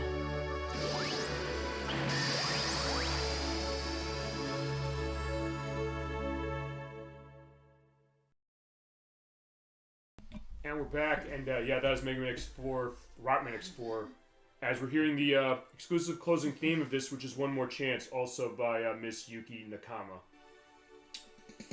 And it's a good track, I'll definitely say that for sure. Definitely seems very peppy and upbeat, I guess, to sort of dichotomize the idea of like all the despair that's gone on with Zero and everybody. Alright, so yeah, that is the first part of our play of Mega Man X4, and Nocturne, good job. Thanks. Yeah, definitely had a good time so far with that, but yeah, our time is not over. But hey, since you controlled this part of the play, I don't know, do you want to go into your final thoughts on the game now, or do you want to wait till I finish the X stuff?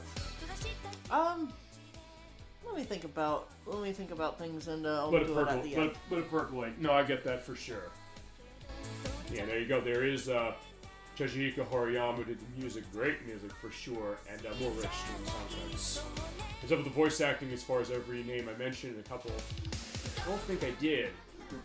But as I mentioned, a good amount of these voice actors, as far as the Mavericks are concerned, are in the US version anyway, which we're going to show off in just seconds.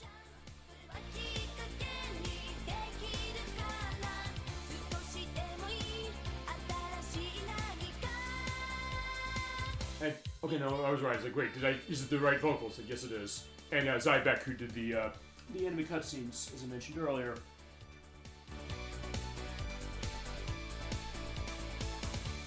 I gotta tell you, I guess it was a little disappointing, I guess, that none of the US versions necessarily had this, because, I mean, I guess it's a licensing thing, maybe. And actually, with this, with her, I think it is. But to the point where we were saying this off screen, the question, will we get a content flag on this? I don't think we did. I did a check on this for the opening theme anyway, uploading a dummy video to the YouTube site for that, and I didn't get a concern on that. And I didn't even have dialogue, I was talking on it. I just uploaded this thing we did last night, and that was fine, so I think we'll be okay, but I mean, I guess for the licensing of Capcom, like, fine, I guess we can't put the money to this, or whatever, I guess. But hey, if nothing else, we're showing you as much as we can for it. Let's love this game. I said, yeah, we are not over with this Mega Man X4 party yet. And already I'm having a great time.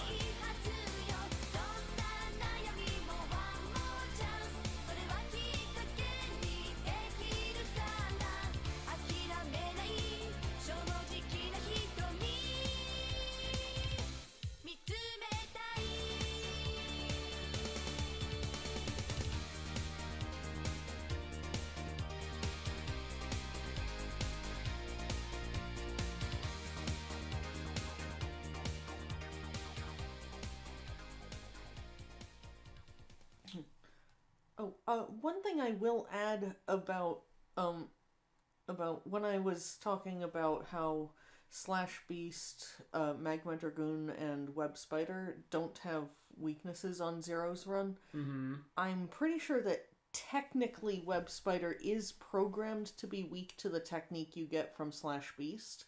However, he never moves he never moves far enough down on the screen to be hit by it. Therefore, I don't consider him to have a weakness. You're talking the Kuenhu? No. Because that's what I looked on, or the Quenbu, I should say. I looked online, that's what it said, but I don't know if that's right or not. I mean, I'm pretty sure it's not Kuenbu. Okay, fine. I looked at it. It seems like it's kind of weird as far as whether they're right or not. Like Kuenbu tends to do a little extra damage relative to a normal air slash anyway. Mm-hmm. So no, I get that for sure. It's weird because when I was taking down the boss weaknesses, I didn't necessarily. It seems like there's disagreement. A lot of people didn't say that. Oh yeah, the ice weapon is what Colonel's weak to. But all right, so we're done with this. Just like how we're playing the PlayStation game. Well, let me show you. I'm getting up, I'm turning the console off. We're actually doing it first for this program. I have the RetroTink 5X. I'm plugging in the component cable for my PlayStation 2 to run the PS1 game through it. So give me a second. You hear buzz for some of this, but don't worry, that's normal. Let's get my audio cable. So yeah, this is how we do this. And thank you, Nocturne, for indicating you want to do Saturn, because that means we can do this. And the feed is not cutting, which is beautiful. Yep. There, and there. Looking good. And then the last part I gotta do is I just gotta change the output, because as I mentioned, I have that RetroTink 5X, perhaps the best $300 I've ever spent. Change that to something else, change that to red, blue, yellow, or basically the component element. So let's turn on the PS2. Oop. But before we do anything with that, I want to quickly ask one question of the chat that I don't think relates to Mega Man. Assuming this loaded correctly. Good, it did, thank God. I'll go back to the Shadow Hearts play of reasons of my PS2 not loading memory card all the time. I have saves in here for certain things. The Legend of Gaia, which is actually when Protorova and I were together at one point, he showed me that. And Lunar, which we're playing in a couple months, and Mega Man X4. There's also this, though. This image. I don't know what save this is from. It came on this memory card I bought off of eBay. I have no idea what it is. I guess also when I edit this, I'll put in a picture to hold on to it a little bit longer just to get a sense of, what is this?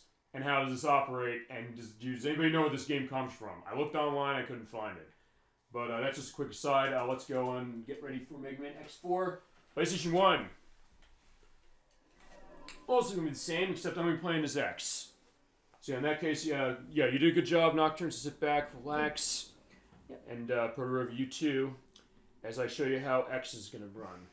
And see some of the differences between the versions, because I mentioned the stuff with the music, we mentioned some of the effects that are different between Saturn and PlayStation, some aspects of the loading being better in some places and not in others, weirdly, and then showing how X is running. Yeah. Oh, by the way,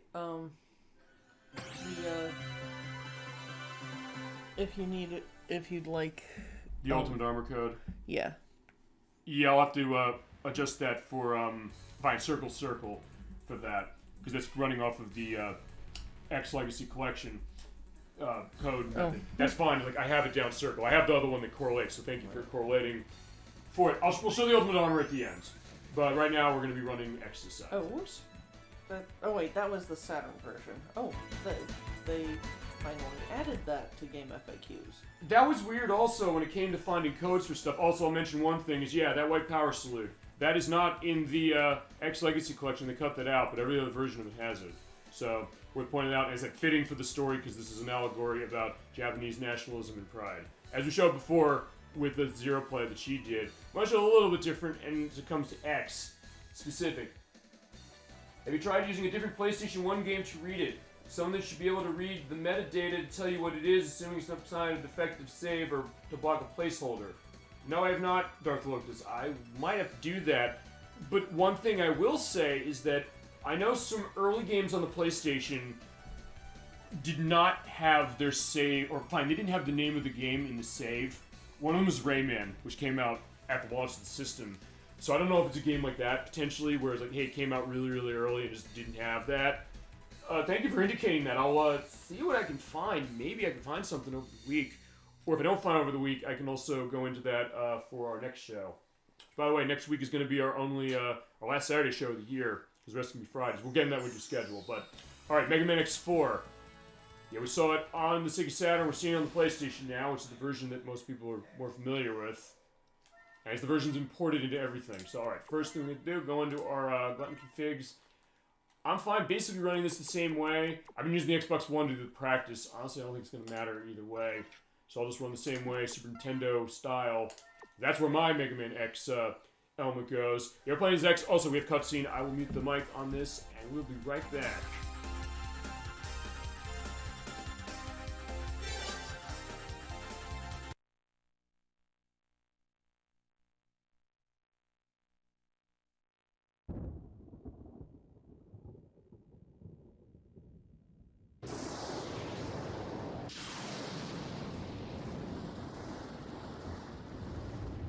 It's about the Maverick Hunters, General.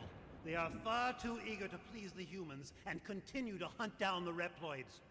Do you believe they pose a significant threat? Perhaps. You already know the truth, General.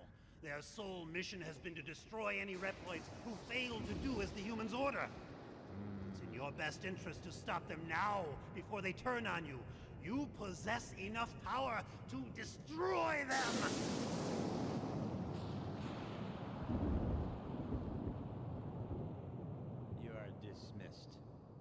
What? I will not betray the humans.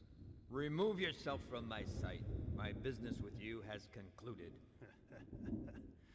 Very well. But you will change your mind soon, I assure you.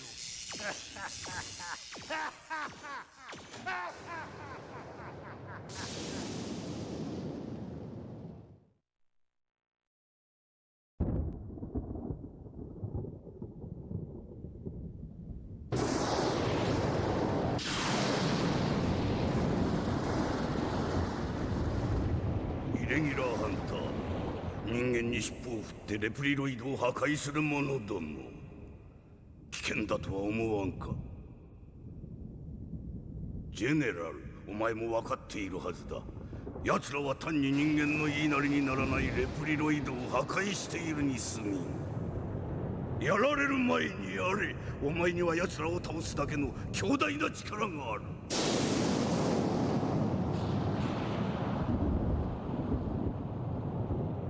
お引き取り願おう。人間を裏切ることはできん。立ち去れ。二度とわしの前に現れるな。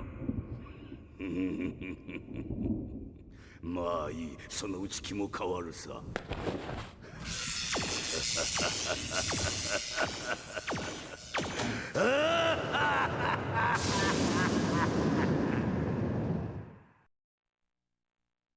And we're back. So yeah, this is a little different as far as the cutscene is, in that Sigma came to General and basically said like, hey, I need your help to help in taking the Mavericks down, or Maverick Hunters down, I should say.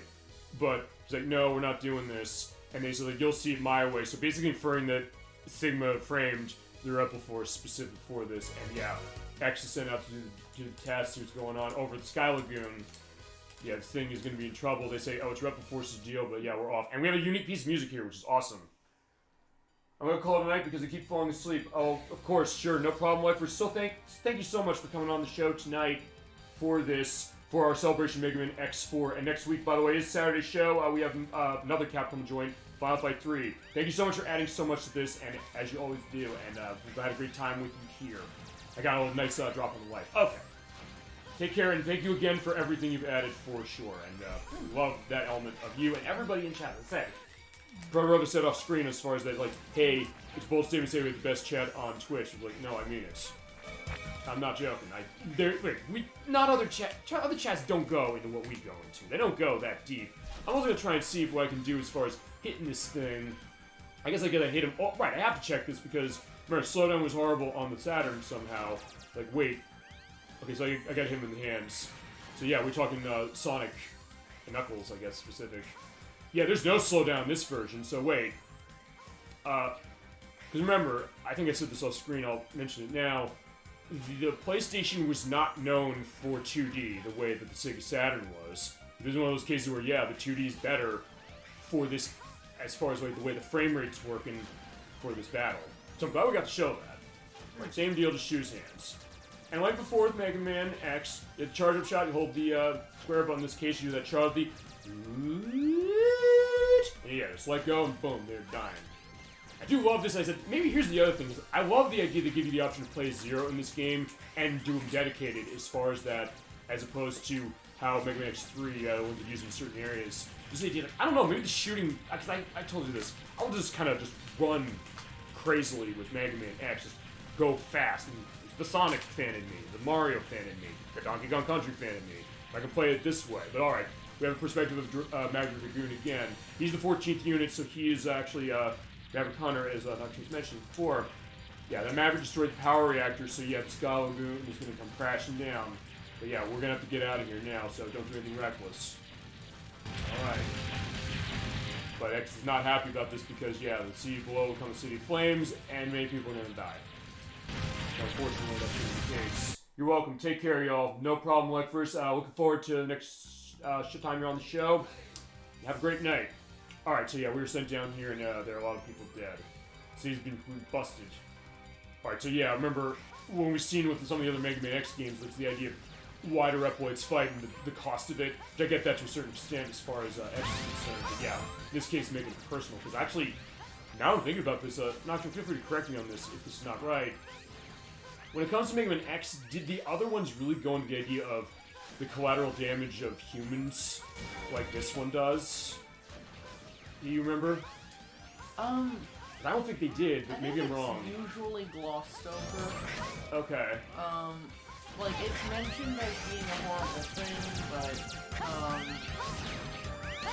we're not seeing the effects firsthand, or else X isn't. Fine, X and Zero are seeing in different ways about people they care about going away as far as playing Zero Star. For that, anyway, oh. Grab that.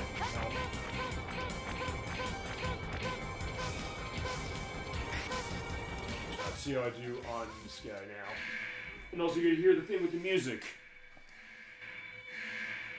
You don't hear the organ intro, the digga-digga-digga-doo, which I don't know why it's not in this. Maybe there's an answer. If somebody knows the answer, inquiring minds want to know. Alright, same deal as before, hit him, but yeah, I have charge shots, so I hit him from distance. Which changes the way that Mega Man is played in the sense that, yeah, you usually shoot. This is why we knew Mega Man, any kind really, up until this point. But with X, like, hey, they give you a reason to do it differently running a Zero, but yeah, you have to get close. And I love that. I love the fact that it gives it a lot of life. So, like, okay, I could play this game multiple times. You said, Nocturne, you lived with this game for a while, and makes sense as to why you would, just because of, hey, there's a lot of replayability in a game. You would think, like, oh, you can finish it, maybe have it the same each time, outside of, choosing what Mavericks to fight. But this kind of enhances it a lot. And that's why I would say this is one of my favorites, honestly, of the X games, really. Yeah. I don't know my favorite exactly, but definitely one of them. Yeah, like, when at the height of frequency for how much I was playing X4, I would casually do runs in, like, a couple hours with Zero and maybe even a little less with X. No, I get that for sure. So there's something to be said about that. Actually, before I go on, I think only Maverick Hunter X, X4, X5, X6, 0-1, and 0-4 really talk about the collateral damage to humans. Yeah, it sounds about right. Yeah, Maverick Hunter X does, to a certain extent, which is the remake of X original. Yeah. Which is definitely interesting that way and showing that. And yeah, we're seeing here, the Rebel Force occupied. It's like, have they been occupied? It's like, no, we didn't. We came here to save Iris, which we saw last time.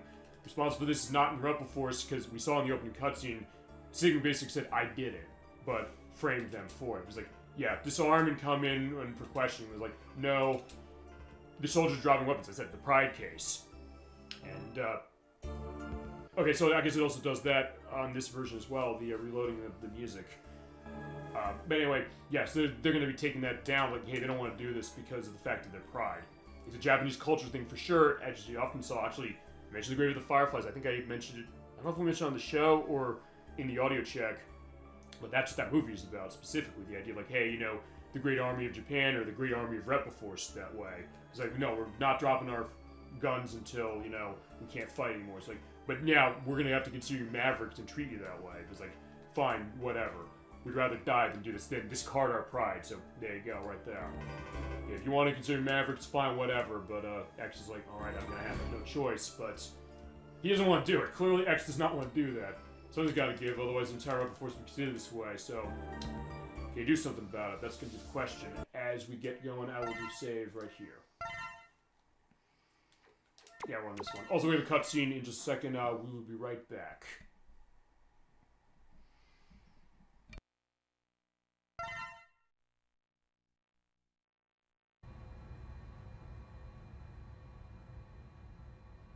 Brave soldiers of Repliforce, we have all been wrongfully judged as mavericks by the humans.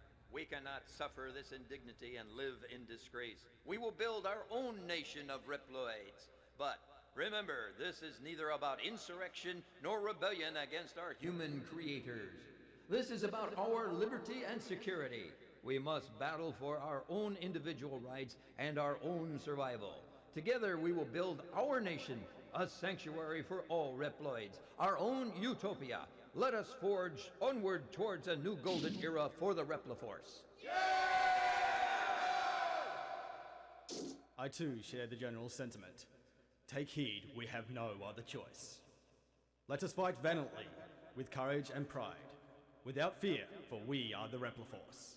The most powerful army in history!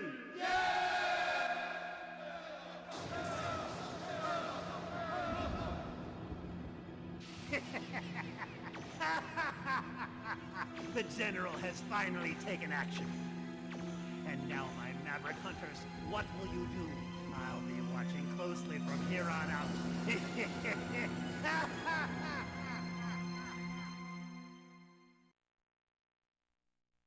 And we're back. So yeah, that is what's going on as far as Rebel Force and the idea of, yeah, you know what's going on, but yeah, who's this? That is Double. Yeah, call me Double. He's the rookie hunter. My liege, the Rebel Force has begun its coup, or it is coup. So yeah, they have the apostrophe there. That being said, this is not the look. A lot of the English Mega Man games of this era, even the ones on the Super Nintendo, had weird stuff to them. It's not fine. It's gonna get worse 2 games from now. That's for damn sure. Oh yeah.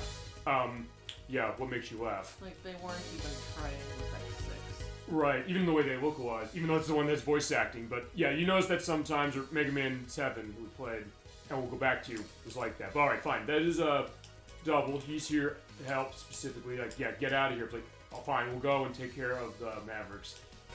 Yeah, going to the jungle, which is where Web Spider is. In the internet with, yeah, Cyber Peacock once again. We're going into cyberspace once more. The Air Force with Rebel Force ship of Storm Owl. Magma Volcano with Magma Dragoon. Yeah, because remember, he's the one who was on our side. Like, he went rogue, so we got to bring him back in. Jet Stingray, I might just do that first, just because I kind of want to get out of the way. Abandoned Lab of Web Spider. Then going on the train with good old Slash Beast. Had to cut off the supply force of Rebel Force and the Snow Base with the Crosswalk shooting system. Oh, that was actually Split Mushroom.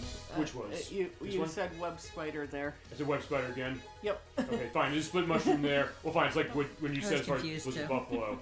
It's like when she said Blizzard Buffalo, fighting Blizzard Buffalo. No, he died already. Fine, you know what? Let's get this out of the way. Let's do the Jet Stingray first. So you saw this level. Actually, this is the one level that's basically the same, pretty much. So we're gonna go out to the.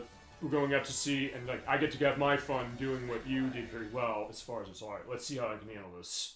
And how many tries it takes me to do this. Hopefully not many, just because like fine, I want to do it effectively. And I practiced this game. I played it 3 times. Like I better show that. But hey, sometimes recording first. I've been there before, and we've all been there before, so that's the idea. Alright. Or sometimes just listen to the music. Because actually you hear the do-do-do-do-do-do-do, you know that's where the first jump is going to be. Yeah, right there. And in this case, right here, wait till that goes, go down, get the hard tank, got it.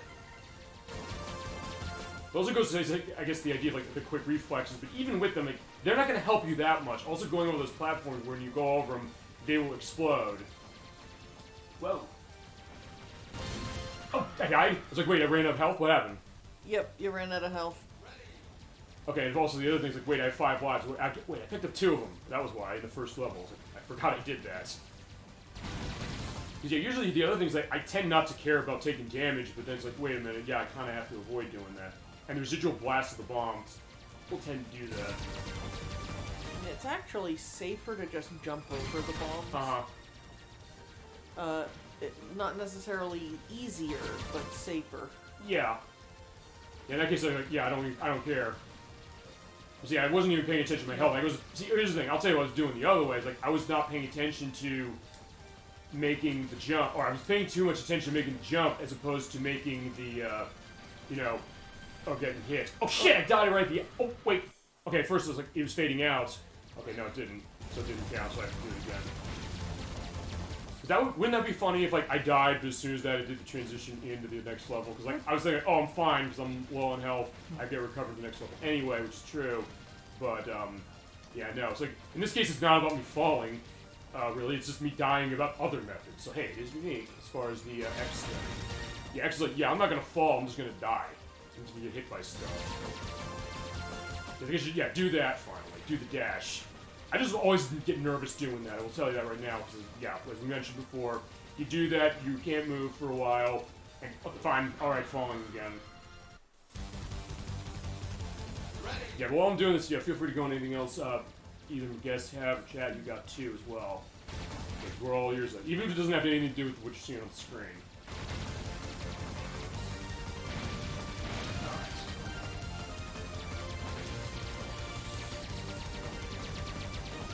It's weird, at this point I kind of have this memorized, but then it's also the element of being able to do it right.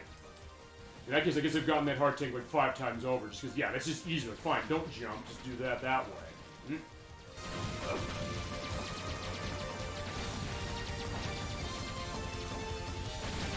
Okay, fine, I learned from the best as far as Nocturne, as far as that. Well, fine, now, okay, now we're getting out of this, we're not doing that again.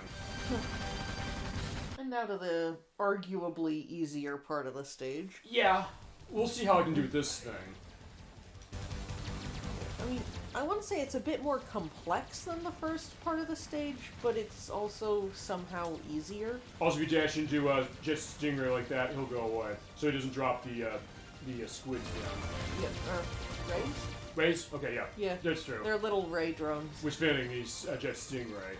I'm thinking a game we had with Squid Adler in the 5th one, or X5, I should say. Ew. Oh, I don't know. Is he actually a squid though? Well, he is a squid. Shit, too low. I knew that was happening. Yeah, Volkraken is his Japanese name. Okay, so kind of, sort of. His real name, really. So kind of, sort of, basically, as far as yeah. Is he actually that or not? Actually, I just want to get to X5. What version are you going to do? Just to get an idea of that. I mean, the only version I've really played of X5 is the PlayStation version and its various ports. Okay. Because basically, I guess it's pretty much a choice between that and Switch, I guess, for you. I think I'll probably just do PlayStation. Okay. There we go. Oh, I went over it! So in that case, fine, I'm going to let myself crush. Yeah, because that's the weird thing about that jump there, is that, and the way I did this on the test play is like, I'm jumping, but trying to get at that right height so I can just do the dash right into it, and then just kind of go over the platform. But alas not. Okay, so PlayStation that one, because I guess as we're going along with this, we can just go on to other stuff too, which is that,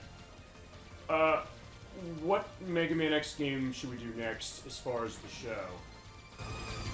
I don't know which one you want to do as far as that. You did X2, and we do an X4 now. When we get back to Mega Man X, next. Which one will we do in that game? This part of the next game.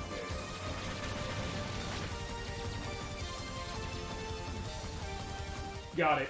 I'm jump. Okay, yeah, keep going. I'm kind of thinking,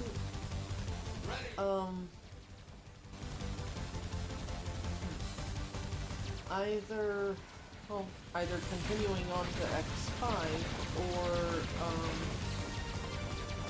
maybe jumping to either X7 or X8. Yeah, I mean, yeah, it's your choice as far as that, or Chad, also what your take is. Is there any specific you want to see next?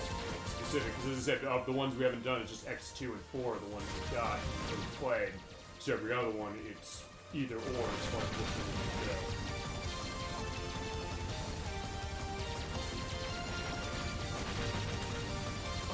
I mean, obviously we'll be doing X3 eventually. Yeah, of which I think we're going to handle the same way. We're going to do Saturn one run and PlayStation, or Saturn and Super Nintendo for that. Is that the idea? Yeah, Saturn and Super Nintendo. And which do you want to do those? Do you want to do Saturn and Super Nintendo? I think I'll let you pick which one you play, because, I mean... Are you fine with doing Saturn? I'm pretty comfortable with in X3 with either version. Alright, then in that case I'll call dibs on the Super Nintendo, because I did play it Super Nintendo specific. Alright, fine. Sure. We define... Thank you.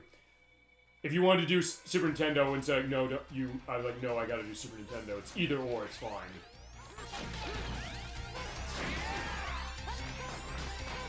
Alright, so yeah, in his case I'm doing him first. It's a little different, although I guess in that case I can sort of do that and just shoot the rays that way.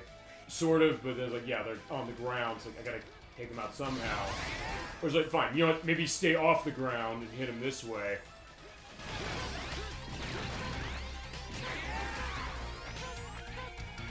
It's like, yeah, they're still probably down on the ground. It's like, yeah, okay, I'm making it way harder on myself that way. It's like, yeah, stay on the wall. Okay, actually, that was what I was talking about when you were saying as far as the stuff with Zero, which is that if you can get behind him with Zero doing that, you can just hit him. So it's not going to be that hard doing it even just blind, but still it's a bit harder. Alright, and I guess when he gets down to lower health, he has the purple ones. Oh, crap.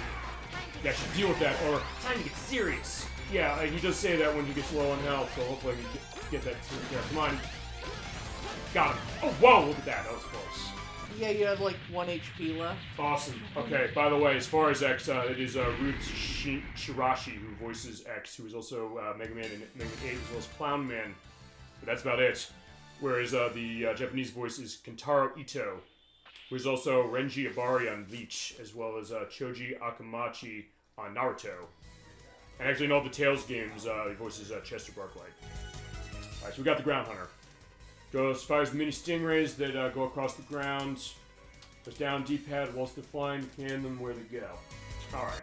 And weakness order means that, yeah, we go to Slash Beast next. I don't know if I should go there. Maybe. Well. Yeah, may as well. It's fine. Let's go in the order. Well, fine. We'll go in the order for this one. Because I don't think I'm going to be the, I'm not going to be the, Maverick, I guess, let's put it that way, in X-busting every one of these. X3 I'm going to. X3 I'm going to, and X1 I will, as well. As far as the main bosses, because I did that with X2. Yeah. Well, for the main bosses, whereas, for the Mavericks, but, then I use the weaknesses later. So then you'll take the route where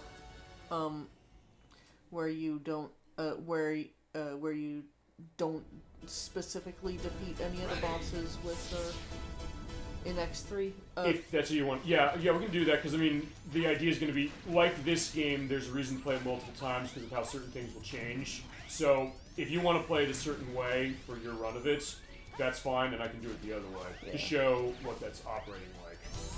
Because I will say this, I can beat Sigma in that game, which is actually one of the hardest Sigmas of all of them, I would say. One of. Well, fine, the hardest of the three in the Super Nintendo, that's for sure. I can defeat him without the upgrade you get, or the one upgrade you can get if you do something specific. It's hard, but it's like, yeah, I can do it, just because I played it a lot. Also, as soon as an enemy's spawn point off screens, it will respawn when you return to that part of the screen. In this game, you said? Yes. Well, actually in any Mega Man game, really. It's not really too bad with it, honestly. this. It's just that, yeah, if you go off screen, like, hey, you know, get that set and be careful. But if nothing else, you can sometimes sort of manage it a little bit so you don't have to fight them specifically if you're not careful.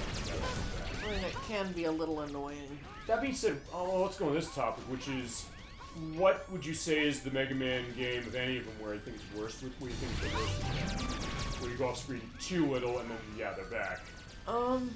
X or otherwise. I mean, honestly, X4 can be pretty bad about that. Okay. Like, it's probably my favorite game in the series, but it is, I think, a bit of a pain about that.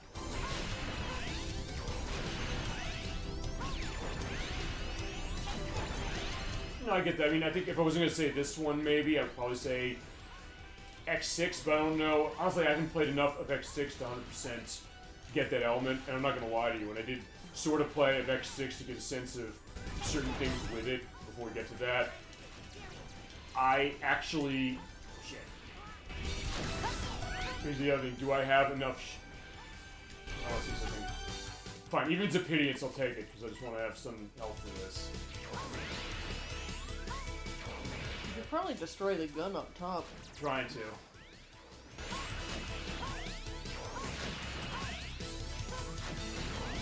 There you go. Waiting on him to go off.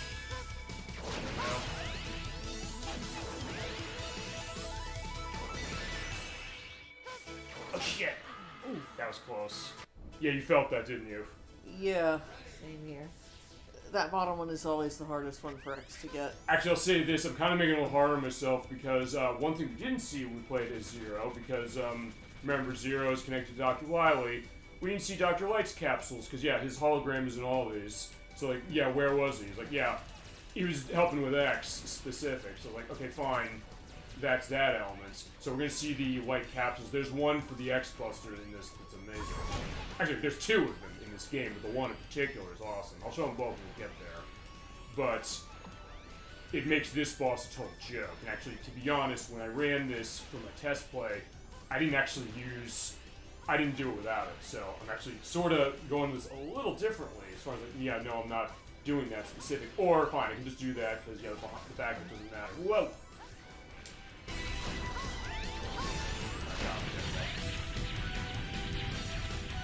As you're seeing, we saw it with Nocturne, you're seeing it here as well. If you understand the pattern and understand like how to avoid it, it's not going to be too bad. Yeah, I mean, honestly, most of the bosses and mini-bosses are pattern recognition. Sure. Which I mentioned, I mean, how many times do you say pattern recognition and Contra Hardcore in the same sentence? But it's even more in that one as we're seeing the Met Tools. Yeah, which are looking like they're in their commando gear. Which is a nice touch and goes to the idea of, I guess, one thing, which is that tell me this, as far as the Met Tools are concerned, they're in this in X4, but I think they're in some of the other ones, sort of, kind of, a little bit. But maybe not as much as, like, the classics. Like, they've been all the classic ones, basically.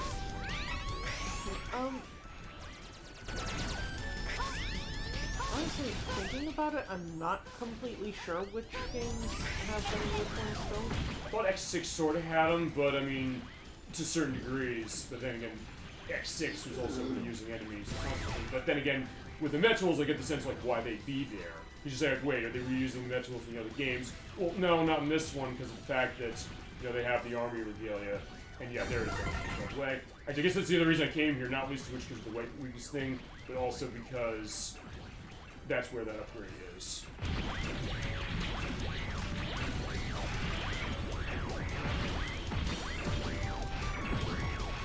Being able to enjoy the atmosphere of this stuff. And as Doctor mentioned, when you're in ride armor, you're visible, and I got on the life. I'm getting lucky with those life drops. And you were too, actually, when you had that running with Zero for you. Yeah. Alright, so yeah, on the train we go. Yeah, we'll stop him. Yeah, sadly, you can't jump on top of the train with the ride armor. That would be cool if you could.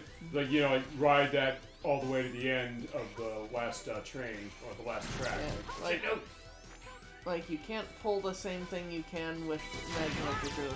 Yeah. I'll try and do that with Magna Dragoon just because it does look cool to do that.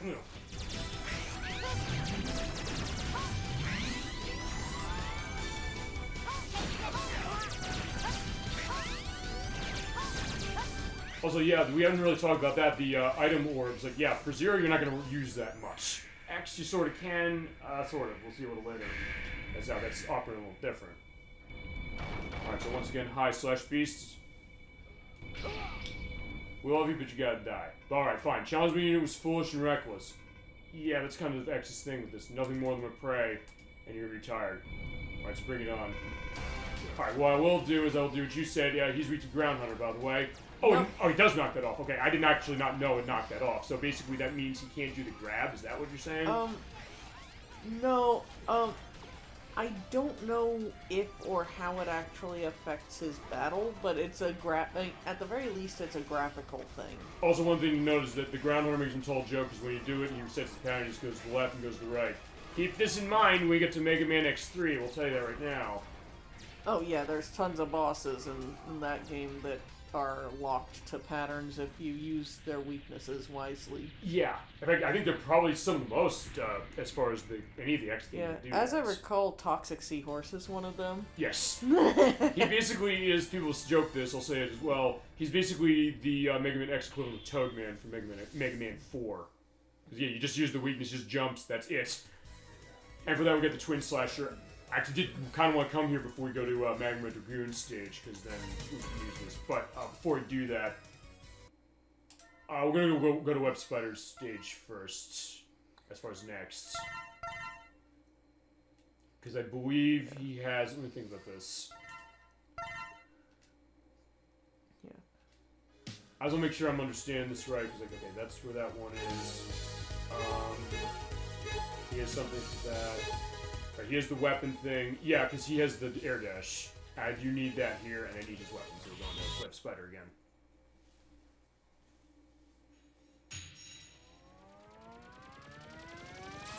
Yeah, he protects the secret weapon in the jungle, but yeah, we're going to take him down. Actually, I have his weakness, so I was like, yeah, I'm going the weakness order anyway. And I get to show something that I actually didn't know you could do, or I thought you could do. I was like, I can't make it work. But, I'll show it actually with the Twin Slasher. We can make the boss pretty easy, although, as you showed, he's not that bad of a boss. You started with him. So, in that case, he's pretty viable. Though, I'll say this with this game, is that in some ways, most of the bosses are pretty viable to start with, sort of, with a couple exceptions. I mean, Cyber Peacock, no. I will show why on Cyber Peacock eventually, just because. Oh, here we go. Hi, Dr. Light. Yeah, the battle should never happen, because as I said in Mega Man X, he gave X the choice to have to live a peaceful life, but yeah. He's saying we said, so we got it from our father there. It's like, why must Reploids fight? Yeah, that's where we get it from. You know, that's what they say as far as like their parents and all that. But anyway, peacekeepers persisted fighting each other. That's fine, we have to end this. So yeah, we're going to discover the truth with our air dash. Alright, stop the war as soon as possible. Yeah, no problem.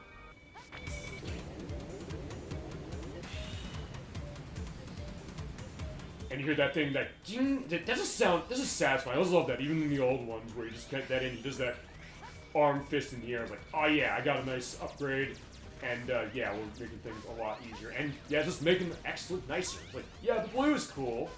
It's right, they call him the Blue Bomber that way for a reason. When you see those blues, like, that just looks nice. Just the way they design it. Oh, Christ, another life. Okay, yeah, I was trying to stop that thing, because when you're on the ground and you shoot it, fine, it'll go fast when you're on the ground. When you shoot it, it'll stop briefly, but something's good to run. Yeah, I get my hand at this. Definitely thinking Super Mario Bros. 2 here, for sure. I think I'm not the first person to mention that. With the log rolling. Yeah. Or the Revenge of Shinobi for the Sega Genesis, which has a part in the second one. Just like that. It's way harder. It's being in games that are hard that I'll have to practice before we do them, but I think that's my Revenge of Shinobi for sure. Yeah. And also, yeah, as you're seeing, I love the dash. I think I don't know if I indicated that enough when we did Mega Man X2. But yeah, I'm playing this the same way. She's seeing it, I think, and so is Prorova this way, that I have my thumb clawed a little bit in the sense that square button to shoot, the X to jump, and then basically just clawing that's like, yeah, just dashing the whole way. Although, as mentioned, going back to the pain thing that ElecVerse was mentioning, when I run this game, or any of the Mega Man games, on like the Xbox One for that X Legacy Collection, I'll use the right trigger for the dash. It just felt better for some reason. And even for X 1, 2, and 3 on the PS2 within that X collection. So it is kind of interesting, I guess, that idea of what he was saying. And that was very astute on his part. The thought of when have you been in a case like that with a game, and how's that concerting or in concert with the game itself? Saying like, hey, something like Devil May Cry 5 has some things with the environment, and that's going to the idea of like how your hands are feeling, or how you're mentally into that. As I said, we go into the guts of gaming on this program, and that's what I'm talking about. Like, we all do it as far as that. The chat does it, the guests do it, and I love that all of you believe in the mission of SuperOldGameSaturday as it is. Yeah, showing stuff all this, celebrating. Oh, by the way, one other thing, I forgot to mention this, and this is how the Sigma battle's not going to be horrible for me exactly. Yeah, when you jump, double jump, you have a hover. It lasts for a few seconds if you don't move. It lasts a little less if you do move, or a lot less if you do move. But you sort of use that to kind of hold yourself in the air and like take pot shots. You can get yourself situated with that. That can actually be very helpful. And it's very unique, as I said, also the idea that, hey, Zero, this is upgrades that you get from Maverick wins, but X's case, yeah, he finds it with Dr. Light and goes in concert with the weapons. Yeah, you know. Also, one thing, not to want to ask you this, because when you were here with Zero, you were burning these things with fire, and X is going to have a way to do that too, but doesn't the fire, or when you burn it, don't you get hurt by that from the logs? Because I could have sworn that happened when I was doing my recording of the footage for the cutscenes. I don't remember. Maybe I was getting hit by the spiders. I don't know. I mean, the spiders' projectiles are honestly kind of easily missable. Mm-hmm. So maybe, I don't know, maybe it was that, maybe it was not. I'll put an edit explaining, but alright, fine. If Spider's not happy, we label him Maverick, so yeah. Turn back. And you're seeing also he doesn't have voice when he starts, but he just thought that, alright, he's weak to Ground Hunter, here's the deal. Hit him with it, it just hurt him. Or Twin Slasher? Twin Slasher, I'd say. Yeah, Ground Hunter's last one, okay. Okay, yeah, you hit him, but because of the way that the Ground Hunter goes, or no, Ground Hunter's the other one, Twin Slasher's this one, it goes in an arc that way. You can hit the web of him, I gotta try and do that. Yeah, there you go, he falls flat on his ass. So if you ever played Mega Man 7 with Cloudman and Ginger Rap, it's like that. Or go back to our first play of that game for it, but that will not be the last. I think we gotta do that, just because I think we're doing that game again. Okay, yeah, you saw that, right? It looks like I just hit at the top of him a little bit, but yeah, then I hit him. But yeah, eventually I'm not going to be able to do that anymore. But yeah. Yeah, okay, fine, because I hit it too low. What did I say? I think it might have to do with the fact that you're also hitting him with the other shot. Okay. That being said, is like, it's either or, because I can't cut him down. I showed it once. I'm glad I showed that once. Yeah, that was pretty cool. I didn't know about that. Here's the weird thing. I thought, like, wait a second. A lot of the bosses in this have, actually, I think all of them have some kind of unique animation to it, the same way Mega Man X3 did. But I thought it was like, yeah, I can cut that web down. And I think, I heard like, he's weak to this, you can do that, but I just kept missing. So yeah, you have to hit it very specifically and fall down on the ground. Which is something they pulled from Mega Man X3, even though, I mentioned this off screen, Mega Man X3 was not developed by the same people who made Mega Man X1 and 2 and this one. It was, if I remember the name of it, it's Makiyaji Engineering, I think was. That might not be right. It'll be down here below, like what's the actual name. He's got the lightning web. Shoots that out, and in his case, I shoot out, you can use it as a wall. Mm-hmm. And we're actually going to use that for a couple of things. In fact, including that heart tank you got on Split Mushrooms level. Excellent, by the way. Good job, by the way, on getting that as you did.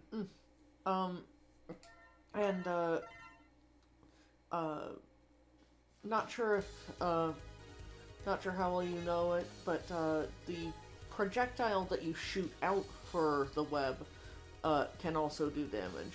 Yeah, I mean, oh wait, you mean shooting out the web itself? Yeah, like it doesn't need to turn into a web in order to do damage. Yeah, you're right. Also, yeah, as you were saying before, the regular hunters, where they come from, Japanese version. Yep. Yeah, he betrayed them and hit himself a volcano, and says I have the way to use the riot armor, which I'm just totally bum rush that thing. Wait a minute, I can't do this yet. I don't have to charge for the weapon. Fine, whatever.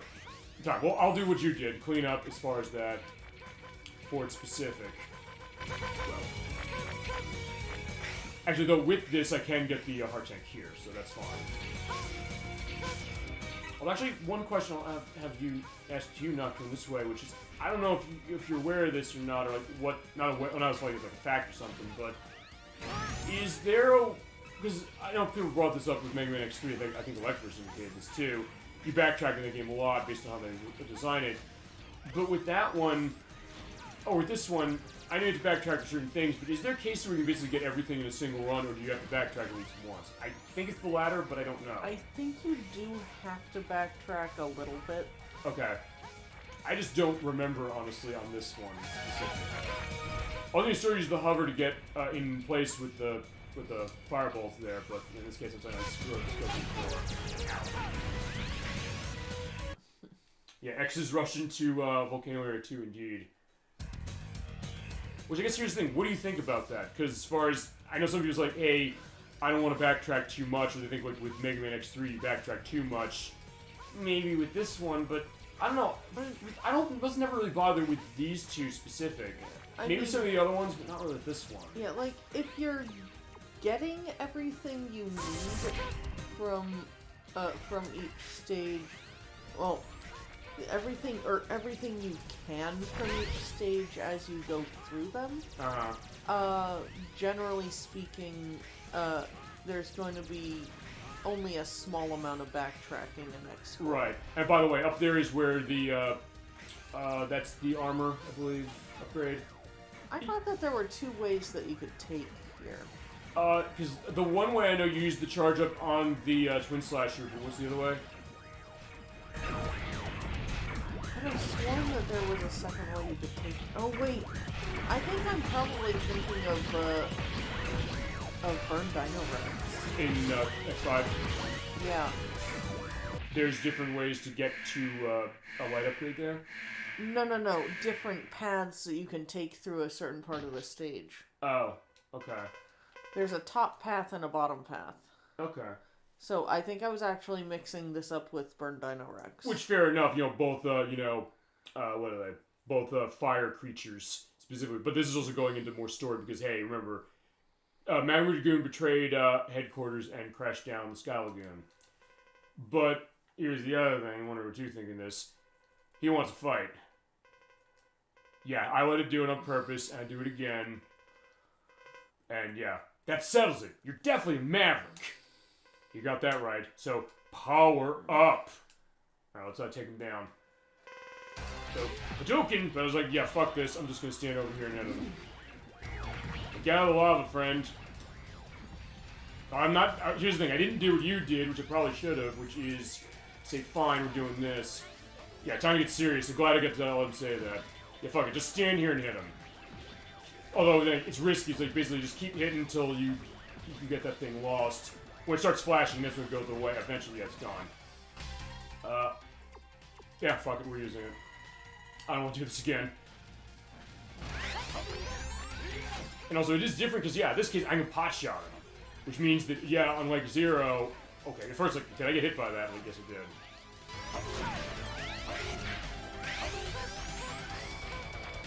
Yeah, she's over there. I think I can hit him from here.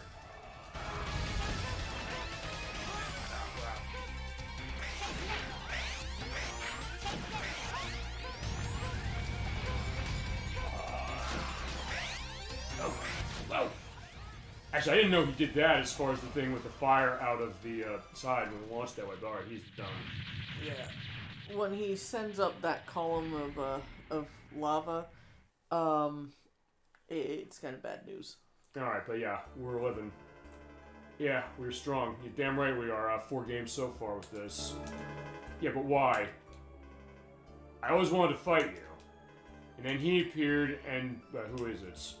Told me to work for the Replicants to goad you in. You did just so you fight me. Is this translated right? I'm not sure. Because I'm not sure about that. I don't actually know what the Japanese is translated properly. Okay, because I don't know, because people sometimes ask, like, wait, why does he just want to... Oh, fine, if nothing else, I guess it shows that Magma Dragoon is very easily swayed. Yeah. If nothing else... I would love to be able to translate the original Japanese. There might be somewhere that's translated it out to kind of explain how that is, because actually that cutscene you had with Sigma, at the end of Zero's thing, there's that dialogue it has where it says, Sigma, you're a maverick, or X, no, he says Zero, you're a maverick. What was it? There's some piece of dialogue with a question mark on it. The dialogue in the English version for that bit implies that Sigma had no clue that Zero was a maverick when he'd have to know. So I mean, because it has a question mark somewhere. Like, wait a second, why is there a question mark there? But we got the Rising Fire for killing him. Interesting to use, but you have to be right underneath it to hit it. So it's not even like the Shoryuken that she has, or the what it's actually called. I just call it the Shoryuken because of the Street Fighter thing. Ryu-Engine. Okay, there you go. So yeah, there's that specific. So in that case, it's not like that where she kind of goes forward, or Zero goes forward anyway. Yeah, no, it's only straight up.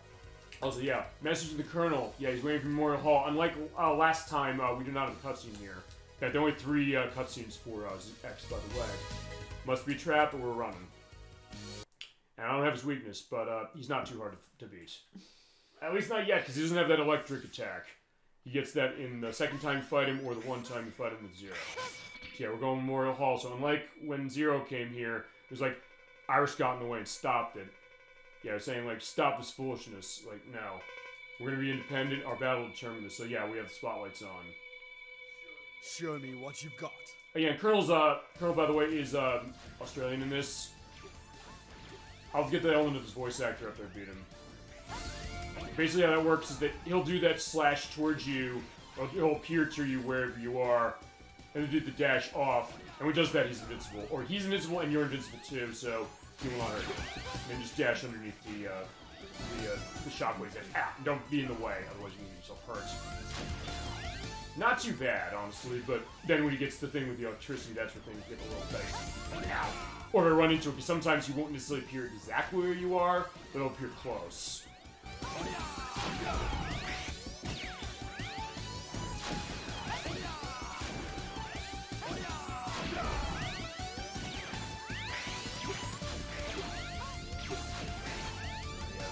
Too bad. Well, he's still not exactly a pushover. No, he's not. Especially for a first-time player. That's true. And see, it's funny this, because of all of the Mega Man X games after the Super Nintendo, this is probably the one I'm the best. Okay, it is the one I'm the best at, but it's also one that I haven't necessarily played this as much as those 3 on the Super Nintendo. Not because like I have an animus or something against it, because I love this game. Just to preface our final thoughts that way. But for some reason, I have those so specifically memorized that in the case of this one, I sometimes feel like when I come back to it that I don't have as much of a knowledge as I think maybe I guess I did, sort of. But alright, fine. I'll be back. Yeah, we will too. Okay, so there we go. There is all done. Next, I'm gonna go probably get the trying to think of what I should be going next. As far as weakness order or anything else. Alright, let's see. Okay. So... Right, because I was going to say, hey, before I went there, I was going to get the, I want this. I want to go get that, that upgrade for the Buster. And I'm going to enjoy Storm Owl's music again, because it's great.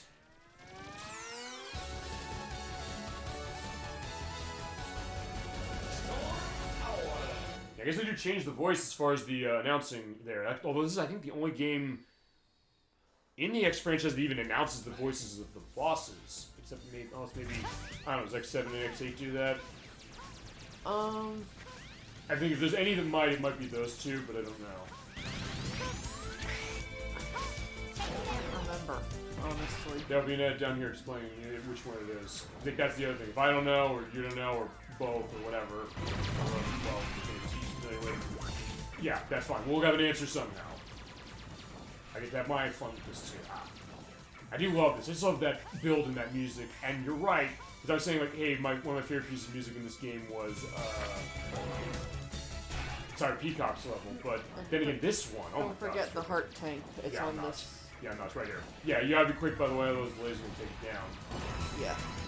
Yeah, if you don't get the heart tank right then and there, it drops into the abyss. You either have to kill yourself or come back again. But yeah, in that case, maybe killing yourself is going to be better. Also, I mean, fortunately, it is early enough in the stage that it's not too painful to... Right. Yeah, to go back. No, I get that.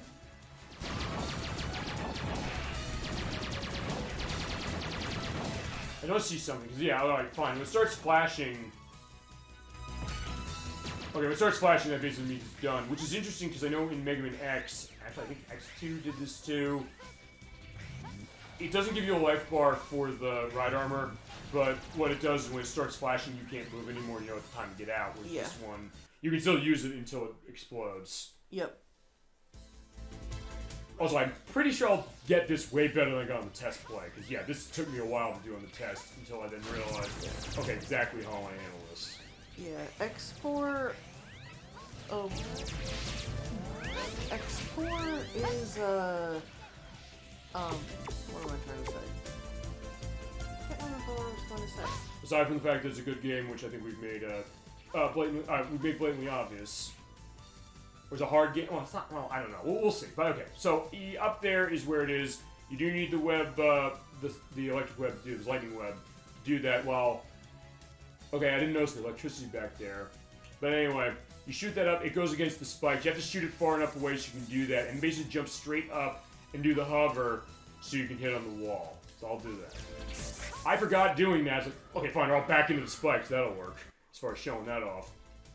It took me a while on the test play, because I figured, like, there's got to be something I'm missing as far as being able to hit that right. And you do need the air dash, and fine, the air dash / hover up, power up to get that power. If that is on the spike, it's like, yeah, I can't go get that. But that's fine. I think you actually had the web placed slightly too far to the right. Yeah, because that's the weird thing. When I was doing tests on this, it's like, wait a second, where can I get this where it's going to be not touching the spike? Well, right there, I think, is probably going to be fine. Okay, that's too low. Okay, I was trying to get on the platform at the bottom, so yeah, this is exactly like the test play. Ready. Yeah, Zero doesn't have to go up there, because, like, yeah, Zero doesn't deal with Dr. Light, but X does, if you're going to go get it. But yeah, this is an upgrade totally worth getting, but you have a choice of upgrade, actually. It's, I think, one of the only cases in Mega Man X at all where you do. Mm-hmm. I'll show both of them off. I mean, technically you get this, this kind of selection again in X8 with... I do? Well, the Icarus, well, I mean, oh yeah, right. The normal armor, has two versions of each part, plus the Ultimate Armor set, which can only all be equipped at once. Okay. Yeah, because you're the expert on X8, for sure. Alright, you can charge it 4 blasts at once with this arm module, take a wild charge and fire shot anytime you want to. It's also changeable, so you can put the other one. I will first show off this one, and then the one I really want is over there on the left. Yep. Now, this is bad. I mean, I don't know. When you play as X, when you do, you probably use the other one, am I right?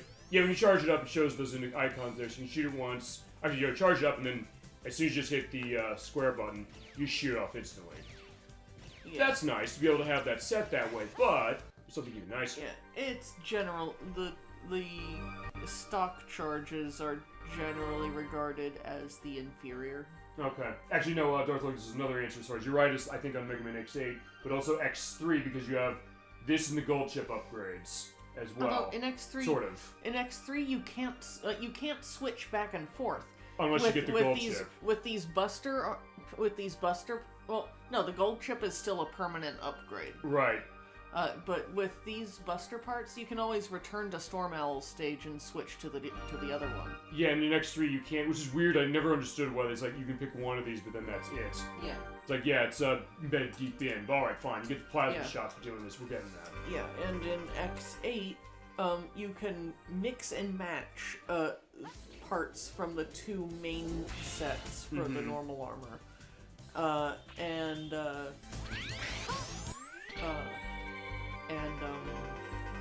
But the only catch is that the Ultimate Armor parts are strictly are strictly used only as a set. No, I get that. And we're going to see the benefits of the thing right now. Because, yeah, we shoot that. Yeah, it has residual damage. And my god, is this useful. Yeah, this is going to totally just get this thing destroyed if you charge it up. It's the same charge up time, by the way, as the Charge X Buster that I've been rocking. Actually, in some ways, I don't know. I mean, this might be the best charged X Buster of any game in the franchise. Well, one of them at least. The version of this shot in X8, I think, is by far the best of the series. Okay, so I'll have something to look forward to when we get to that one. Yeah. Yeah, because outside of that, as far as finding the early stuff, I would say probably this and X2. Because X1 has a bug in it where it doesn't always hit everything at a lot of damage. Maverick Hunter X fixed that, so it's better. And then X3 is fine, but sometimes it kind of goes off in directions. It's weird. Alright, how dare you destroy my unit? Alright, sorry, Storm Owl, you gotta go. Yes, I guess in that case, I'm gonna sort of X-bust this dude, because I know his weakness. He is weak to the aiming laser. Yeah. Which we do not have. Which is the weakness of Cyber Peacock. It does look weird to aim that. We'll show that because we're going to run stuff specific as far as that with the end of the game.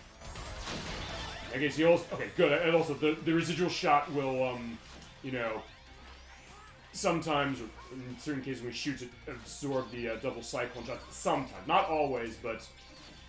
In that case, no. Yeah, that's the hard part of being able to avoid that. But yeah, he's not working. Get slow down. Yeah, keep an eye on the ground where the tornadoes are. They will hurt you unlike Storm Eagle, so he learns. And he's dead. Okay, I guess technically the alternate armors of X5 and X6, but for some bizarre reason they cheaped out making enough sprites to mix and match those. Yeah, I guess. Maybe? Is that right? Well, fine, I think they cheaped out on both Mega Man X5 and X6 entirely anyway. But that being said... I mean, because the thing is, those are complete sets of armor. It's not a It's not a customization specific to the armor. Right. Where, like X5 and X6, you have your specific sets of armor. They cannot be customized beyond the actual customization parts that are really separate from the armor. No, I get that for sure. Okay, let's go to let's go to Split Mushroom stage. Yeah, we should be good as far as that. You were saying something? But yeah, but as far as the armor itself changing its appearance, I think that there's a slight difference in the arm parts for the fourth armor. For this, yeah, there was actually. Yeah. I'll have pictures showing that. Because when I showed it, it was a little different. I'll show this off the charge now. Yeah, they are different. Yeah, it's red like that. As far as on the side, it's kind of like blue a little bit. So there is a visible difference here. Whereas no matter what you do to customize the Gaia armor or the blade armor or whatever between X5 and X6, you just. It never changes its appearance, except for, X using different weapons, and that's just a color, and that's just his usual color palette swap. Right, but you do get to choose which ones you get to use. You find them all, but I suspect they didn't want to code and animate that for trying to mix it, which I don't know, maybe because they're running the engine of this game, because I believe the engines of all three of the PlayStation 1 Mega Man X games are the same. In some ways, with a couple of tweaks to them.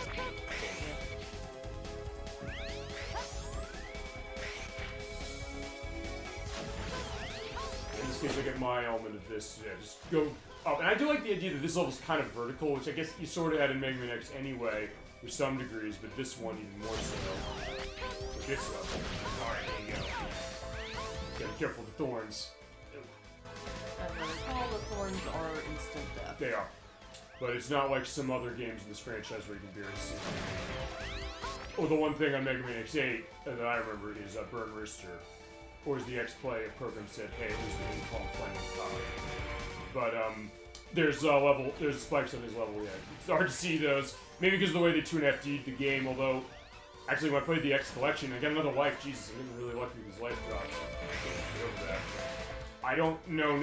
I get the sense maybe is easier to see in those versions. I don't know, maybe someone with the PS2 for that one. But maybe just me getting used to it. Alright, so yeah, we have you again. Same deal as what Nocturne dealt with before. Wait till it comes up. He is weak to the electric web, the lightning web. You can also just residual shot him and he's done in a few shots. So, you know, the other thing I'll do is be a little more unique. Let's go up here. You'll go wherever you're aiming, so at that point you also kind of hit him that way. Wait, I didn't miss the heart tank yet, did I? Okay, no, it's after this.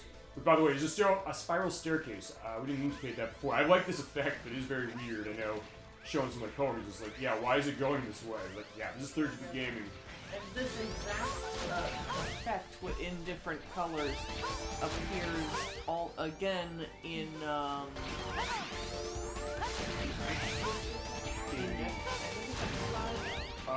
don't know off the top of my head. You're more. I'll say this. Full disclosure, she's more of an expert on the second half of this franchise than I am.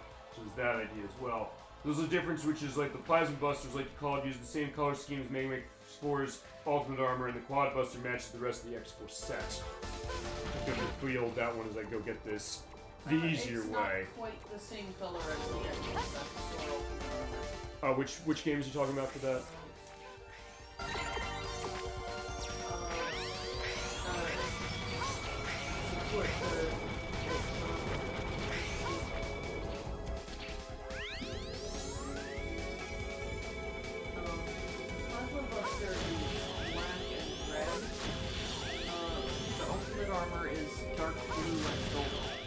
Oh, you're saying the Plasma Busters from this, right? Yeah. Which is actually, you're right, that is actually what they call it. I think they call it the Plasma Buster, they call it the Plasma Shot. Or White said it before when we got it.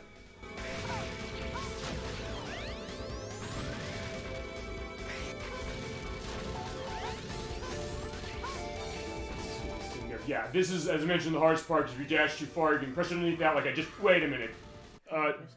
Yeah, I just did, but also, it looks like I'll have the picture here for that, so I'm kind of glad that happened, because I didn't know if I touched it or not. Your hitbox was just slightly under it. Okay. Yeah, because that happened when on my test when I was doing the thing for Frost Walrus. Yeah, it didn't happen here, so it's like... It's way more specific than it needs to be.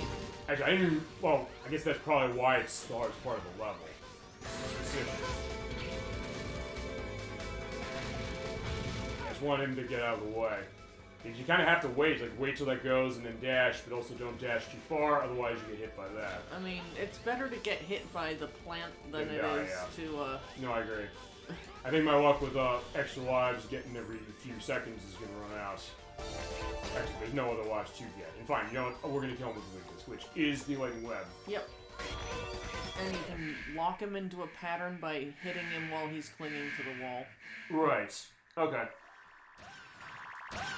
Alright, so yeah, with Buster stuff ready to go. You actually, Sam. Alright, so he was just told what to do. He's like, he doesn't care like who did it. He's like, yeah, take a guess. So, actually probably know by that. Yeah, Split Mushroom and Cyber Peacock are the only two Mavericks under Sigma in this game. Which is interesting that way, as far as it. Like the other ones are like, yeah, no, we're on the Repforce side. Yeah, of all the other bosses, they are all Repliforce except for Magma Dragoon, who was a hunter. Yep. That was the question. Yeah, you just have just enough shots to take care of him, but it'll be fine.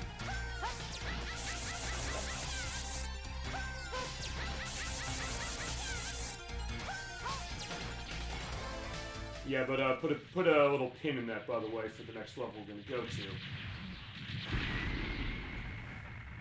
Because that's where I'm going next. And I will show off how the boss is. It's Cyber Peacock's level. I will show specifically how that boss operates a little bit. Because something tells me I'm probably going to get a game over soon anyway, but that'll be no problem. Alright, again, then we get the Soul Body. You want to bring that to Cyber Peacock's level, not least of which because it's his weakness, but also because it's the easier way to get through those timed areas, as we'll show in just a second.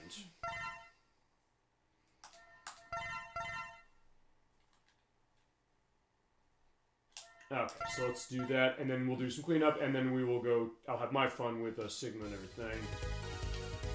going on? Alright, so sorry, Peacock, back in the internet, let's go.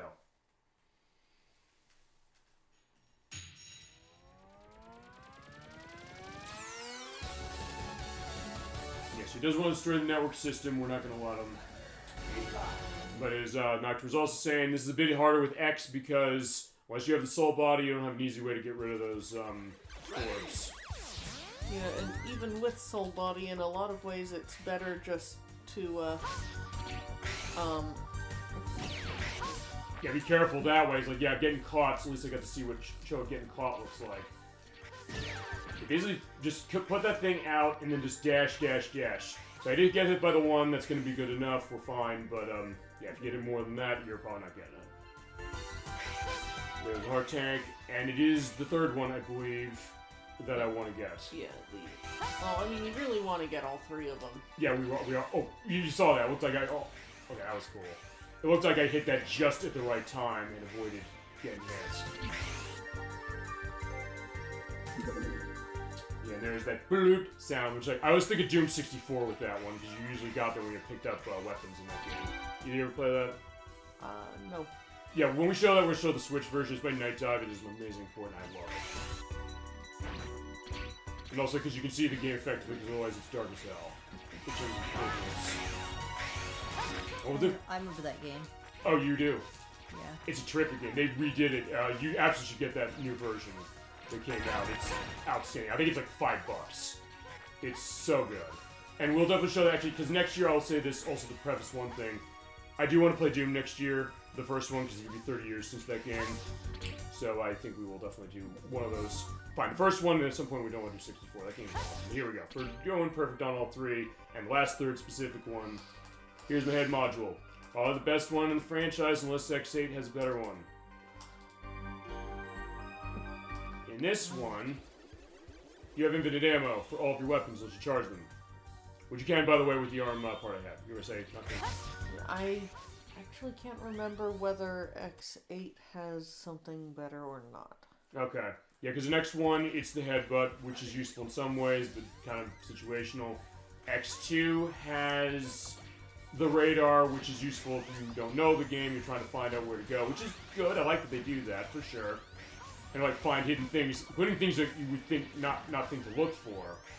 And then in X3 is the radar that shows off at the beginning of the level, which can be useful also sort of, but also kind of situational. In this case, yeah, you know, I was using Soul Body there and ran out of ammo, or I almost ran out of ammo, or I did run out of ammo at the end of Split Mushroom. That ain't happening anymore unless you charge it. Yeah, considering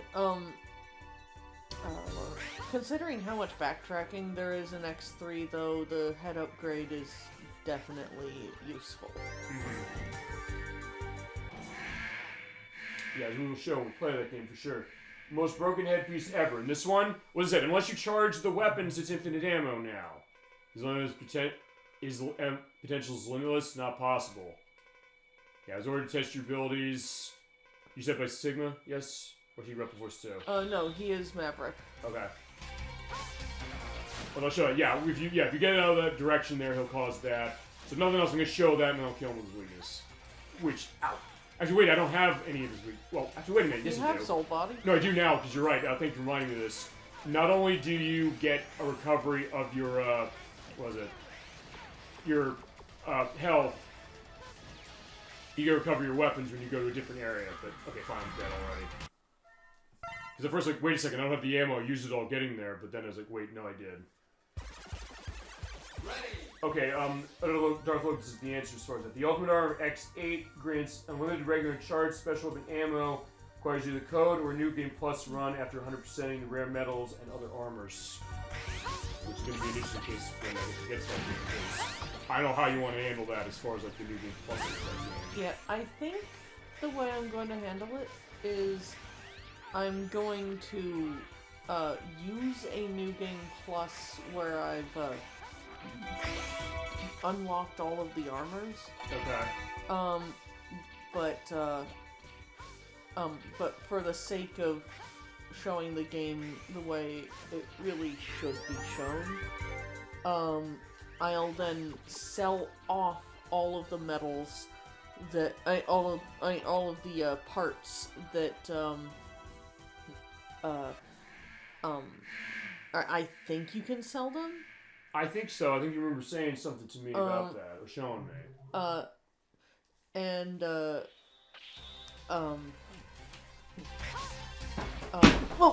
what was that? Oh, book. That was your book. That's fine, no bug. Too. Well, yeah, hey, it's almost midnight, so it's like, hey, you know, are you paying attention to this game? And yeah, now you are. Yeah, fine. I guess I'll say you probably timed it perfectly that way, or it timed it perfectly because of the fact that, hey, sorry, Peacock's going like, oh my god, what the hell was that? But basically, I think what I'll do is I'll use a file where I've unlocked everything. And then just sell everything off, and then rebuy stuff that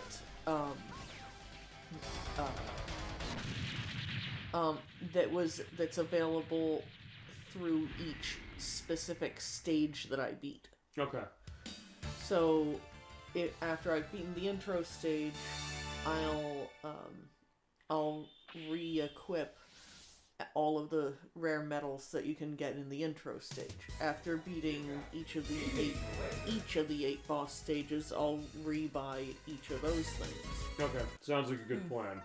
Yeah, when we get to that one. And then when we go into the final parts of the game, I'll start using the character's other stuff. We will probably need to record the light capsule stuff out and put that up with the YouTube version. Sure. Okay, which is fine. And yeah, I can handle that, or however you want to do that.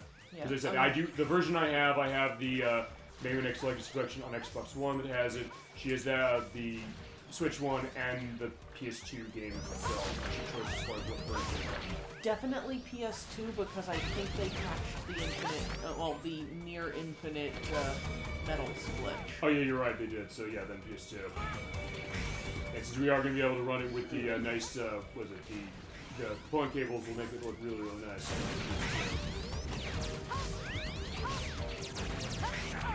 Yeah, I'm going back here just because I'm going to go with the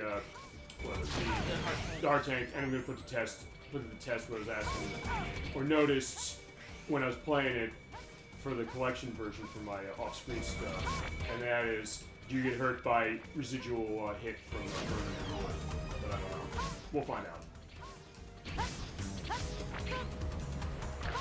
In this case, yeah, that's the other thing, as I mentioned, I love to do the dash through, so in that case, I guess in some ways I can kind of speedrun a game like this, and just kind of like, yeah, just go, go, go, and it's so much fun. I think that's what I really, about Mega Man X itself as a franchise, what I always found really interesting about it, even against Mega Man Classic that way, is that, because unlike that game where they put the slide on the down and jump button, this one they put on the separate buttons, you can just cook that thing as you go along without ever breaking sweat. It's pretty cool.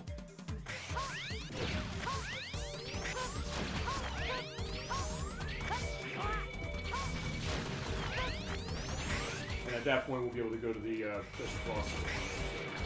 I'm going to assume about a 5.5 hour for this, which is not bad, actually. No, I'm thinking about, hey, we're giving this the full play. If nothing else, you're getting the full 25th anniversary celebration of Mega Man X4, like we always do on the show for the games we love. Or the games that are of interest, as I mentioned. Sometimes even the game's not that good, it doesn't matter. Or if somebody wants to see something, yeah, it's fine, we're going to play. We'll get to that when we get to the schedule on top of that. Okay, so let's try this again. So here's the, oh wait, okay, hold on, what was hitting me? Oh, the orb, okay, so... The spider's shooting. Okay, so that's what happened, alright, so it's not the wood that does it. It's the orb the spider was shooting out of the, the spider was shooting out that did it. It's just that I was in a case where... Okay, so it doesn't. I just kept getting hit by that and didn't realize. But alright, since I got what I needed here and we already beat the boss, we can leave. So escape. And what we got left?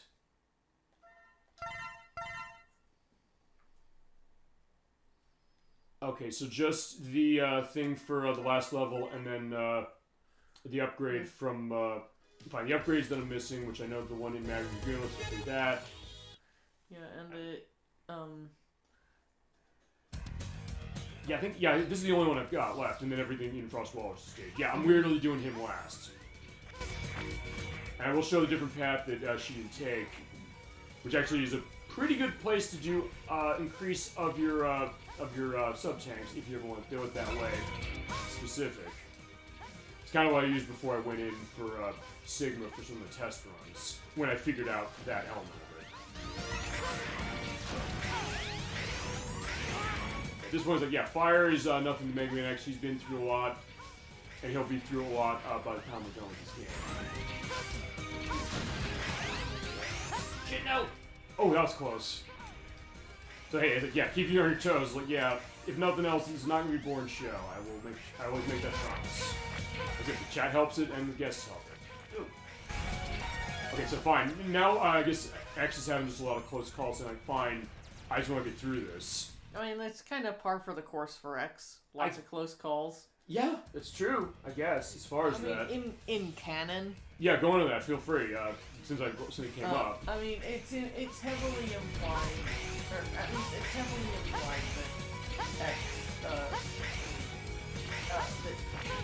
regardless of player skill, X tends to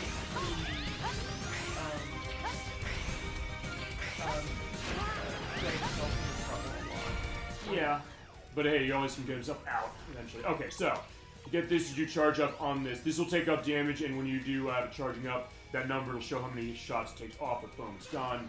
And here it is. I will also show each of the charge shots off just because. So we got our body part, which will increase with damage taken, and when it's filled that, you can do the Nova Strike, which is on the R2 button.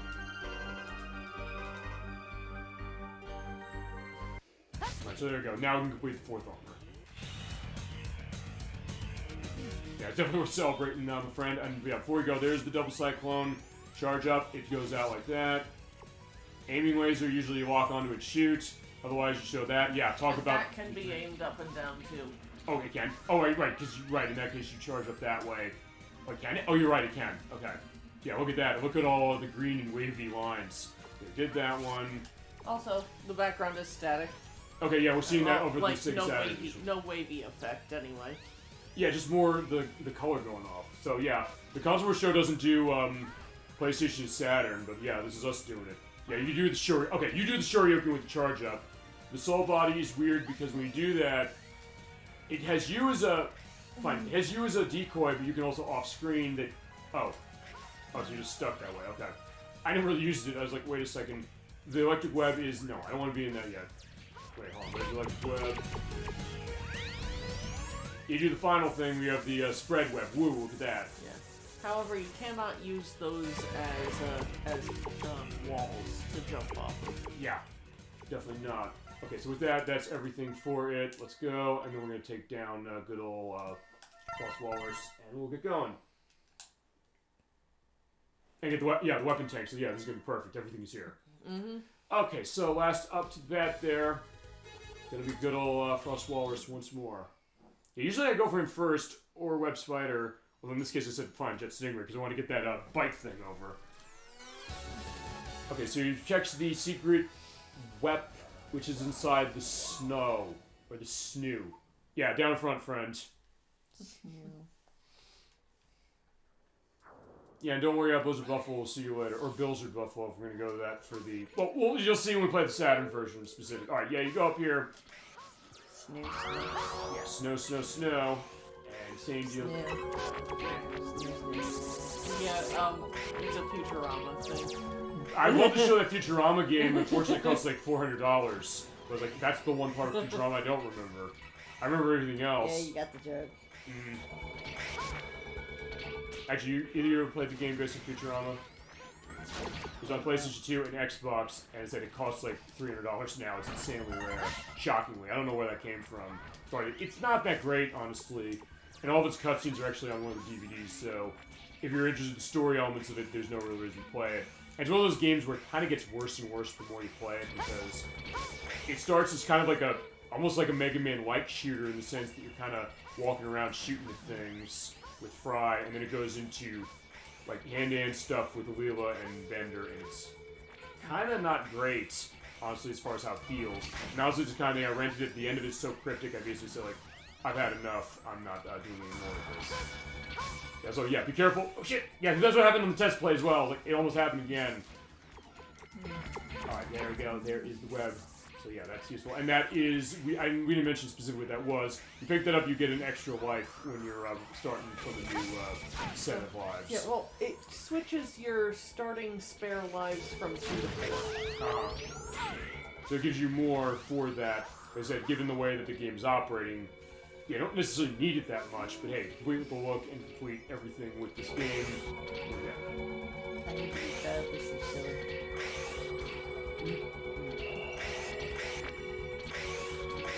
So yeah, we'll sure you can him though as well. I know that dash in, I think I said this with X2, which is an X2, and any really, where it basically locks you in animation. Even to the point where there's a jump that I think I made before jumping in, where you look at his animation, I'm trying to get that off, I don't want to use that. And it looks like he's kind of closing his eyes when he jumps in. He's like, yeah, Mega Man's scared to go in here. Sure you can... Yeah, I do love throwing that. Yeah, but the thing with the Rising Fires, you have to be right underneath it, or sure you can hit him. But yeah, he's dead. As you'll hear the thing with the music in PlayStation compared to Saturn, right here. Yeah, they don't have the intro, which is strange. It's always one of those weird things I mentioned. Alright, same deal as before, just run through with the only level that has an extra piece of music. I'll look into that. Maybe ElecVerse at the point that they were planning that for the development of this. The one thing I didn't get down on the notes of 3 pages. Through here. Whoa. Actually, wait, yeah, I got the heart tank. I got the EX tank. I got the EX tank, and then the weapon tank's up there. Yeah, so it doesn't change where anything really is as far as the items and things that's 0 and X share. Well, actually, maybe it does, because I think this was on... Just use Rising Fire. I know, but I'm saying I think that the thing for that looked like it was... weirdly enough, 1 block below on Saturn. I'll look back at that when I do the edit on this. So, we'll see that. Alright, yeah, bye-bye, Birdie. Bye-bye, Birdie? Yeah. I do love my bye-bye, Birdie, for sure. Boom. Oh, actually, wait, maybe it is still there, but it just is...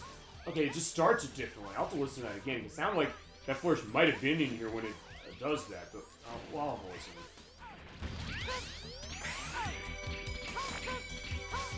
Actually, the point where I'll say this, going back to the thing with the Rising Fire, is like, I almost don't know if I want to use it on him, just because it's so hard to hit him, but fine, I will just show how that operates. Actually, yeah, I did show all the charge-up shots. Fine, I'll show his after I get it, but alright.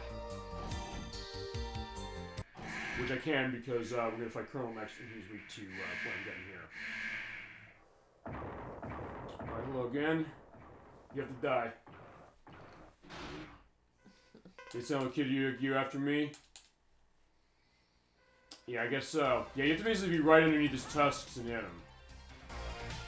I don't do that, you can sort of hit him, but it's very risky. So sometimes it takes longer. Actually, Chasm22 said this in the sense of when I was doing the test play on this. He was saying it's like Wheel Gator in X2, where his weakness, it helps as far as that, but he always goes underneath the oil in that one, so you don't have a whole lot of opportunity to get yourself able to hit him quickly, so it takes a while. Unless I Shoryuken him, so let's do that. Got that. Yeah, just show this. Yeah, if you do that with him there, he doesn't go into a pattern of that.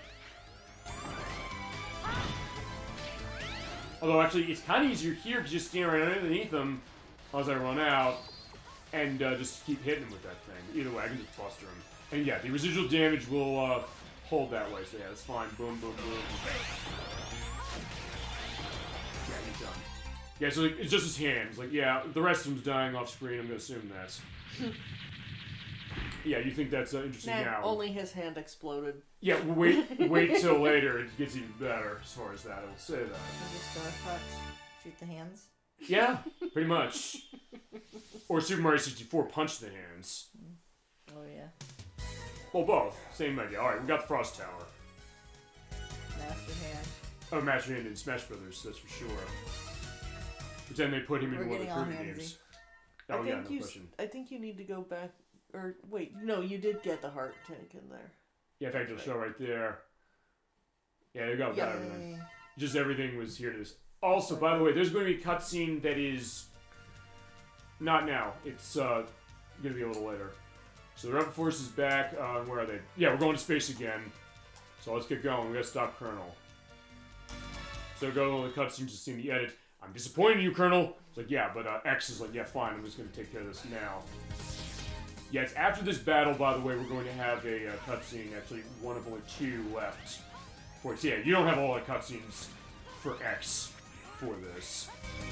Before I thought, like, I go in here and there's a cutscene. Actually, no, you have only 4 cutscenes, and one of them is the same, actually, as we saw earlier with 0.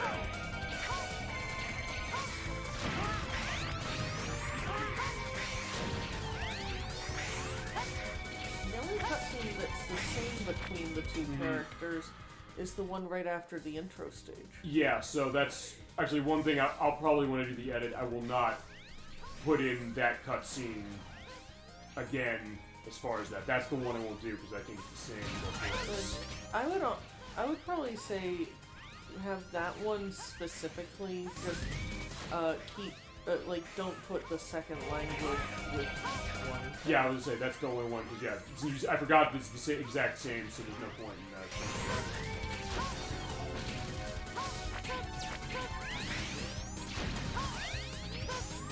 Yeah, like before, there's not that long a stage just to go through a couple things and then take the Colonel again, which is the same fight we saw before, except just with X, and it's going to be the same case of flashing light warnings the entire time.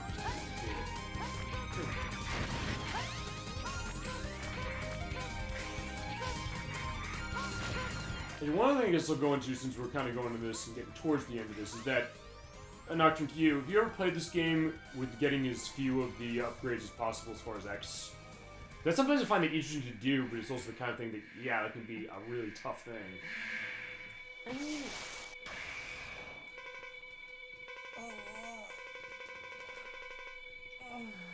I've been waiting to fight. I think I did once try to beat him to beat the game without getting any of his armor pieces. But I still picked up health upgrades and sub-tanks and stuff. Right, and actually in X1, what's interesting about that is that you actually have to use a password in order to do that. There's no actual way to run through that game without getting at least one upgrade. Yeah. And I guess I also should show what he's weak to, which is the Frost Tower.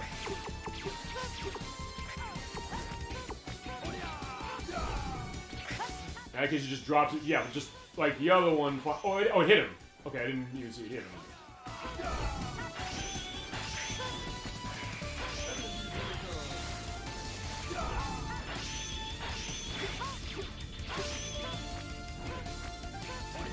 I went the other way.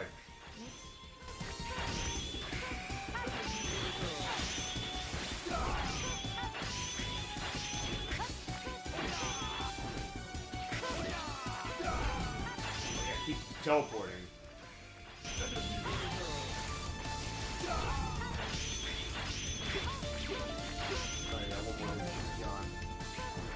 Fine, I'll just do that way. Oh. Okay, yeah, he's gonna run into it. I was like, no, he's not gonna run into it. Fine, screw this. I'll play right now. Yep. Oh, was it? Yeah, pellet him. There, he's dead. Yeah, impressive. It was too late. Yeah, because we're going to space. Get back to space. Space, the final frontier. You threw lemons at him for the win. Yeah, indeed. Because we have to do it once, because actually, honestly, I don't think I've really done that with any of the Mega Man games we played, but we do have a cutscene coming up now. Give me lemons? I don't want your goddamn lemons. Well, Take life. Give the lemons back. No, fine, we took his life. Say, when life gives you lemons, you make lemonade. When life gives you lemons, he dies. Also, we have a cutscene. We will be right back for this one.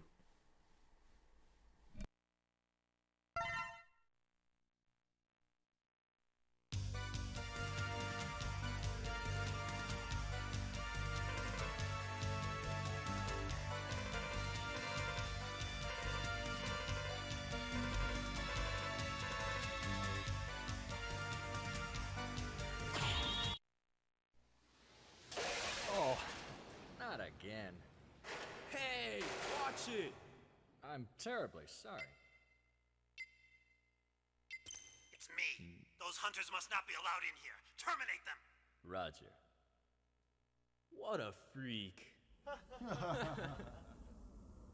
Hey, Double, what's the matter?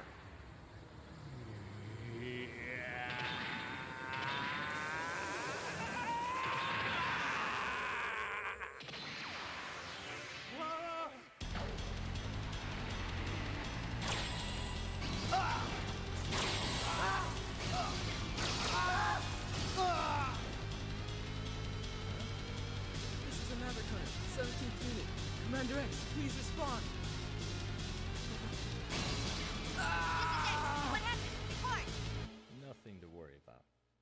No further transmissions unless necessary to carry out the operation. Understood. I'm breaking contact. And now, X will be my next target.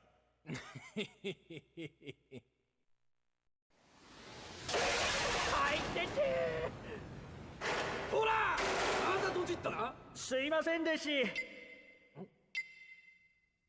私だ。今ハンターどもに宇宙に来られてはまずい。やれ。了解。まったくドジだな。おおい、ダブル、どうした？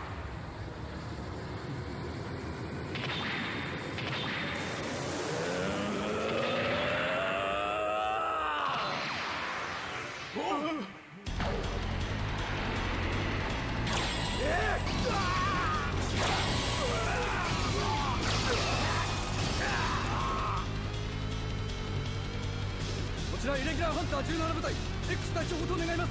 X 隊長応答願います。こちら X、 どうした？何かあったのか？なんでもないでし。作戦行動中は必要以外の通信を入れるな。わかったでし。切るぞ。さてと、X を追うとするか。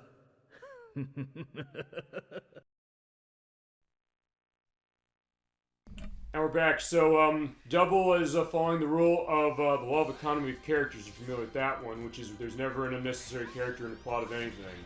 And if they seem like they don't have a purpose, they're going to hold key to the resolution. So yeah, he's bad. He's back. He's double crossing us. Hence his name.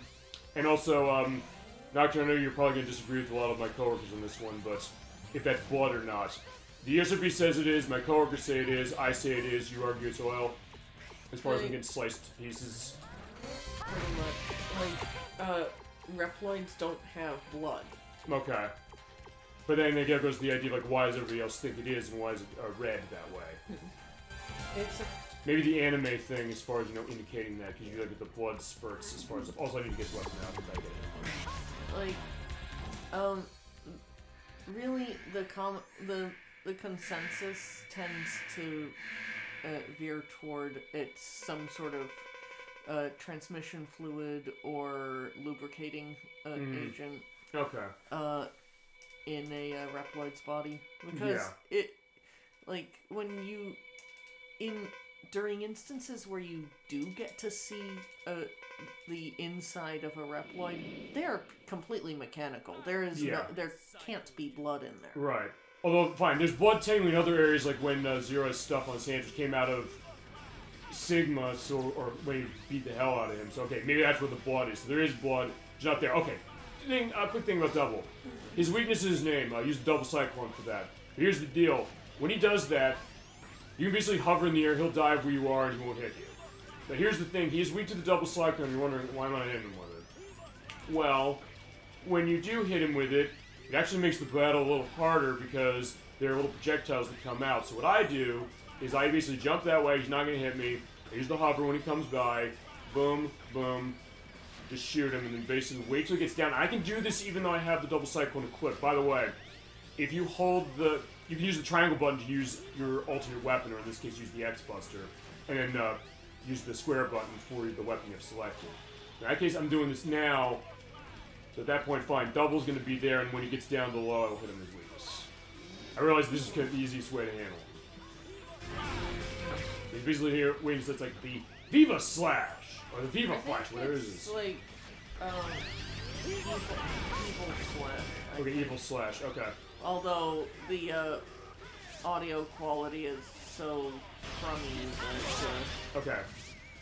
Viva slash. like the audio quality here is so crummy for his voice samples that I always thought it was Eagle Claw.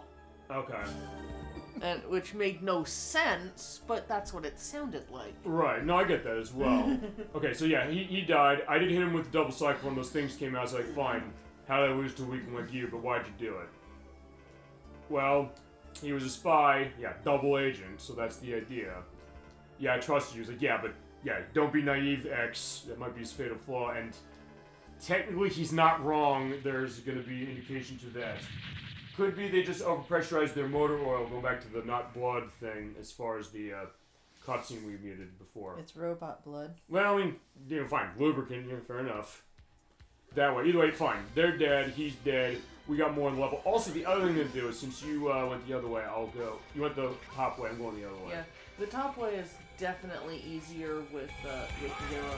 Yeah, you can go with X, but yeah, it's not necessarily recommended, so I'll manage that. That's why I went the top way. Yes, you have your choice. You can go down or you can go this way. So with X, we're going this way. Just for variety's sake. Whoa. I would still say the top route with Zero is still easier than the bottom route with X. Yeah. Because basically a lot of it's over a pit, and yeah, at this point, these are probably the cases where you pretty much have to have the upgrades to do things effectively, unless you're very specific with how you do your dashes. And also this, make sure also that these use the hover this way. Pretty much just shoot that way. And also take advantage of the fact that when you do the hover, and you're in air like that, is forever, but if you get hit, you go down a little bit. So just inch forward a little bit and shoot. You go down a little bit. At that point, I'm like, well, I could go back. I was like, you know what? Fine, I don't think I can. Like you're at the end of that stretch anyway. Which is way easier, by the way, than when I did this test play. I'll say that right now. Right, we're fighting General as well. Same deal as before with her. He's weak to the twin slasher. I don't deal with that shit, and I'll tell you why. I always just charge shot him to death. Yeah, you were saying off-screen with the hand thing before. Yeah, you wait. We're gonna off-screen basically the entire thing. All right, why are we fighting? But yeah, I don't care. You have to die. Your true power. All right, so I'll take you down. I have nitrous. I do love that. That just sounds kind of interesting, just the way he delivers that one. But we didn't actually hear it there. But all right. Actually, this is easier to kill with that X than it is with Zero, because that point you don't have to be close. It's like, yeah, he's over there. As long as you aim up there, you're going to hit him. And even though he's not there, your shot still counts. Keep doing that. He'll hit the stuff for that, and he'll be dead in any minutes. So I have to cheese you in the battle. I have nitrous. General was definitely designed for X to fight him. Which is what ElecVerse was saying, and I guess we're showing specifically as to why, although it does make it interesting. It's like, how do you fight this thing with X, which you showed terrifically how to fight with X. With Zero? Okay, Zero. Yeah. I mean, you're taking damage if you're doing the battle with Zero. Or is it, actually, I'll see if he does this. I'll show you what I did with Zero when I was doing my test stuff. Because basically I'm kind of holding the wall, and then I basically just did an air dash right off it as he was coming down. And at that point, then, I pretty much said, yeah, just slash him on the way over. But alright, fine, he's dead. And then X says, like, yeah, what's that noise? He's gonna be fine. He only 2 fingers and a part of his thumb exploded. Yeah, like, or as I said, X is like, what's that sound? Something happened. I was like, alright, fine, there he is. Yeah, what happened? Good question. Like, he didn't see what happened. We didn't see what happened either. Yeah, the weapon must be malfunctioning, so someone else is controlling it because the Earth is in danger. Alright, let's stop that weapon. Before I do that, though. So wait, you shoot him, and then you ask what happened? Yeah, it was like that. Hey, I was off screening him. It was like he wasn't anywhere over there, so true. That's what was happening. I said we saw that with Frost Walrus. Like so, I always say, I plan this show. I swear to God. Speaking of Frost Walrus, though, I'm going back there briefly because I want to make sure that I have enough stuff in my energy tanks just in case. My sub tanks, I should say. Energy tanks is original Mega Man. All right, fine. One less ode to Bills or Buffalo. They're filled, so yeah, screw it. We're gonna just leave. Because I gotta do the boss rush too. I'll just continue that saving because I already did. Yeah. I do that and I gotta fight, I have to fight Super. Yeah, and you'll get max weapon tank energy just as a matter of course with the boss rush. Right, okay. So let's get going. Same deal as before, so yeah, as we go along, feel free to go into anything else on that as we reach, the final showdown. In a lot of ways, I kind of feel like this game was designed, like, I feel like more of the bosses were designed with X in mind more than 0, but the story was written more with 0 in mind than X. Which I guess goes to one thing, which Keiji Inafune was one of the producers on this, who was like the artist as far as Mega Man is concerned. No, I don't want to use that. In fact, you know what, I'm going to hit start, so I don't have to use that. I'm going to pull out Ground Hunter. He did say, and I think the thing with Mega Man X5, we'll get to that one, is that the thought was that that was going to be the end, and they were going to go to Mega Man 0, and then they went to Mega Man X6, which then kind of ties into Mega Man 0 really well. But then again, the question of, I think Keiji Inafune had on his mind that he wanted to do more 0 anyway.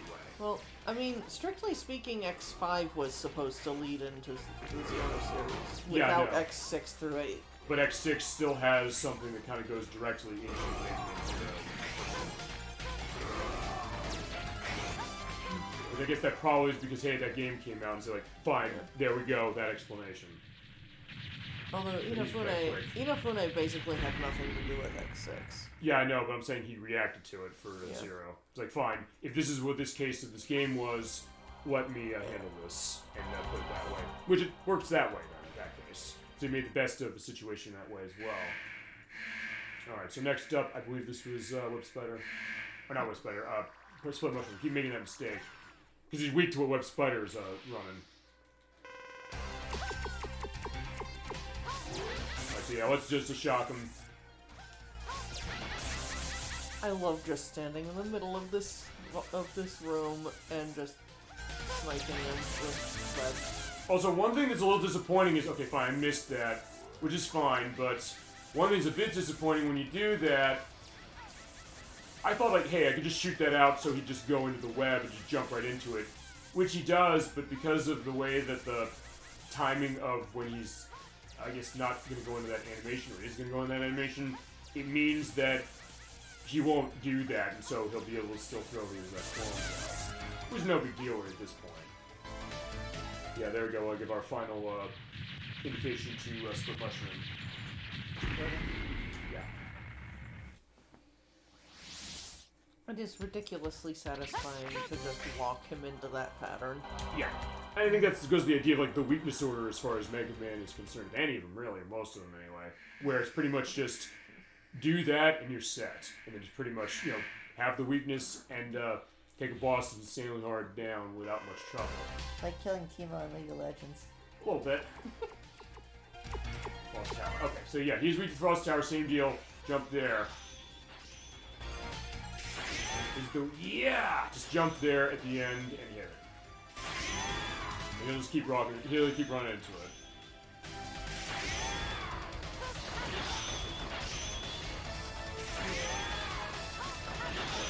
Jet Stingray is slightly easier with X than with 0. Although, as I said, I found that area with 0 where actually it was not too hard to run.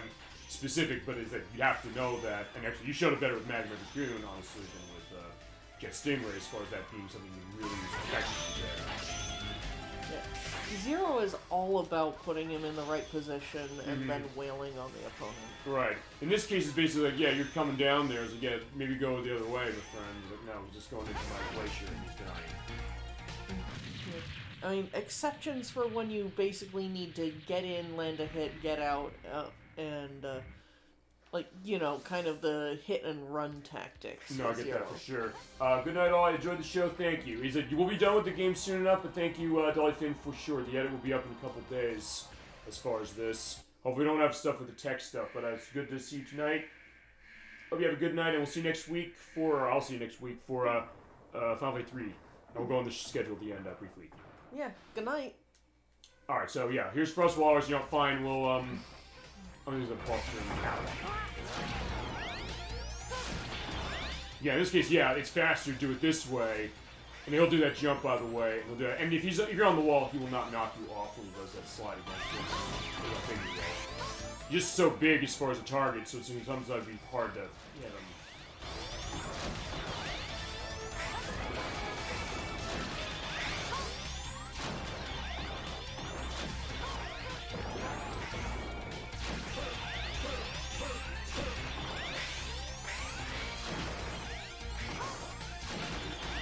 don't think that freezes you, if I remember correctly. He's Frost Breath. Alright, so their hand again. So it's like, alright, it's just his hands. Yeah, so we're just blowing up people's hands. What's going on? Yeah, I know. I was like, X is like, well, say, X is always the pacifist. We'll see that in Mega Man X7. The idea that, you know, he doesn't want to fight. It's like, if he has to fight, it's like, he's going to do as little damage as possible. He's going to try and look away. It's like, I guess that's the narrative of Super Old Game Saturday with Mega Man X. It's like, he's not wanting to do that. Alright, we'll also show how the aiming laser runs with Storm Owl here. Which is only hard in some ways, just like, wait, you have to run the aim, but yeah, just move up and down to shoot him. As he comes down, yeah, you just hit him with that. By the way, if he grabs you, he'll toss you to the ground real hard. But at this point, it's like, as long as you're using up and down D-pad. So I guess this is technically the first, or one of the first cases I can think of where X can shoot in multiple directions. It does change that element, and it just looks cool. It looks really futuristic. Alright, there you go, he's done. Yeah, I mean, that's usually what happens with the weakness order, honestly. Yeah, I mean, aiming laser can be a little bit finicky. To aim it, yeah. Yeah. Mainly because the aiming reticle moves so quickly. Uh-huh. In my experience. And you were seeing earlier, got locked on stuff that I didn't want to get locked on. All right. Yeah, fine. and if you're locked onto something, you can't just use the shoulder buttons to switch to a different weapon. You have to pause and change the weapon from there. Okay, so here's Magnum Dragoon. He's weak to the he's weak to this thing. He's weak to the double cyclone. Oh yeah, shockingly. I mean, see, it's funny that, because I mean, growing up, I thought like, hey, you'd be weak to the ice, or you think like the fire enemy would be weak to the ice, and I thought, like, wait a minute, why? Because fire can melt ice, but or sometimes this works either way. But it does just set its pattern. So when you do that, he'll bounce backwards that way, and you will never get the chance to do it. Not every boss in this game is like that, but he is. And really, it was only with X2 that I think that kind of started that, because the classic Mega Man games never had that, where they do more damage, but they wouldn't do a pattern reset. Well, I don't think. X2. Well, before X2. Or X1 with Shotgun Ice. Oh on, yeah, you're right. On Spark Mandrill. That's the one exception, I think. So yeah, that's true. Alright, so I think like Shotgun Ice takes Mandrill from being one of the toughest of the 8 bosses to the biggest joke in the game. Right. That being said, when we play that, I know the idea was that you want me to do Mega Man X and you're going to do the remake on PSP, the Maverick Hunter X. I will X-Buster every boss in that show. Right, same deal as before with Assault Body. Also noticing in the US version, he does not have his voice as far as the attacks, weirdly enough. So yeah, he has the same voice, sort of, some of the grunts, but like the Japanese exclamations, even during the fight, he doesn't have those, whereas some of the other bosses do. Which is weird, I guess, why they have it for some bosses, but not other ones. That's not even a difference between Saturn and PlayStation. Both US versions are like that.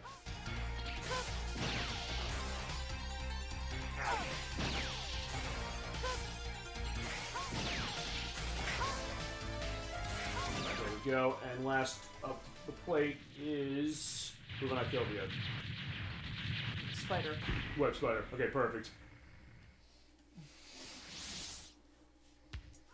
Alright, so let's get my Twin Slasher out. See if we can knock him to the ground again, and then we'll take care of Sigma. I don't think it should take too long. Because actually, I don't know, I think I'm the flip you. I think Sigma's a little easier in some ways with X, but is that you made it easy with Zero, because you understand how he operates. Mm-hmm. Alright, so Web Spider, it's your turn next.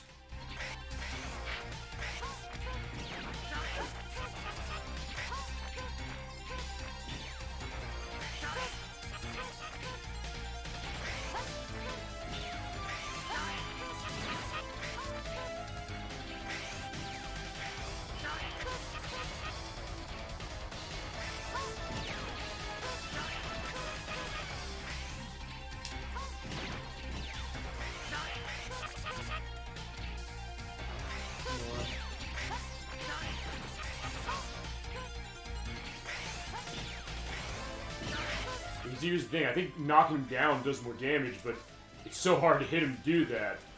Well, you know what? I'll tell you what we're gonna do. We're gonna actually charge him. I think actually that normal charge shots from the Plasma Buster tends to do a bit more damage. Well, let's show that because I didn't have the Plasma Buster when I fought him. Yeah, sort of. Yeah, there you go, perfect. Plus it plants the plasma ball that he's likely to run into for a bit of extra chip damage. Yeah, and also turn off his web shot at me, because it hit me as soon as he was dying. Yeah, it doesn't count, friend. Bye. Alright, so. One last challenge. I got my signal time. And then this will be the end of the game. I think what we'll do is we'll edit in the Ultimate Armor. Yeah, here's how we're going to do the Ultimate Armor thing. Nocturne, Flum, and I are here to do this using the Saturn version of X4. How's this operate, my friend? So there's a button code, kind of like, it's not the same sequence, of course, but it's kind of like inputting the Konami code in Contra or something like that.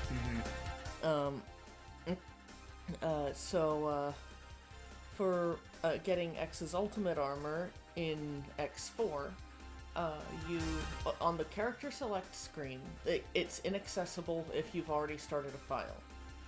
But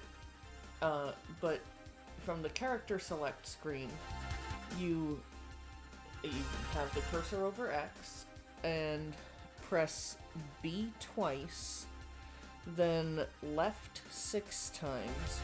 1, 2, 3, 4, 5, 6. Then hold both the L and R buttons and press start. Now, I'm still not sure whether you need to continue holding the L and R buttons throughout the cutscene, or if you can skip the cutscene or any of that. Do we want to try and put that to the test? It might be worth it, but I think we should get this done first. Alright. Or if the other thing is, if we want to have another footage for that, or reset and then do it, or I'll have a thing below saying we checked off screen earlier and it works. Or later, I should say, and it works. Yeah, or it works or it doesn't work. Or whatever. I would think it would. It seems like a weird... Well, I mean, especially for this, because not that these are long cutscenes as we saw. The longest one was the Sigma and Zero fight, but outside of that, they're not really long cutscenes, so you would think that they wouldn't necessarily ask you to do that. Whatever the case, this is how I've always done it, just... oh, I forgot to mention, the code I just mentioned is for the Saturn version of X4.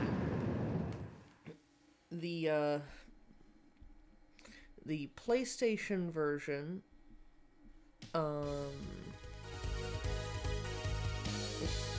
is when again on the character select screen, while you have X under the cursor, you press circle twice, left 6 times, and hold the L1 and R2 buttons until the game starts.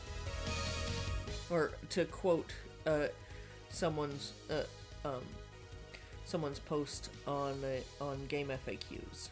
Okay. Yeah, I mean, actually, it's funny you said that. We're saying O is like, well, there are people who call that O. In fact, I know people also, I think Sony themselves officially, on the PlayStation controller, you know the X button at the bottom.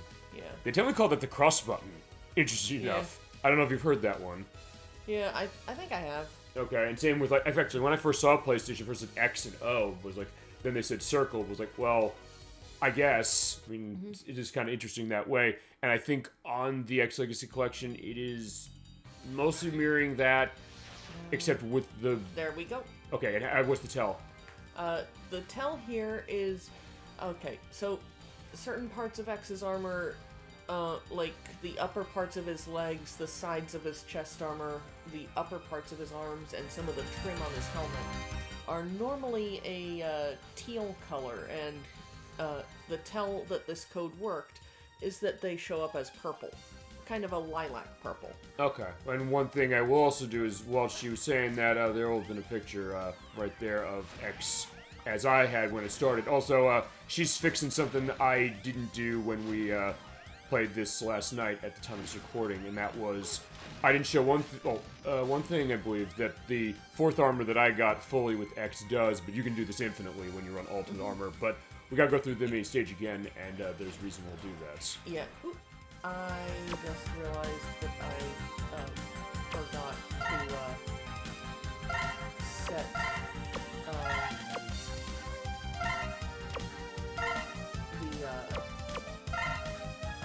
buttons to my usual controls. Okay. I mean, yeah. Okay, yeah, and going back to that thing, yeah, there's way more slowdown on the Saturn here for some reason than there is on the PlayStation when it should be the other way around. Yeah, so I am not going to bother... Yeah.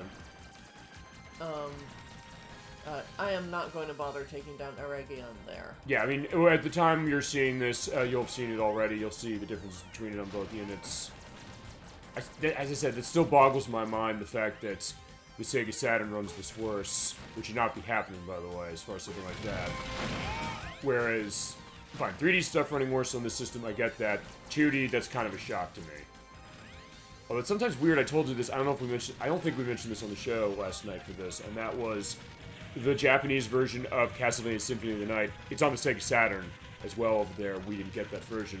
There is more slowdown in that, but I know part of it is because there are 3D effects within that game. I know you've seen that game, I'm pretty sure, yes. I'm footage sure at I least. have. I know I've seen a number of different Castlevania games played, but I wouldn't be able to tell you what all of them are. Uh-huh. But I mean, in that one, there's more 3D polygonal stuff. Actually, sort of like we saw with this one, with like the X logo, you know, being painted over on the title screen for this. So there's more 3D effect within the 2D graphics of that game. So in that case, it makes sense that we slow down more. Although it's also a shame for that one we never got in the US, or I don't think that PSP version that was in the Dracula X Chronicles has the content from it, because there's actually an exclusive area that's only in that version. And actually, it is one of those cases where it does cost a lot of money for that Japanese version as well. So that's the case of that. So I guess at this point, your best bet probably to get Symphony of the Night is either buy the Castlevania Requiem collection on PS4, which is pretty cheap. I believe it's a downloadable release that has the PSP edition that was in the Castlevania Dracula X Chronicles, or get the 360 version as downloadable, which is fantastic. And it's closer aligned with PlayStation, if that's an indication. And I guess it goes to one thing, I sort of touched on this. I mean, you don't mind me going off on this while you're doing this, yes? Go ahead. And that is, I sort of mentioned this before, but I do think I want to give a little more credence to this, which is that we were talking about the context of 2D gaming in 1997, which was that Sony of America was heavily against two-dimensional games to the point where with Mega Man, Sony America didn't let any game in this franchise out until they saw Sega was going to do something with Mega Man 8. And then they said, okay, fine, we'll let it out, because otherwise we're going to get a competition case. I think 1997 was a case where that was where 3D gaming was all over the place. That's where, what I think I said when we did Mega Man Legends, which was the now debunked case that was initially indicated that the only reason Mega Man Legends existed because Sony demanded it as part of letting this game and Mega Man 8 on the system, which it wasn't. I thought it was. There was some indication of GeForce Icon's show that said it, but they since I think took that out. But that idea of that battle of 2D and 3D, but I think it was interesting to see games like this and Symphony of the Night and Mystic Makers, which we played a couple months ago, kind of keeping 2D gaming alive and really showing, I think, and not to feel free to go on this as well, what could those kind of games we're playing on like the NES and the Super Nintendo and the Sega Genesis and things like that, what could the next round of technology really do to up them? And I think Mega Man X4 is a great example of a game like that. Yeah, you could not do this on Super Nintendo specific with some of the things it's doing, but it also looks really impressive what 32-bit is doing. Yeah, especially with what the Saturn does to it. I mean, it's mainly small differences, but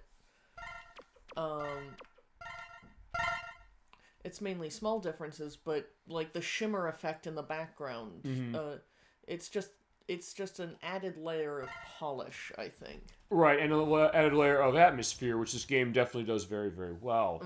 I mean, and I'll go one other thing, or ask you this, which is that since you started with Mega Man X4 as far as the console Mega Man X games are concerned, when you went back to X and X2 and X3 on Super Nintendo, how is that, I guess, going in reverse in the sense of you knew right away what the tech of 32 bits was doing to this franchise because this is the first one you played of those. Yeah. So then going back to that, like how that was working, kind of going in reverse from what I was saying with my experience with the 3 on Super Nintendo going to this. Yeah. I would honestly say that going back to X1, 2, and 3,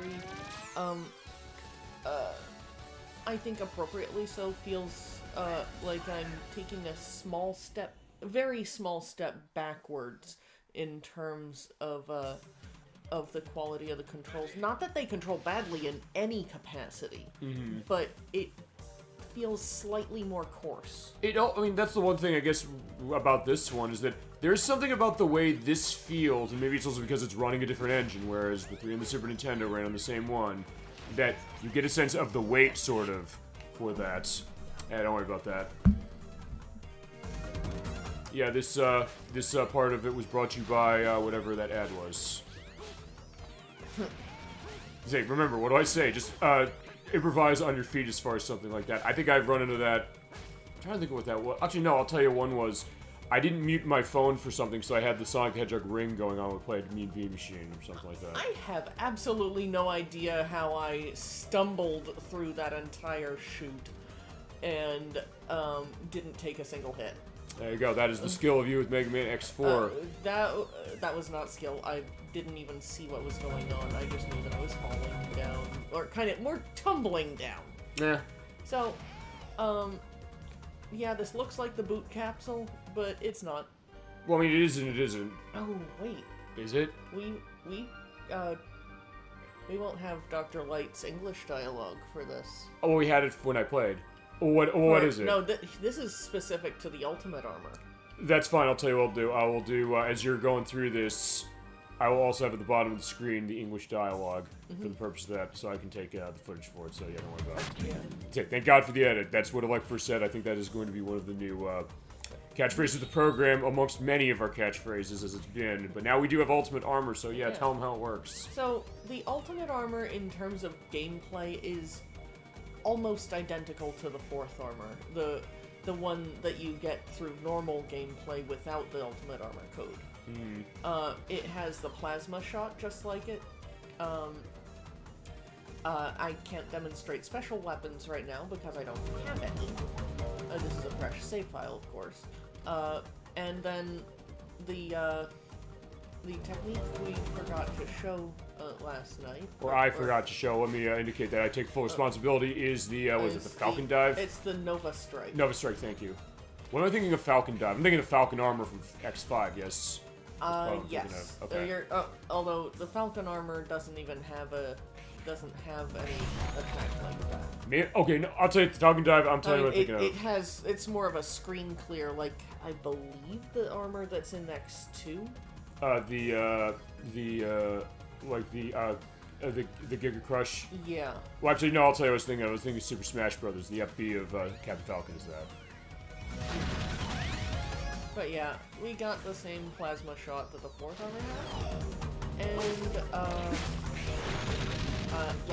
and Nova Strike is a little bit insane. It also, here's the other thing. I think, even though I didn't show it for when I ran as X, I think it is, well, first off, it's infinite when you're running with Ultimate Armor, that yes. I know. But I believe it's a larger hitbox you have as far as what you're doing as Ultimate Armor X than as 4th Armor X. It might. I have a picture here to indicate, I'm pretty sure it did, because I know when I was doing a test play, I did that once. I was like, wait a second, what is this? But it was not nearly as big as running it this way. But yeah, it is the kind of thing, it does make a boss or an enemy a joke, in this case, because you can use it multiple times. Yeah. With the 4th armor, you don't get that luxury of being able to spam it. With good reason. Right, otherwise it would make the big game broken. Yeah, the game would basically be completely broken if you do that. That does look cool, like, yeah, just dashing through that walls, like, that's what X does. Ready?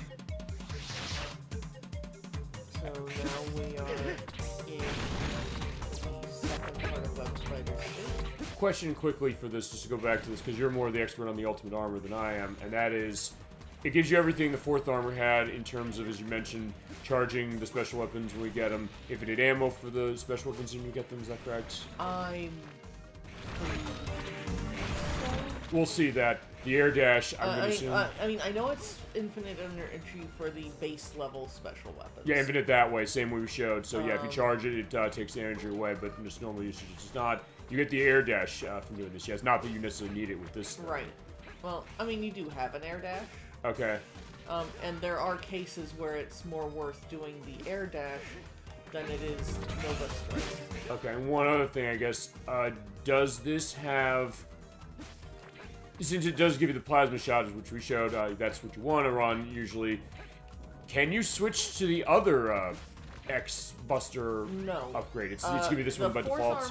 The fourth armor is the only one that comes with the stock charges. Okay. So basically, this default you to this one specifically. So if you go to, actually, here's the thing. I guess it doesn't matter what level you go to find a light capsule. Yeah, well, as long as it has a light capsule. Right.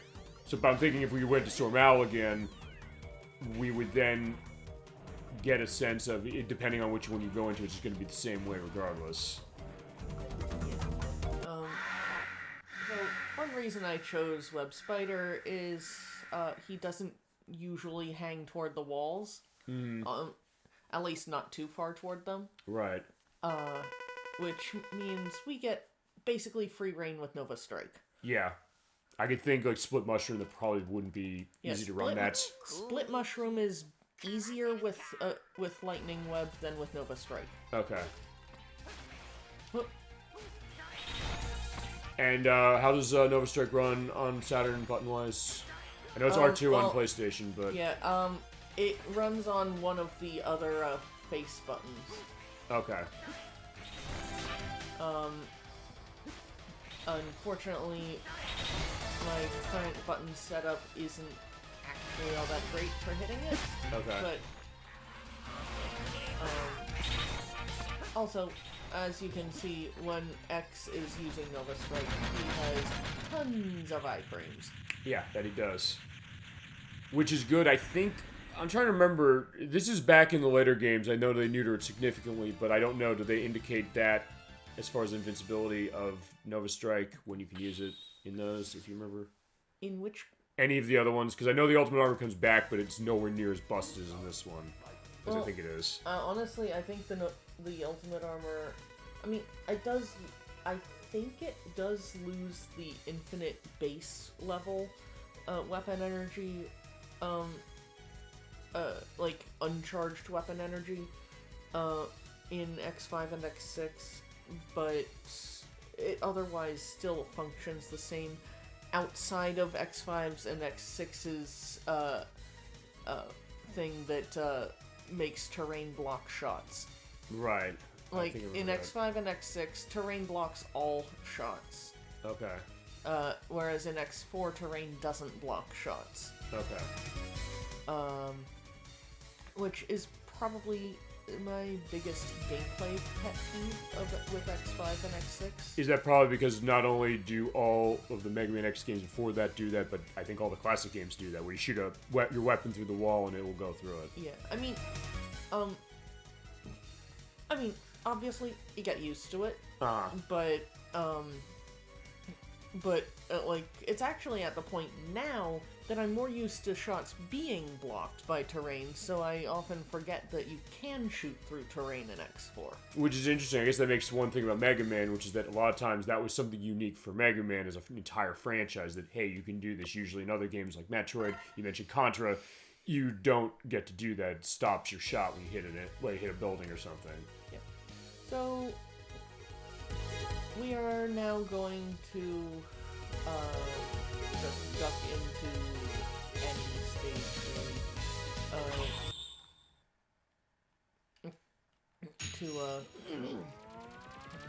I'm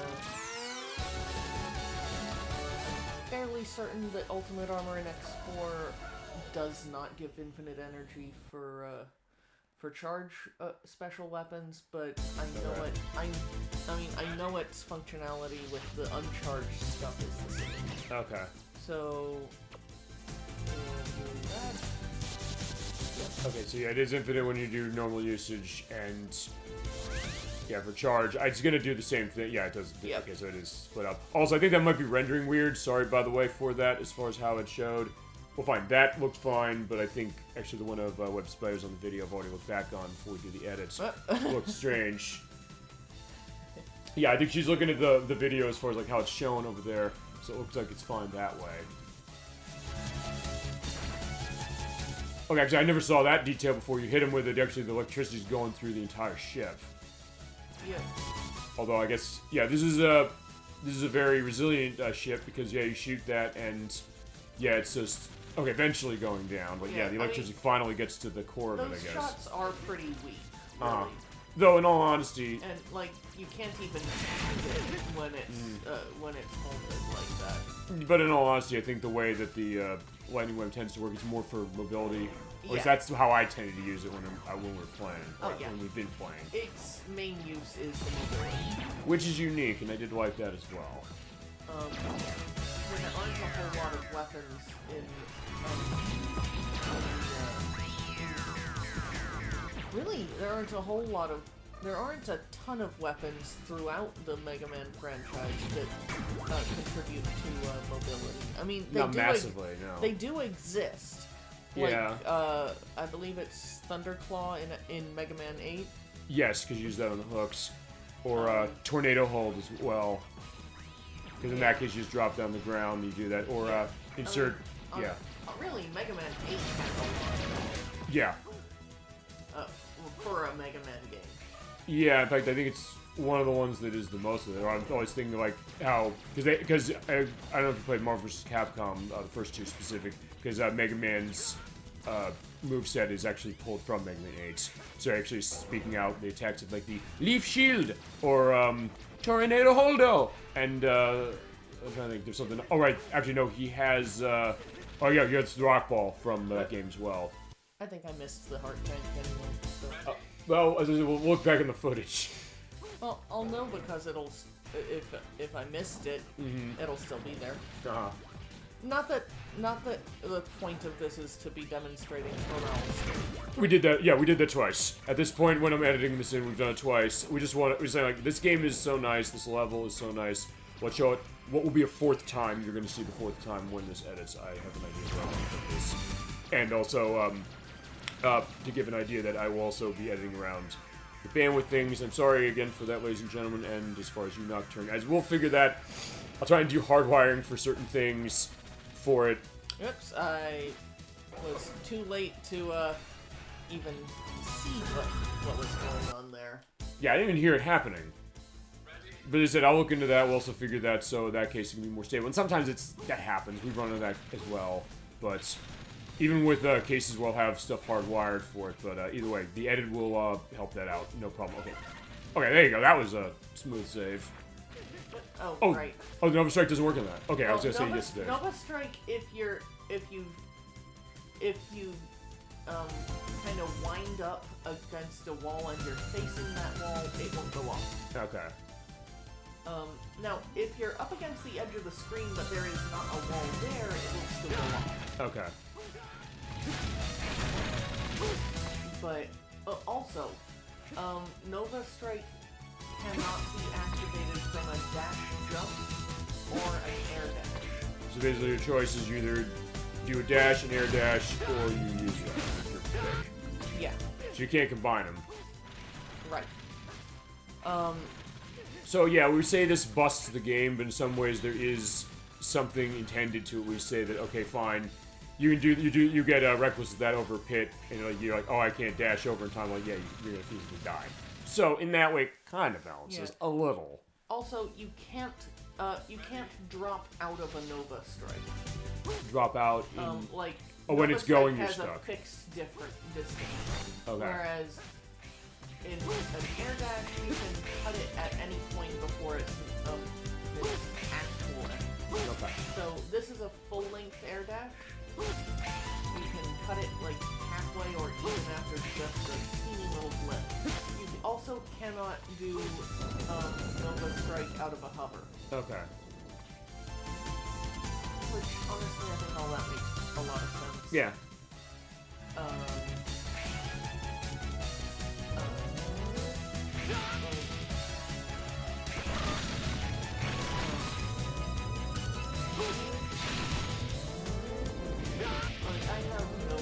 used with Nova Strike's limitations. Mm-hmm. I think they're all appropriate. Yeah, I mean, it makes sense that way. And in this case, it's a nice reward to be able to find it. Here's another question, which is, I know that, yeah, it's button code in this one specific. Was there anything in the game that gives you an indication that you'd be able to do this, or is it something that you just have to know where the code is? Because I know there's some games they'll tell you how to do it. I don't think there's anything in the game. Okay. Because I know there's certain games, like when you beat the game, it's like, hey, here's a code, try to use this. Whoops. I failed there. No, it's alright. It's like, hey, I had my case when I was doing this for this level, and it was still less than I did on the test play, so I guess that test play was worth that way.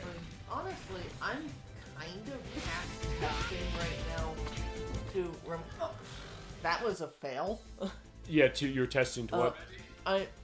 I'm like 90% sure that that you can't swap the Buster, but you want to see? Okay. I wanted to check. Because I think that's the thing. I'll say this also while you're doing this is that maybe that's been the interesting thing, and for this show, for the two of us in the show, everybody else in the show, Proto as well, and in our chat, which is that sometimes we're curious about this, which is why, just to go back to this, because this will be a little bit of a indication. You've seen this already in the video, but this has actually been one of our more active chats of anything in a while, and it's one that I really like the activity of discussions on certain things with it. No, they are not up here. So basically, yeah, the capsules are totally gone. And we just game over, but that's fine. But yeah, worth it for the check. All right, so yeah, in that case, that was good that way. And as I said, that's the other thing. I liked how active that was, because we're all asking these questions about things with voice acting, things with lore, things with ideas of differences between versions. What are the limitations now or not with the Ultimate Armor? I think in that case, that if nothing else, it puts certain things on record, because we're talking about the thing with the codes. Because I was under the impression with some of those that, well, okay, the difference between versions. Yeah. Oh, I forgot one other thing about both the Ultimate Armor and Fourth Armor. What's that? If you haven't moved during a hover, so as long as you haven't moved, you can dash straight out of it. Okay, actually, I don't know if I showed. Yeah, I don't think I showed that. So, yeah, good indication of that. I just thought I'd bring that up. Well, thank you. I was like, I appreciate that, because, as I said, you're the expert on this one in particular, and as I said, just that I think that's been the interest of us, and then also I think of everybody in our chat as well, in that they kind of want to go into this stuff. They like that journey. They like that exploration. Even when it goes into deep stuff and those understanding of certain things for it. And honestly, I think this has been, in some ways, one of the best shows we've had in a while, just for that very reason. It really goes to the idea of what this SuperOldGameSaturday excursion has been. We're going to keep it going for sure. I don't have to, as I've mentioned before, I don't have plans to stop this. And the plasma shot is far and beyond the best Yeah. Yeah, I love that thing. That thing is fantastic. So in that case, I guess we're also giving the ode to the plasma shot for, you said Mega Man X8 has a take on this? Yes. Which, honestly, I would be happy to demonstrate. Yeah, when we get to that one? Yeah. Okay. I mean, like, the way I'm planning to do X8, I'll technically have all of the characters' alternate forms available when we start, because it'll be from a New Game Plus. But I'll be structuring it in a way that it'll be kind of comparable to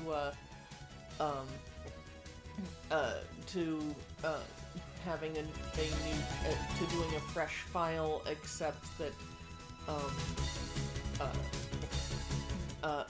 that everything will be achievable in a single run. Okay, which makes sense. Yeah. Normally, you need to do three complete runs, finishing off Lumine, the game's main antagonist, with a different character each time. Okay. Or I believe that's what's required. Probably. You know better than I do, but there'll be an edit below, yeah. I would think. You know that one way better than I do. To unlock all the characters' alternate forms. And even there, you can only use the third one you unlock on a fourth playthrough. Okay. That said, the game is actually pretty easy once you've got most of the character's upgrades, so... Yeah, and I'm gonna think for that reason, yeah, that one's all yours, honestly. So the only ones of the later Mega Man X games I'm gonna take is I'm gonna take Mega Man X6, as I mentioned, because I'm gonna take the bullet on that one, because, like, I don't know if anybody else wants to touch that. I was like, fine, I'll touch that one. My case. Yeah, now, I do think I'll probably do a completely fresh intro stage for X8. Yeah, however you want to do it. Just to show how everything starts off. Yeah, it's your choice, as I said, with that one, because you'll see this at the end of the video, because I'm going to put this a little before that. She is going to be saying that when we come back to this franchise, it'll be with either X5, 7, or 8, which she'll be controlling all three of those when we get to them. I said, we'll figure that as far as when, and also which one she's going to pick on for that to go first. But for it, yeah, since you're going to be controlling it, it's your game. You just do whatever you want to do with it. Same with what happened with this one, because I said to her, she said, well, I want to do this one. My first thought was, okay, how are we going to structure this? She said, I want to show both these versions. I want to get 2 playthroughs running. I said, yeah, you got it. No problem. Absolutely. So same case with all the other ones as, yeah, you made quick work of Storm Owl. Yeah, Storm Owl is technically easier with aiming laser, but I don't have aiming laser, so... Yeah, you don't need aiming laser in this case. It's like, he probably was like, I wish I could have the aiming laser now after getting, Nova Striked. Yeah.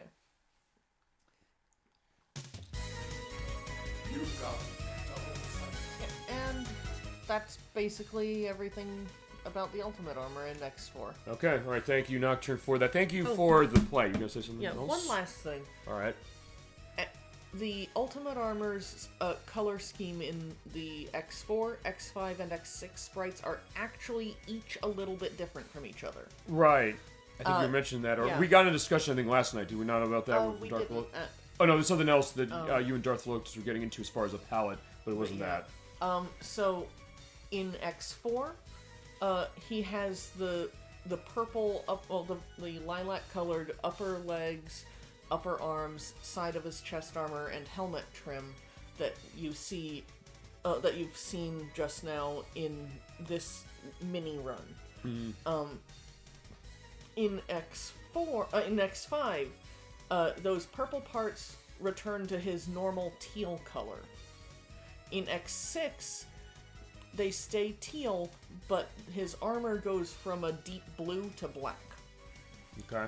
I will also try and find pictures to show that, just indicating everything she said, because it'll be an interesting thing to it, and also a little bit of a taste before we get to our next case of Mega Man X. For those later versions, I said when we get to those, she'll control 5, 7, and 8. I'll do X6. We'll do X3 similarly to this, and then we're going to show off the Sega Saturn version that she has from Japan as well, and the Super Nintendo game that she has that is in very nice condition.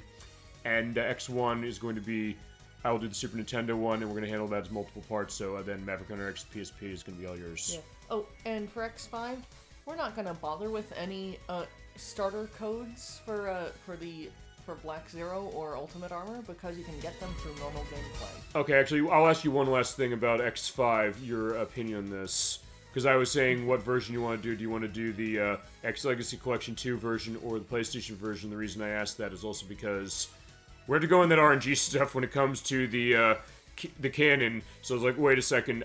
From what I understand, I think, although I'm not sure, it's easier if you turn the rookie mode on in the X Legacy Collection 2, I think. But I don't know how you want to handle that. Because I know you want to run that so that succeeds because of PlayStation. Okay. Yeah, because I guess that's the idea, that you want to understand that, I guess, I don't know if I'm going to say pain necessarily, just a kind of a confusion. I remember telling, as the Christiano Nerd 64 and Gemini 96 was saying, this is random, basically, in the sense you have a 32% chance, I think it was crunched, to make it work just by shooting it off normally, and then getting for the 4 parts of it, I think it goes up by 1%. It's like, what's the point of that? So I said, I don't know, maybe I'm not right, maybe this is wrong. But I said, look, let's just shoot them all off again, just to see if they're going to fail. I was like, they're going to fail, watch. But I was like, okay, that's what that was all about. But yeah, she'll show it better for sure. One time I tried to just shoot down I tried to do that quick method with X5, and I could not get it to go off. Yeah, I think it took us an hour for us to finally see it Yeah. once. Yeah. Well, no. But what happened, as I recall, was that we had to we were just firing it over and over for like an hour or something, and then I decided to just reset the run and start a new one fresh, and it happened like second try at that time. Okay. What I mean, I guess feasibly we could rationalize doing that. I mean, 'cause I guess here's the. Well, we'll figure that like over. That might also be one if we want to pencil in multiple parts just to make sure. Or they get a sense of, okay, you know what? We're not going to necessarily guarantee we're going to see something. So people's like, when are we going to get the fireworks factors? Like, I don't know if we can guarantee that. Yeah, you know, it might be better to record that one off stream.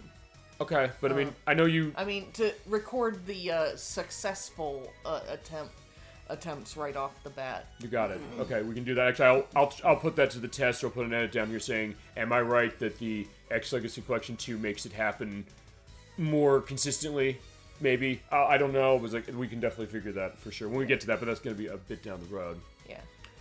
But yeah, I think that's everything. Yeah, thank you for that. And yeah, since this is not quite the end of the video as far as when I'm going to stitch this in, hope you enjoy the rest of the video. Nocturne, again, thank you. I'll thank you again in the past, in the future, as far as when the people in the video are going to be seeing this. Because, like, yeah, we have the ending of that already. I'm talking about that, us getting to it before for people watching the video, but we already know that. All right, so we know the ending that way. It's going very weird, but I want to thank you again for this play. And, yeah, the other stuff we're going to have in play in the future with her and Protorova and everybody else. So, and thank you very much. Hope you enjoy the rest of the video. Alright. Okay, so yeah. Yeah, I plan to keep Rebel Force from Maverick Hunters' throats worked, and double as the spy. So yeah, they were fools, and we gotta destroy Earth with this. It was like, yeah, we got. Yeah, we don't know if they have that load screen for what they already have loaded here, but whatever. Maybe because they're gonna have I don't know, maybe they would have a cutscene for X? I don't know, but that being said, yeah, what you saw from Nocturne is kind of similar to this. Run fire to start.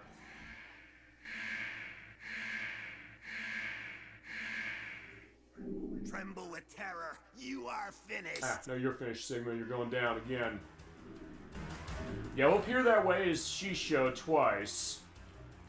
Hit him with the rising fire. And you do what she did, was jump over. The other thing you do is when he goes there, just dash over to that end. He'll never hit you. Keep doing that. But with Zero, yeah, it's really nice to be able to do that. And you can do that easier with the double jump he has. Although, really, I've just always found it easiest to just hug one wall and not really move, except for Sure.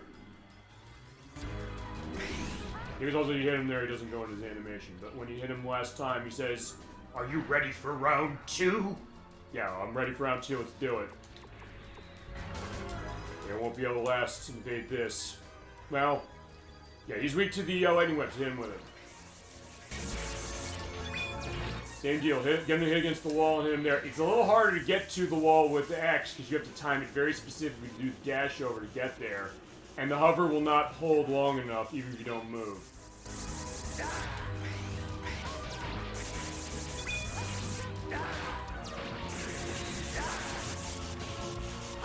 Okay, that was lucky. It looked like I was gonna miss. I just missed that. Well, I touched his hand, but he didn't hit me.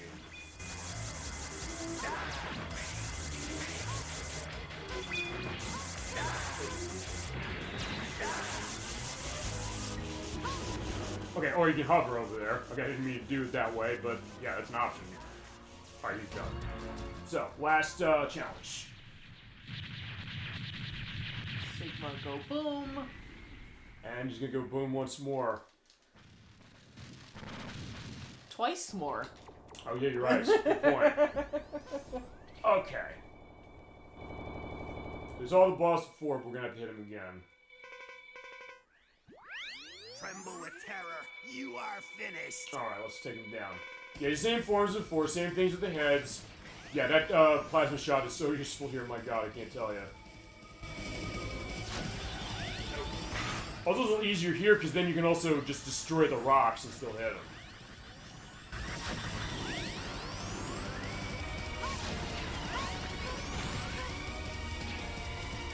Alright, now, let's see about him.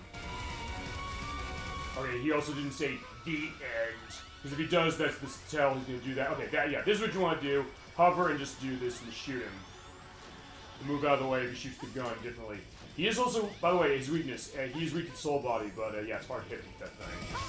At least that form is. The other one's weak to Ground Hunter. Yeah, in this case, you can just X-Buster him, and it's not going to be too much of a problem, especially with the Plasma Shot. In this case, yeah, I'll tell you how I handle the fire. I was like, yeah, fuck that. I'm just going to use that. Yeah. You just destroy it. Yep. And he's not saying the end. That's good that way. I probably should try and hit him with Soul Body just to show trying to hit him with it. Actually, with the hover, it's easier because you can kind of be in direction of that and then kind of make the reach, but it's still not easy. Alright. I believe those spikes back there are needs to kill to touch him, so I'm not going to take that risk. Yeah, this looks so much easier. Well, I mean... I think the boss. Well, it can be. I mean, but that's the other thing I think, if nothing else, both of us have been reinforcing with this game, which is that because of the way Zero and X play differently, you kind of take different methods as far as fighting this boss, especially. I mean, a lot of the bosses, but especially Sigma. You can kind of do different things and have a better or easier or harder time depending on what it's like. Yeah, Zero has a way easier time with that thing than X does because you can just do the slash and it makes it a lot easier. Shit! Also, yeah, fine, I'm sort of getting eaten, but whatever.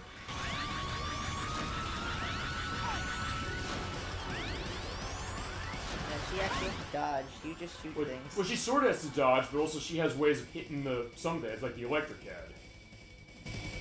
He says the end. He does that. And when he does that shot, by the way, only the stuff on the ground will hurt you.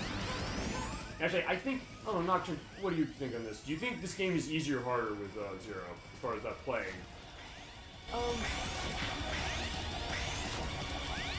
I would say if I were to average my experience across the full game, I would say it's a little easier than Zero. Okay. He's doing the end. Not enormously easier, but it's there. Yeah, it is time to get serious. We're using the. Yeah, I probably should just use the ground hunter because he's weak to this part of it. Remember, I have infinite ammo. You just keep using. Oh, I didn't select it. I keep forgetting to do it. You have to hit the X button on it. Except, fine. This is not going to bust through that, so it's not going to help much.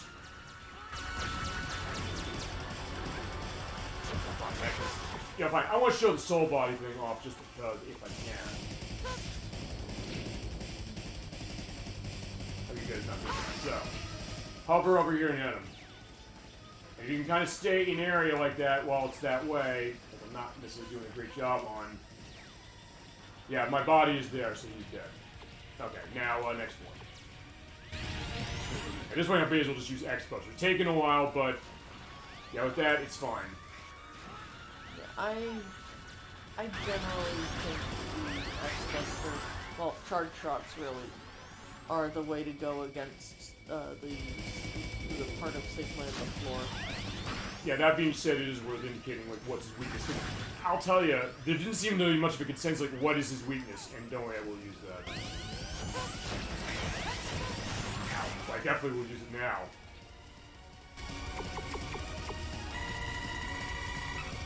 But in that case, I was like, people saying, is he even have a weakness? Like, yes, it does, but.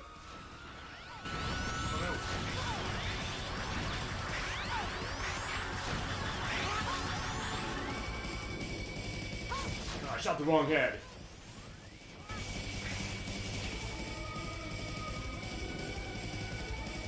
Alright, that's easier just because like, I want to get this over with to take care of him. And go, he's dead. Perfect. And we have one more cutscene we're getting near, and then we'll have the credits, and that will be our show. Alright, what's so funny?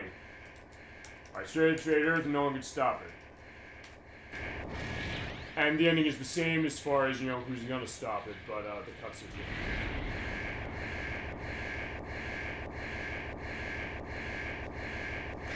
Alright. And you just kind of float through the door.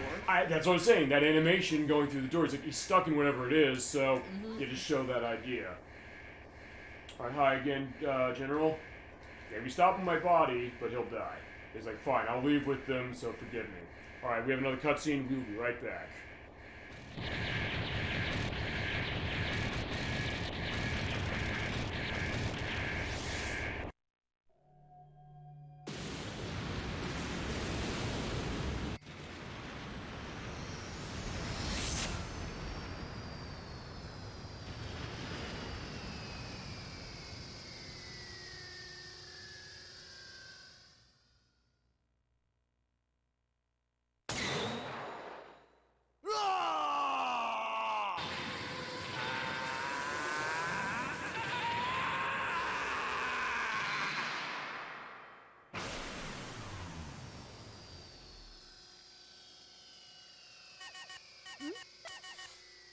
This is Maverick Hunter Headquarters. Zero.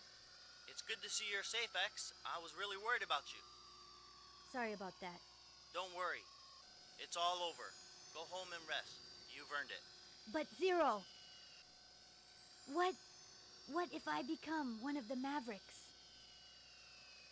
Don't ask such a silly question. I'm breaking contact now. Wait, Zero! I'm serious. Zero, if I become a Maverick, you have to take care of me. Don't be ridiculous. Now hurry on back. Promise me. Zero.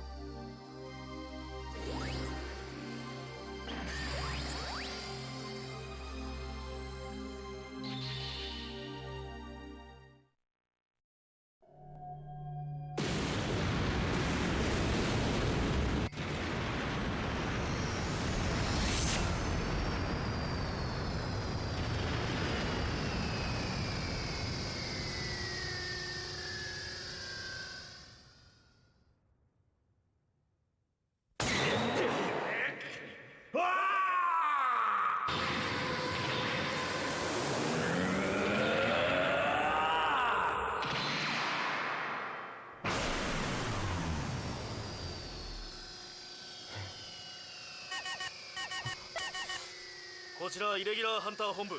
ゼロ。無事だったか X。心配かけさせやがって。すまない。もういい。早く帰ってゆっくり休め。なあゼロ、もし俺がイレギュラー化したらどうする？くだらないことを聞くんじゃない。切るぞ。待ってくれ、真剣に聞きたいんだ。ゼロ、もし俺がイレギュラー化したら君が処理してくれ。バカなこと言ってないでさっさと戻ってこい。約束だよ、ゼロ。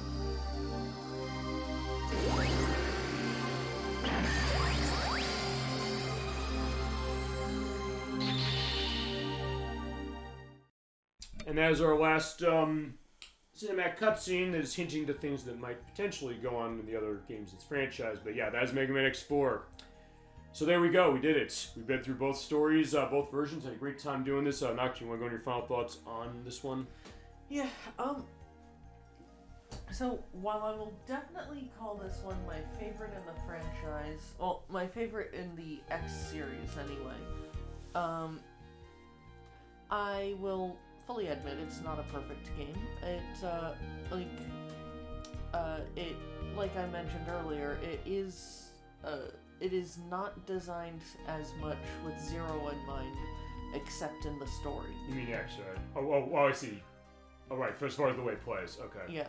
No, I got you. As a game, it's designed more around X, but as a story, it's designed more around Zero.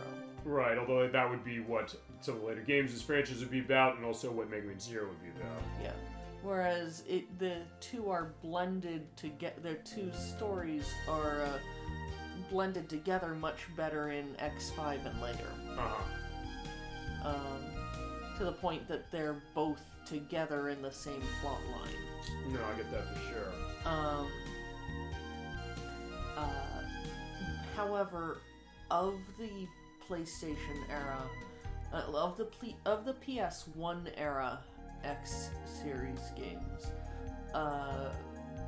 X4 is far and beyond, I think, the best of the three. Without a fucking question, with all due respect. I agree 100% on that one. This is definitely the Mega Man X game you want to play on the PlayStation, for sure.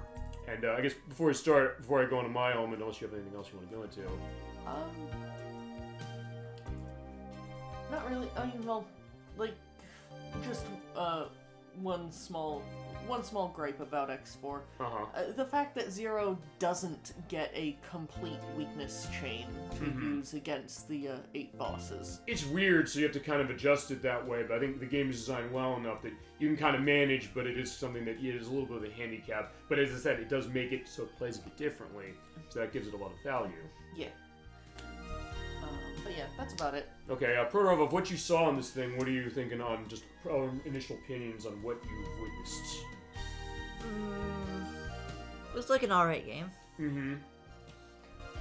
I would definitely say it's a it's a very well, it was my first entry into the X series. The first one I played in the X series.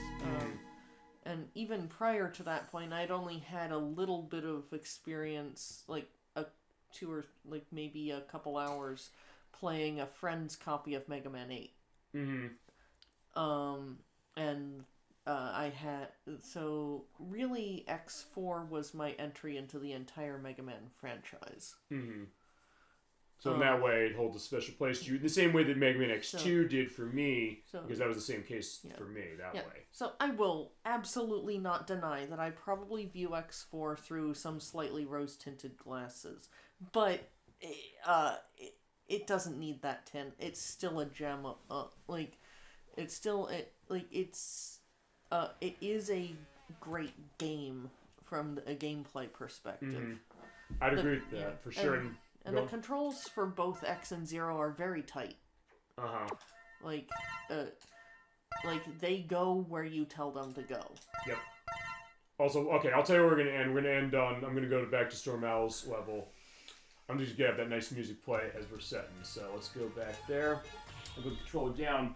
Yeah, because what I'll say is I don't have that perspective. I played this late. I played it first when the Mega Man X collection came out on the PS2 and GameCube. But I think this game is terrific. I had a great time with it as far as when I played it. It is by far the best game of this franchise on the PlayStation, without a doubt. In fact, controversial opinion time, this might be the last great game in this franchise. To some degree. I mean, quite like this one. It's one of those things that it also seems like it's maybe the last one that people can agree is really great, whereas the other ones are a bit divisive in terms of whether they're good or great, or to what degree. And I can see that for certain ones. I can see some of the things that X5 does really well, or the attempt of X7 was, how there's a lot of problems with X6, and X8, which honestly I hated the first time I played it, but the more I played it, the more I liked it, but there's also some things that kind of sort of rubbed me the wrong way. So I think there's something about the design of this one, and how it varies itself up, that honestly is the most impressive, most recent one. But also, I'm coming maybe from a different place, because like, hey, I played the 3 on the Super Nintendo, and this seems like a great extension of that, while also adding more in ways that maybe with some of the later ones overcomplicated too much. So that was my element to it, and I think this is a terrific game. I mean, if you're liking what you're seeing even a little bit, it's totally worth playing this, and it is in the, as far as modern release, it is in the Mega Man X Legacy Collection. Yeah, Legacy Collection. The first one. Easy to get. The first one. It is on the PC, PS4, Xbox One, and Switch, and your modern Xbox and PS systems will have them too. And speaking of X8, on a personal level, I actually do enjoy X8 about as much as I do X4. Really? For different reasons, but I would say the overall enjoyment is roughly on the same level for me. Okay, no, I get that as well, and see, that's why I'm having you here that way, because, like, wait, because here's the thing, as far as those Mega Man X Legacy Collections, they split them into 2, as far as how they released them, which the first one has X1, 2, 3, and 4, and then 5, 6, 7, and 8 are in the second, which are in one box if you buy them physically on the PS4 and the Xbox One. On Switch, they are technically both in the same box, but the second was a download code, almost as if it's an admission by Capcom that, yeah, people really care about the first ones, unless you get the Japanese version like Nocturne has. Yeah, I actually, that's actually not why I got the Japanese versions of the Legacy Collection, which in Japan is actually called the Rockman X Anniversary Collection. Which can be a little bit confusing when talking about it in the same breath as the other Mega Man collections. Yeah, the ones on the PS2, GameCube, and in the case of the Mega Man Anniversary Collection, Xbox as well. Because they seem like the same name, sort of, but a little confusing that way. But the Japanese versions of those have some of the stuff we saw in that Saturn version tonight. Yeah. But yeah, the reason I got the Japanese versions of the Legacy/Anniversary Collection is because the Japanese versions retain the full original Japanese games instead of just having the Japanese text and voices. And also, as we mentioned earlier, the salute thing of General in the opening cutscene, that was cut out of the later versions, or if that release specific. I think the X Collection has it still, but that was cut out, so like the completion's sake for it, and as the most easily readily available way to get it, because Saturn, this game costs a fortune if you're going the US version. It's like multiple hundreds of dollars, like $300-$400 for just the disc. More than that, you're getting to almost like $500. The PlayStation, it's less because it's sold better.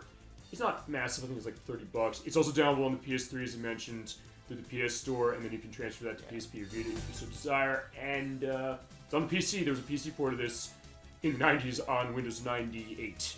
But anyway, nowadays, the Legacy Collections are on the PC anyway, so run them that way. Yeah.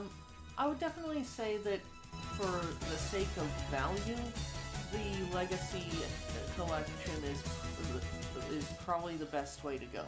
Yeah, I would just say with that. And also, that's the other thing, is even where it's like, hey, do people like some of the games in this franchise or not? I mean, even ElecVerse said he's not huge on X3 really at all, but playing them in a collection, it kind of makes it easier to kind of indicate that, because at that point it's like, fine, you're not paying a whole lot for it, but these games tend to be a lot of money, as they can be sometimes.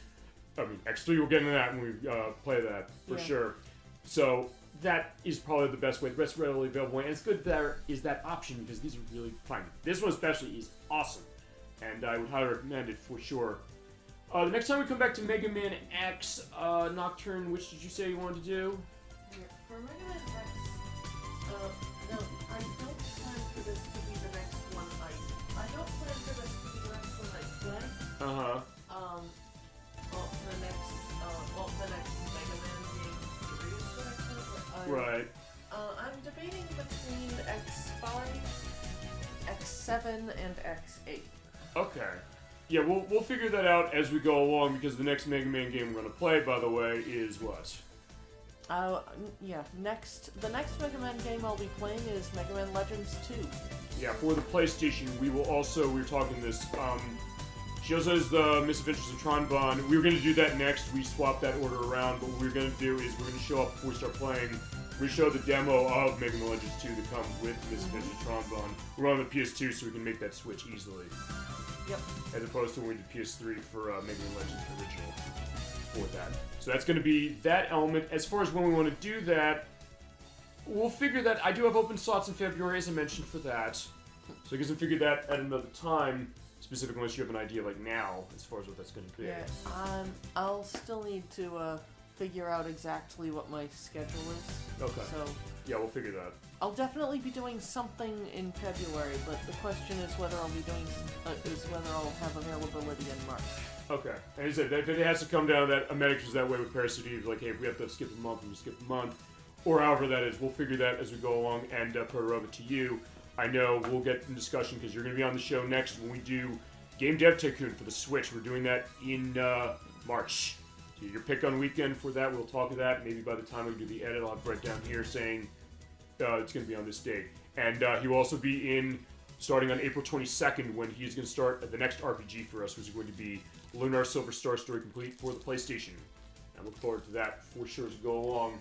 Which brings us to one other thing, which is that, yeah, we said this game is good, it's worth your money, and I hope you enjoyed the show to everybody out there. But before we end, we always do, schedule. Next week is going to be the last Saturday program of 2022. I believe we're almost at the end of this year. It seems like it's gone by so fast. All the games we've done, everything that's been going on as far as that. And yeah, we're going to end it strong with another Capcom game. So we'll come back to Capcom pretty quickly we're playing Final Fight 3 for the Super Nintendo. You played that game? No, I don't believe so. It's another one that costs a lot of money. I have the Wii U Virtual Console version where, yeah, they're getting rid of that in March, so yeah, if you want that, you better get on that quickly, because there's like delisting stuff going on even the end of this month. Like there's the 3D Afterbirth 2 that's getting delisted on 3DS, and not Wii U related. Fuser by Harmonix, that's getting delisted like on December 19th. So yeah, sometimes you gotta get quick on that, because the other way to get Final Fight 3, it's like a $300 game. It's a lot of money. But it is one of the easier games in the Final Fight franchise. Going back and forth. It's something ElecVerse wanted to see. Going back and forth between that and Streets of Rage as far as that. So we're doing that next week on Saturday night at 7 p.m. Eastern Standard Time. The last 2 weeks of the year are going to be Friday shows. December 23rd, ElecVerse wanted to see Tetris Plus for the Sega Saturn. We're going to be playing that. I'm looking forward to doing that. There might be some guests on that show. I'll give you a sense as far as that. At the end of the year, December 30th, this is a little up in the air. It's going to be the Parappa the Rapper as I planned, but as I mentioned, I'm going to be able to see my brother this year, and I have a play that I want to do, and I've got to talk to him specifically, because he's been insanely busy. I'm insanely busy. I got to figure this one. If that's the case, we'll play World of Illusion for the Sega Genesis. It's another one like this. We'll play it multiple times because of multiple reasons to do so, with story campaigns and co-op mode. You ever play that game? Which one? World of Illusion for the Sega Genesis, starring Mickey Mouse and Donald Duck. Nope, I don't believe I have. It is a great game. I love my Illusion games. We mentioned that when we did the Magical Quest, starring Mickey Mouse, also by Capcom, a couple weeks ago. But Sega's element of those Illusion games, they're good. And I grew up with that one. If we can make that happen, that's the one we'll play. Or we'll do Parappa the Rapper for that. And then we'll get to January, where we're starting the year off right with the return to Mystical Ninja starring Goemon. I have a Hang Let's Play Proto Rover. You were on the chat on that 2 years ago, if you recall.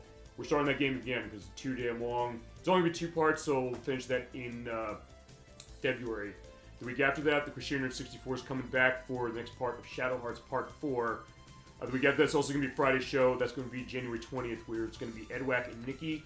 They'll be on for Guitaru Man on the PlayStation 2, which is a game I've not played, actually. So it'll be that element for me to understand, because he adores that game specifically, and I think Nikki has some understanding too, a little bit. And at the end of the month for January, Max is coming back for Parasite Eve. We're going to finish that game. As far as that RPG we're playing, has a great game. Kind of has elements, as he brought up, a little bit like Mega Man Battle Network in terms of how it plays. Interesting enough, so actually you might play that game a lot. It didn't cost a fortune, but yeah, it's terrific. And then we get to February, where right now the only stuff we've got is the finale of Mystical Ninja starring Goemon, Part 5 of Shadow Hearts, and the rest of the stuff's open. So that might change. We'll have some announcements over the next couple weeks, and we'll figure what's going to go on as far as Nocturne. She's going to be on for that month for it as well. And as mentioned, March, the stuff we got going for that with Game Dev Tycoon, and then we're in April, and the other details scheduled for those will come at a later date. So with that, thank you so much for watching Super Old Game Saturday. Thank you so much for adding so much to the show, this jam-packed celebration of Mega Man X4. Thank you so much, Nocturne, for jumping in. Thank you so much, Proto Rover, for being here.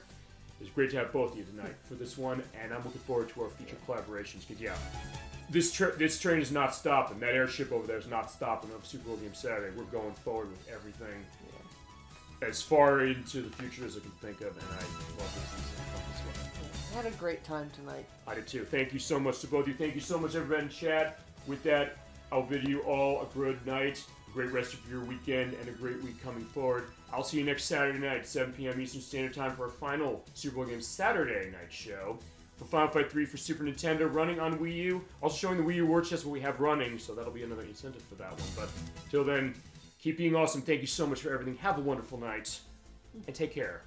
Good night, everyone. Good night, everyone.